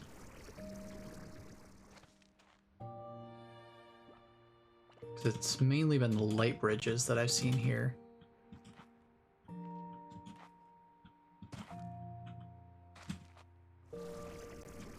Yeah, and that's the other thing I think that is different for me with multiplayer games too. Just something else that kind of came to mind. The pacing. The pace at which you play a game. That's also something that matters to me from my experience. Because if I come to a point where it's like, I feel like maybe I'm getting a little rushed. Why does the lighting flicker here? That's... I don't like that. That's a little bit of a glitch. But the pacing of an experience is important too. So like multiplayer games, depending on how competitively driven they are, you don't really get to choose the pace at which you experience a multiplayer game. With a game like Fortnite, you always have the circle closing in, so you're always kind of under pressure to move somewhere most of the time. But in games like this, you're not really in a rush to get anywhere. You really get to kind of drive the speed of your experience and like the pace that you kind of move around at. Because even when it comes down to the actual ranching part of the game, you choose where you have your slimes set up, what types of slimes you have set up, and all that sort of stuff. So you really do get to choose how much you want to do of the ranching versus exploration. You can have more time to explore if you make your ranch a little more simple and bare bones and don't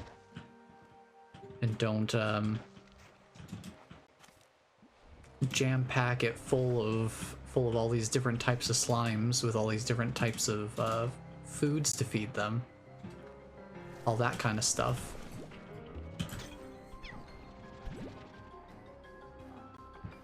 So I think I really value that in a lot of games too. Just being able to choose your own pacing, to choose your own difficulty. I feel like that kind of agency is really nice to have in a lot of games. And that's a kind of agency that a lot of multiplayer games really don't emphasize, because that's not really what they're made for. A multiplayer, competitive multiplayer games aren't usually designed to... There is a certain amount of the game that is like, well, you kind of, if you want to be going up against people who are good at the game, you kind of have to also be good at the game to some extent.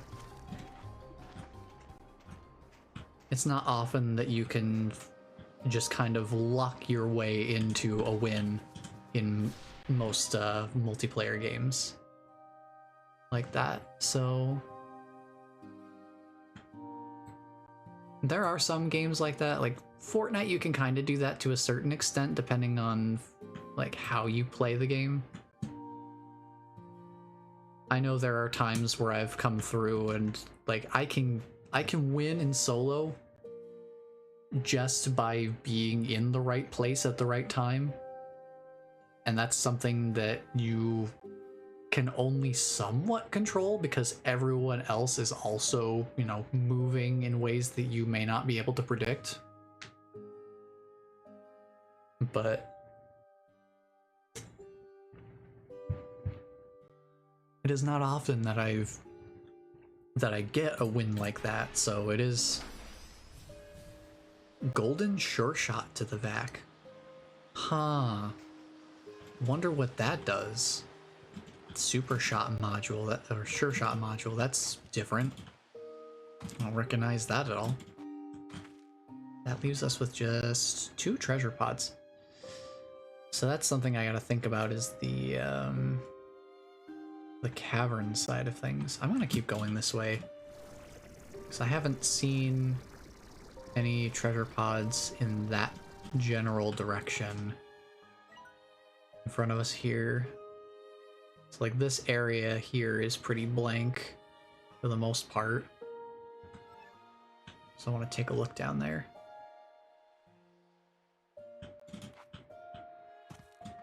But yeah, that is a nice thing too, like being able to have a sense of agency when a lot of life can really feel like you don't have agency in a lot of things.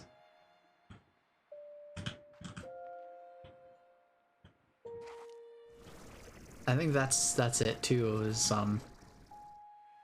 people who are at different points in their life or dealing with different things in their lives will find value in different types of game experiences. So it's like people who are already, you know, dealing with some things that are like very difficult in life are probably not going to be quite as drawn to games that bring an increased amount of challenge to them by design, because it's just gonna add more difficulty to their already difficult life. So most likely they will play games that are more relaxing. And usually farming sims can have that kind of laid back vibe to them that makes them very accessible for that purpose.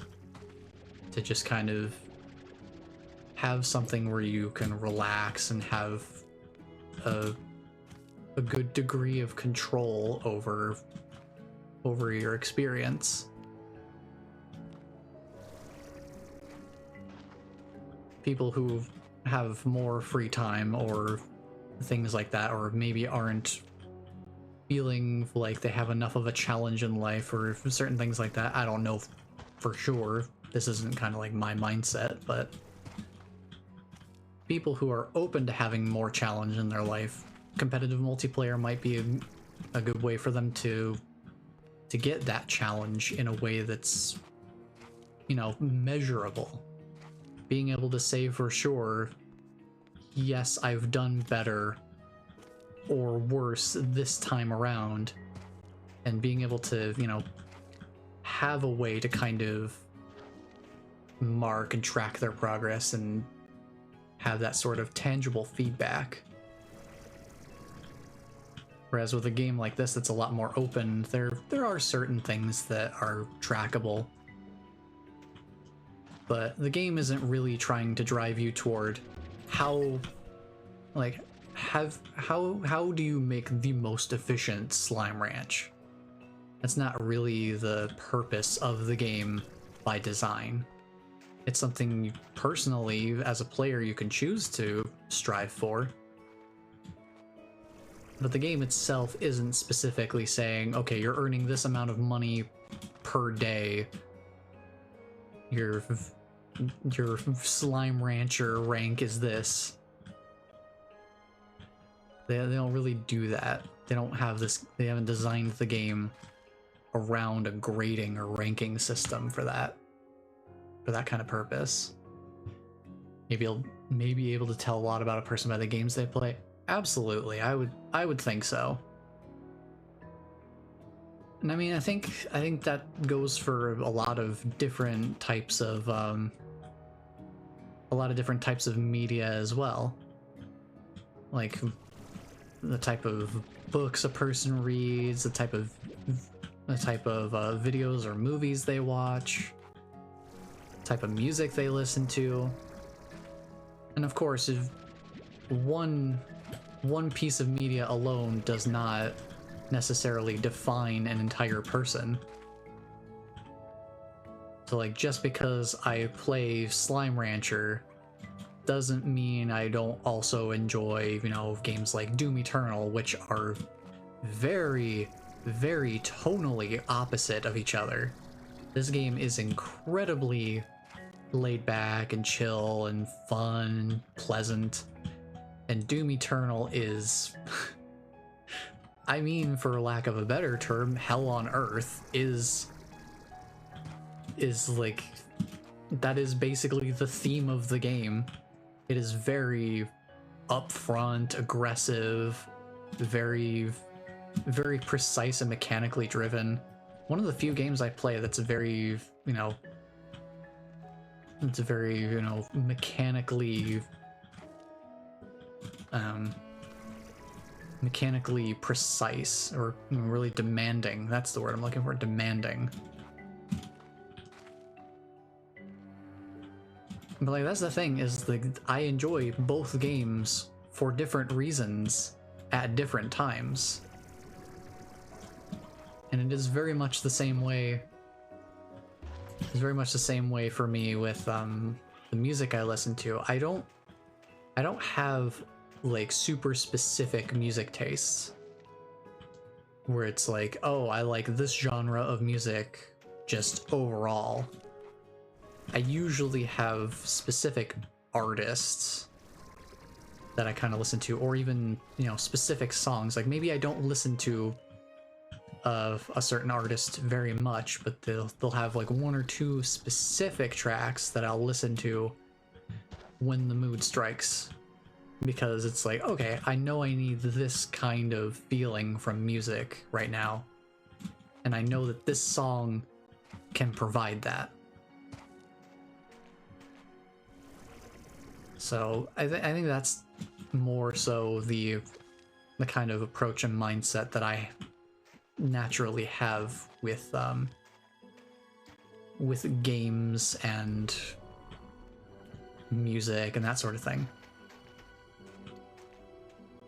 And I think that's why I steer away from multiplayer games, because that is one of the major difficulties with multiplayer games is that you can't guarantee the experience you're going to get from a multiplayer game almost ever. Like to make something that is 100% predictable as a multiplayer game would probably get boring pretty fast. And I'd say that's true of probably just about any game. But I think it's particularly true of multiplayer just because you have other people involved, and people are inherently, to some degree, unpredictable. But there is something to be said for multiplayer having its own benefits as well.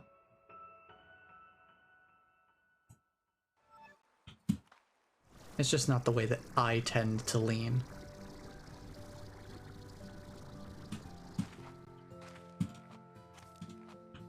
I definitely see the value of it. Like, some people love the social aspect of games, and multiplayer games are a fantastic catalyst for, you know, interacting with other people, because that's what the game is built around.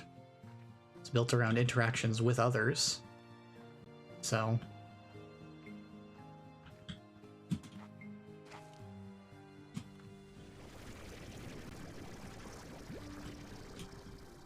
yeah, I think for me it's mainly the competitive aspect that's hard for me to kind of ignore.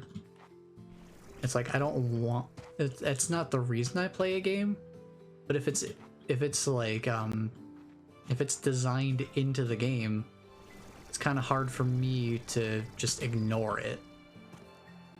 Because it's part of the game, it feels like I should care about it. And so I do try to care about it, but I think ultimately, a lot of the time, it just doesn't mesh with me well enough for me to kind of get used to it. So ultimately, I think that's why I usually play games like that socially. Like, I'm totally fine playing Fortnite with you guys, like playing it on community nights and things like that.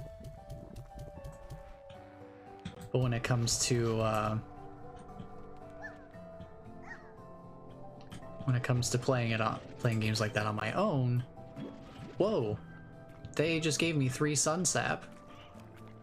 And I don't think that's the only place to get sun sap. I'm sure it's like a world resource that you can actually find.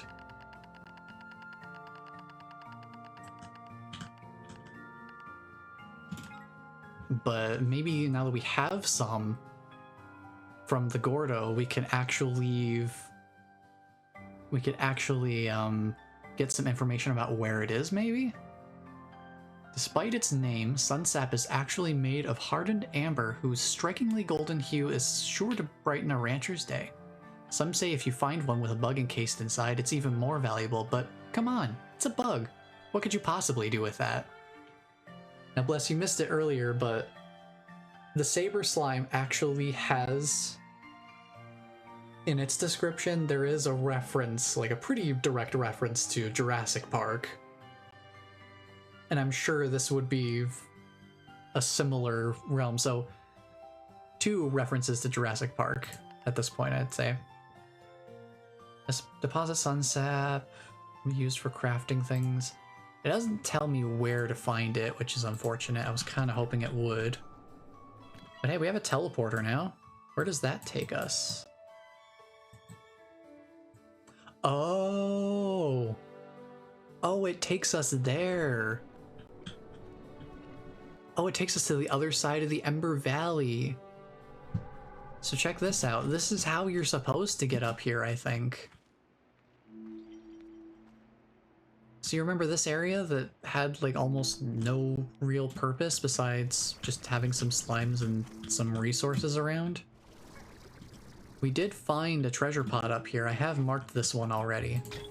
This is one of the new treasure pods right here. I'm thinking there's probably one over there. I feel like I can see one already. I feel like I can see it from here.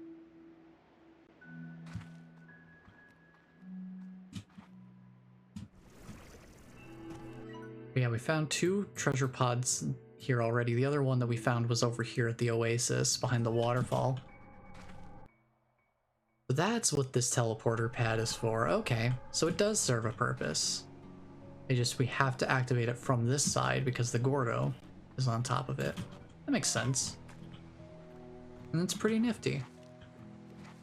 But that explains how we're supposed to organically reach that upper area. Now it makes sense. Like, you can reach it by doing all that jetpack platforming, but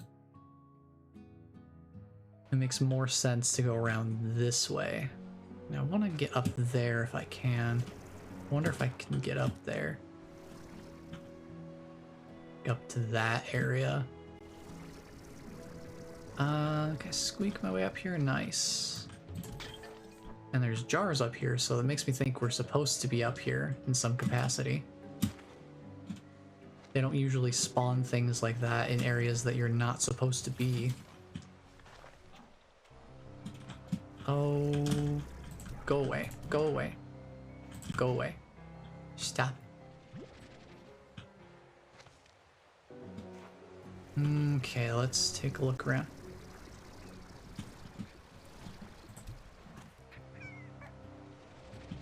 Because the thing is, like, I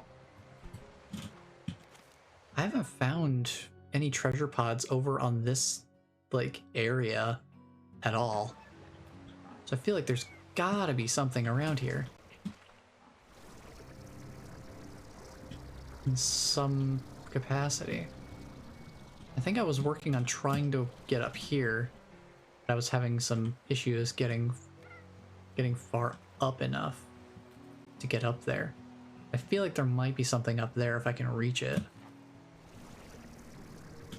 Like I was trying to get up here, and then get up here, and then get up here. I want to get up there. I was having trouble getting there. So let me see if there's a way around over here. Maybe I could land on this ledge and get farther up. There we go.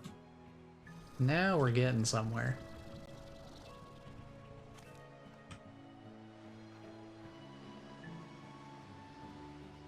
Because it's like, I feel like there would be a treasure pod up here with all of this around. Just having all of this stuff here. There's like a snowball pile and everything. But I don't see any treasure pods here at all. So... oh, there's one. What? Did I not mark this one? Oh no, I marked this one. It's just weird because they show like the cave. So it's like mainly over here that I didn't see any treasure pods. It's like specifically this little area. Would not surprise me if there was something down here that a light bridge led to, because there are light bridges down there. It is almost nighttime. So we could kind of start taking a look around here.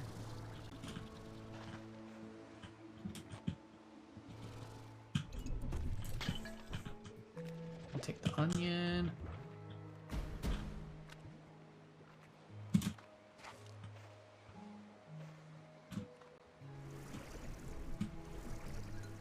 Here's the caves again. Excuse me. Pardon me. Coming through. Just kind of move them out of the way there. So we've been in here.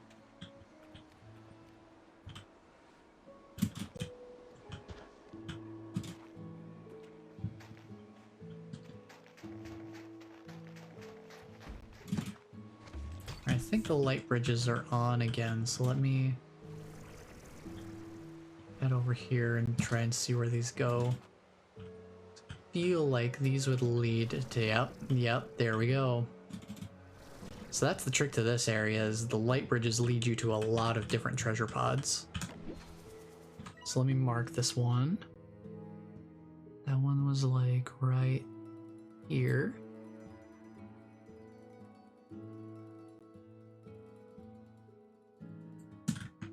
That only leaves one more treasure pod for this area. Ooh, Aurora Pine. We can make our own Borealis trees. Nice. Now let's see where this leads. Does this go anywhere? This doesn't really go anywhere. It just kind of ends.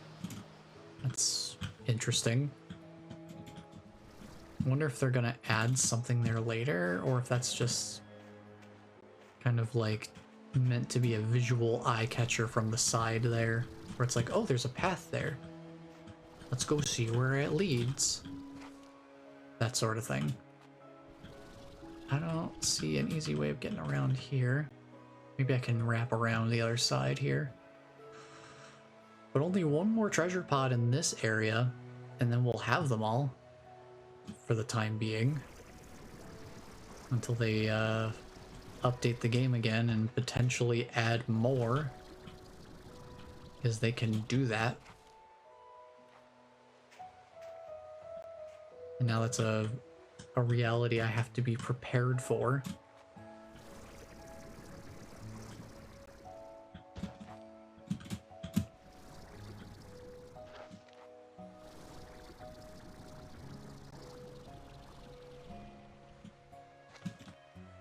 But I wouldn't say that I mind at all.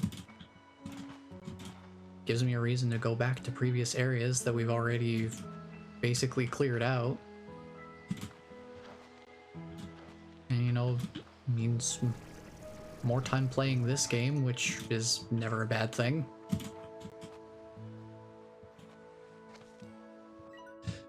Let me take a look at this map and see if there's an area that we've really just... I feel like the largest dead zone of where we haven't seen anything treasure pod wise is basically this starting zone here. So I feel like there's got to be something in this general realm, because like right here was a treasure pod, right here is a treasure pod, and then down here. So kind of triangulating that area, we have this whole open section that just doesn't have anything, basically.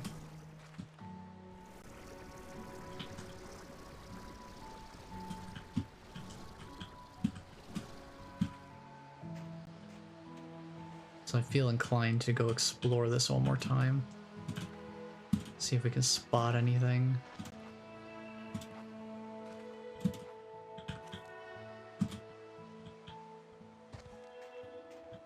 This wouldn't be a half bad spot for a treasure pod either.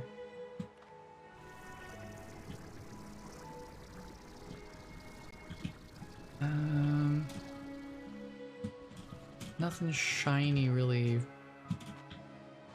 poking out at me right now. Don't see anything that stands out visually.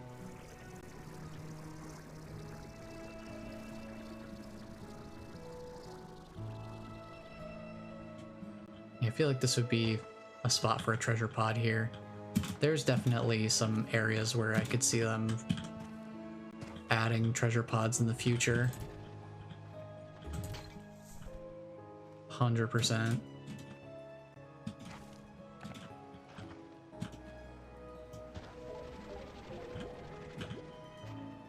And it'll be nice to have the map for when that happens, because then I'll know where I've already seen them before. And can just kind of work my way backwards.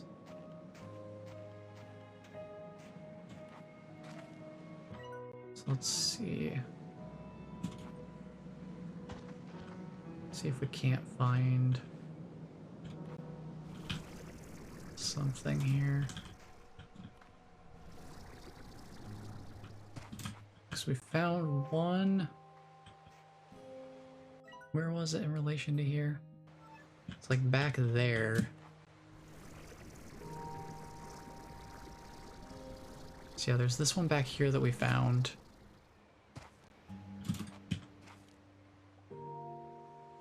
And then this entire dead zone of just no treasure pods. Kind of wonder.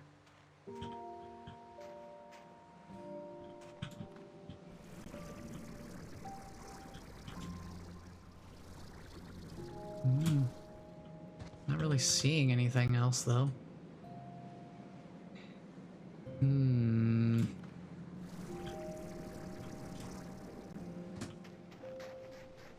I don't see anything else in this little cavern area. I don't think there's anything there.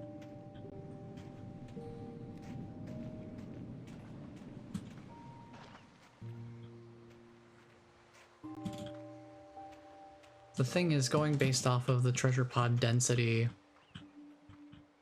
is a good guess, but it's not a guarantee by any means of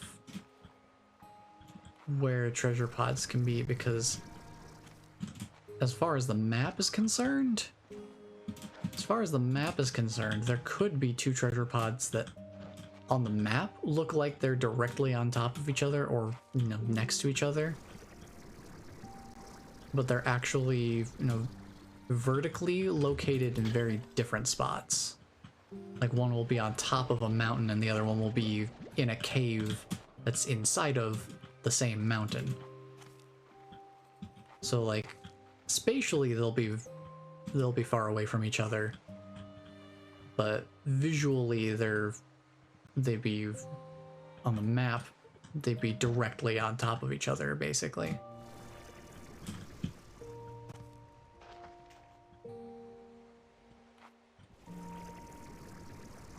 So that can make looking around for them kind of difficult.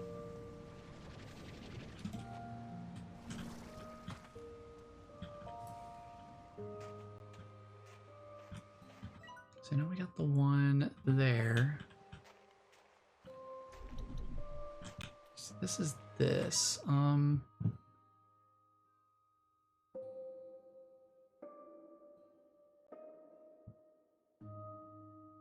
I don't know, I feel like I'm missing something toward the center of the map. This area, we've had a lot of them. We found a lot of them over here. So over in this zone, we have a lot of space where we haven't marked anything.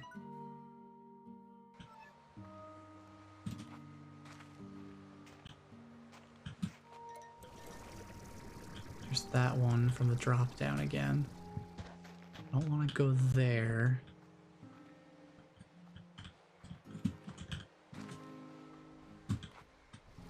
I'm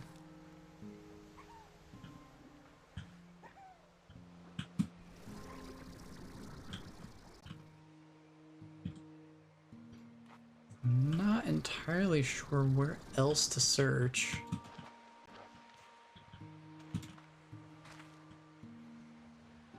So the thing is, this area does wind around in and around itself a lot. So it can be very easy to loop around and potentially miss something.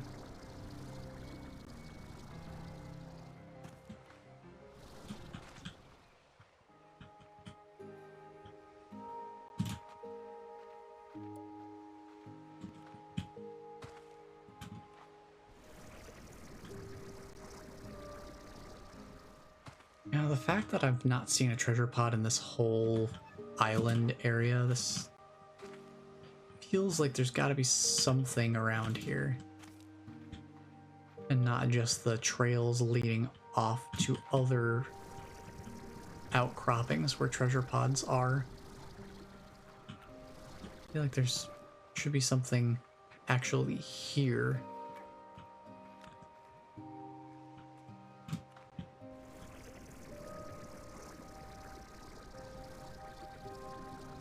Of course, that's just a guess.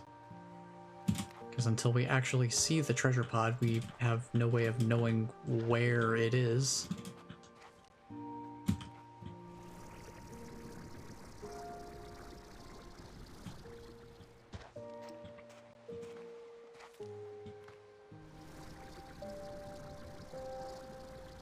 Trying to take a look around the outskirts here in case there's any paths that go kind of like inside of the landmass here. I don't really see anything though.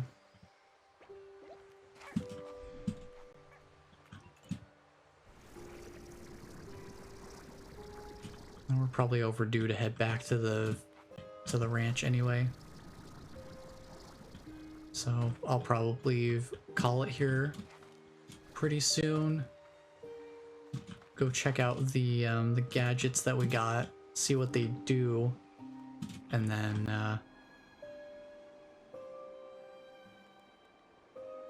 call it there. There go the light bridges.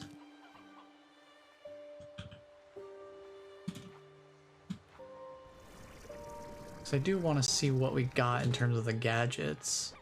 We get some new stuff. I want to see what it adds up to.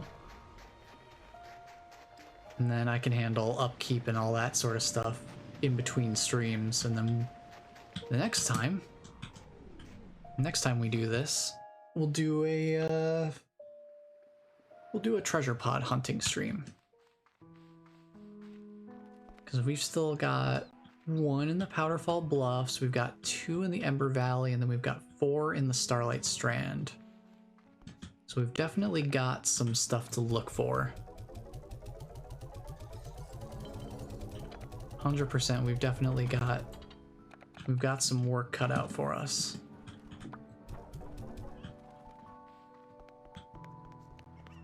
But first, let's check our comms. We got some... Ooh, another tree. Thank you. Thank you. 2 Azure Grass. Interesting. Special delivery. Have a great chickens. I just love that he consistently gives us rocks as presents. That's great. That is a fantastic character detail. Golden Sure Shot, a special vac pack upgrade that hones in on gold slime weak points. Their secret belly button doubles the amount of gold plorts they produce when hit. Oh. Interesting. Doubles the amount of gold plorts they produce when hit. Interesting. Very interesting. Let's see. Tank booster.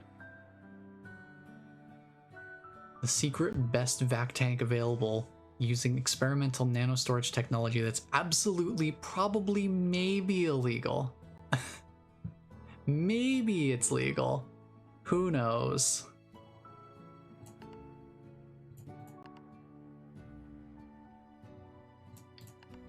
I think I want that for sure. How much capacity do we have now? 75, I'm assuming. We can check with some, we can check with a water source. Where is a source of water? I can't just back it up from the ocean, can I? Can I get water from, like... If I had like a faucet or something, that'd be great. Judging by the UI, it looks like it would be 75 storage, but that's still better than 50. And then any more saber plorts, and I can get this, and then we can get golden sure shot at some point. I'm not too worried about that. We can come back to warp tech later. Yeah, I don't think I need to make anything else right now. So yeah, I think that pretty well settles it. So I'll handle, you know, upkeep and resource farming and stuff like that in between streams.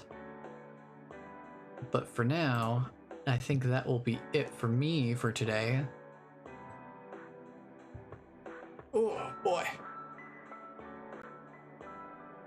more to look for. Oh yeah, I almost forgot. We still have one treasure pod to find at the conservatory as well. So I'll need to remember. Here, let me write it down. Write it down so I don't forget. Let's see here.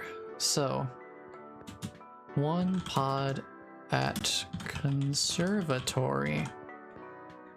One unmarked pod and 4 pods at Starlight Strand. 2 pods at Ember Valley. And a partridge and a pear tree at Snowfall Bluffs. Or Powderfall. Powderfall Bluffs, okay. So basically, we have 1 pod that we need to find here at the conservatory. We have 4 pods in the Starlight Strand, plus 1 treasure pod that I already opened but didn't mark for some reason the last time I was there. 2 pods at the Ember Valley, and then 1 more pod at Powderfall Bluffs. So I've got that written down, so I'll remember that for the next time we stream this. I'm thinking the next stream I do will be this game. I just don't know. I don't know whether I'm gonna wait till Saturday or not. Not entirely sure yet, but because I don't know how long the treasure pod hunting will take, and I'm not 100% sure what game I want to go with next for our long-term stream. So until I figure that out, Slime Rancher 2 at least for 1 more stream, and then I'll take a look at my list and see what else I've got on the docket, because I'm sure I've got something somewhere that I've been wanting to play but haven't played yet and would want to stream. But I'll take a look at that. At the very least, we'll do our treasure pod hunting on the next stream for sure. And in between, I'll just, keep working on the ranch, keep getting the resources from the new area, all that sort of stuff. Try not to look for treasure pods at all because I want them to be a surprise for next time. But I think that will be it for me for today, for sure, because I need to get up and stretch my legs again and go probably start getting dinner figured out soon here. But yeah, I think they did a wonderful job with the additions in this update. Because the area looks fantastic. It has an interesting, unique gimmick to it with the time-based traversal, basically having these sort of shortcut light bridges that only show up at night. I think that's pretty interesting. First time seeing Saber slimes just on their own, not crossed over with any other slime type. So that's pretty cool. Some new resources, always nice. Just new upgrades. Definitely always nice to have upgrades. I appreciate a good upgrade tree. Trying to think what else. Oh, more treasure pods. Kind of fun to have a reason to go back to the old areas, even though we've kind of already cleared them out pretty much, and almost everything that I could ever want from those areas, I already have gone and farmed a lot of the resources. And obviously I have all the slimes at the ranch, so I don't need to go out and get stuff from the slimes in the normal areas. So that's pretty much all taken care of. But having the treasure pods, having new treasure pods in the areas, gives us a reason to go back. So I think that's pretty cool. It does mean going through all the areas again with a fine-tooth comb like I did before. But it's not something we haven't done before. We can do it again. I think we'll manage. So, yeah, lots of good stuff in this update. And still, you know, still a solid game all around. And from what they were saying in some of their notes, let me take a look here at the actual notes here.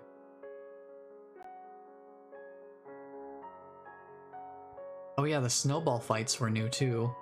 Being able to take the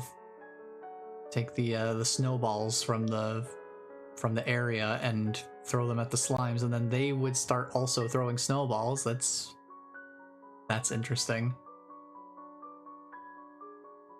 And let us not forget, we still have a slime type that we haven't discovered yet. Because they say new slimes, Saber Slime, Saber Gordo, Redacted. So there's still another slime type out there that we haven't come across yet.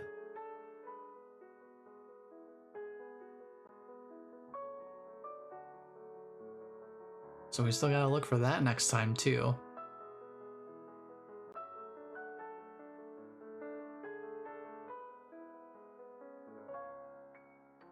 So let's I'm just taking a look here at the notes and see if there's anything else we need to look for next time.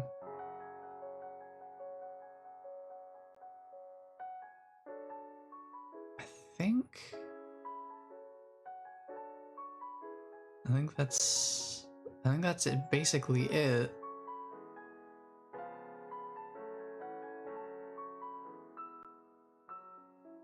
Because the one thing I wanted to look for here, beyond the Frozen Horizon, they have a little bit of a hint of what's coming up next. Song of the Sabers being their first major content update.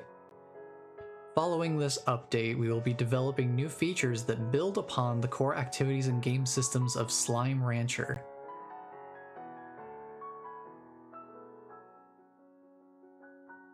So I think that implies new possible game mechanics, maybe? We can only hope? I think it'd be interesting to see, because like I don't know what else they would add in terms of game mechanics to this. Because like that's something that I've always been really curious about since I learned this game was in development. Was what else are they gonna add? Because I feel like the first game already does, like, it holds up pretty well on its own with what it's got.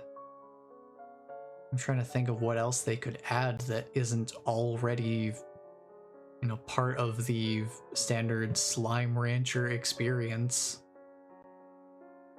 But I don't know. I guess we'll just have to wait and see. It'll be a surprise. And knowing them, it will most likely be a pleasant one. I definitely, just seeing this major content update, just seeing how that's kind of come into play, I'd say they're definitely going, they know what they're doing. They know where they're going with this game, for sure, so. Someday we'll get to enter the Grey Labyrinth, too. That'll be fun. Oh, that was something I wanted to show, actually, real quick, before we end. That was something I wanted to show as well. I guess maybe the fastest way to get there would be over here. They did actually add something visually new in the Ember Valley besides that one building that we can teleport to now. They did actually add something.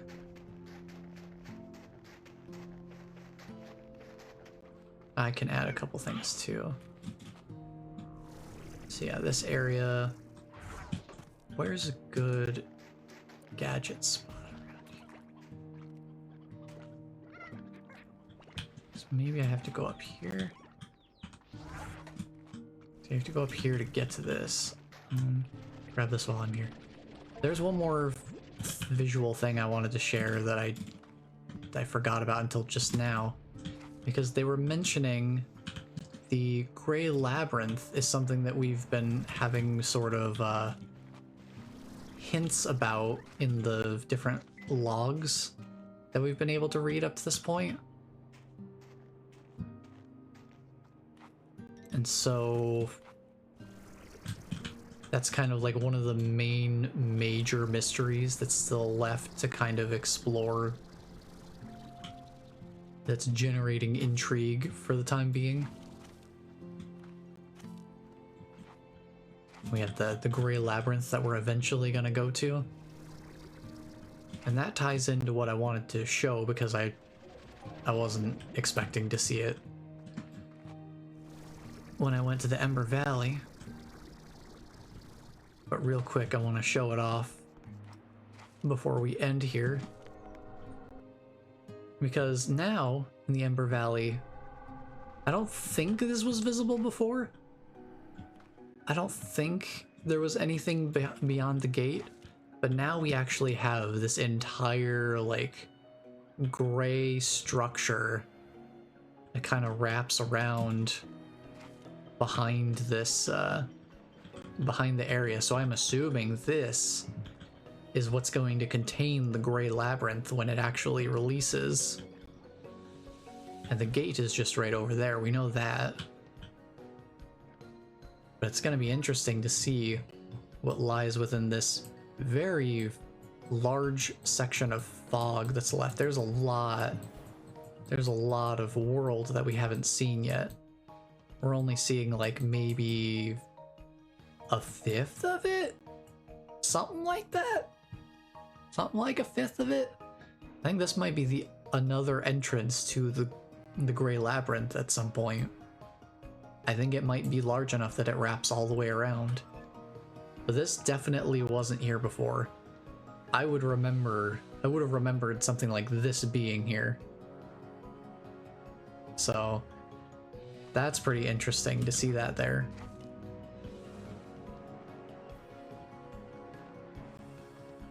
To actually have something that kind of hints at the future. I mean, they added this structure. This structure wasn't here before.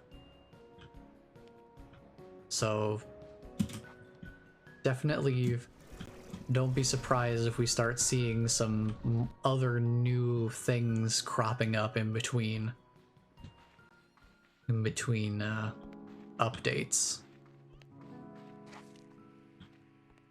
There's a lot of world left to see. And that is definitely exciting to know that there's that much of the world left to explore as they update the game.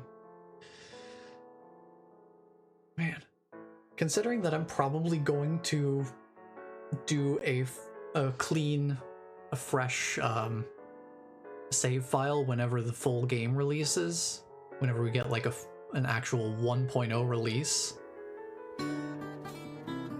It's gonna be we're gonna have a lot of ground to cover when the full game releases, because I'm gonna be doing a fresh save file to get the new game experience with the full release.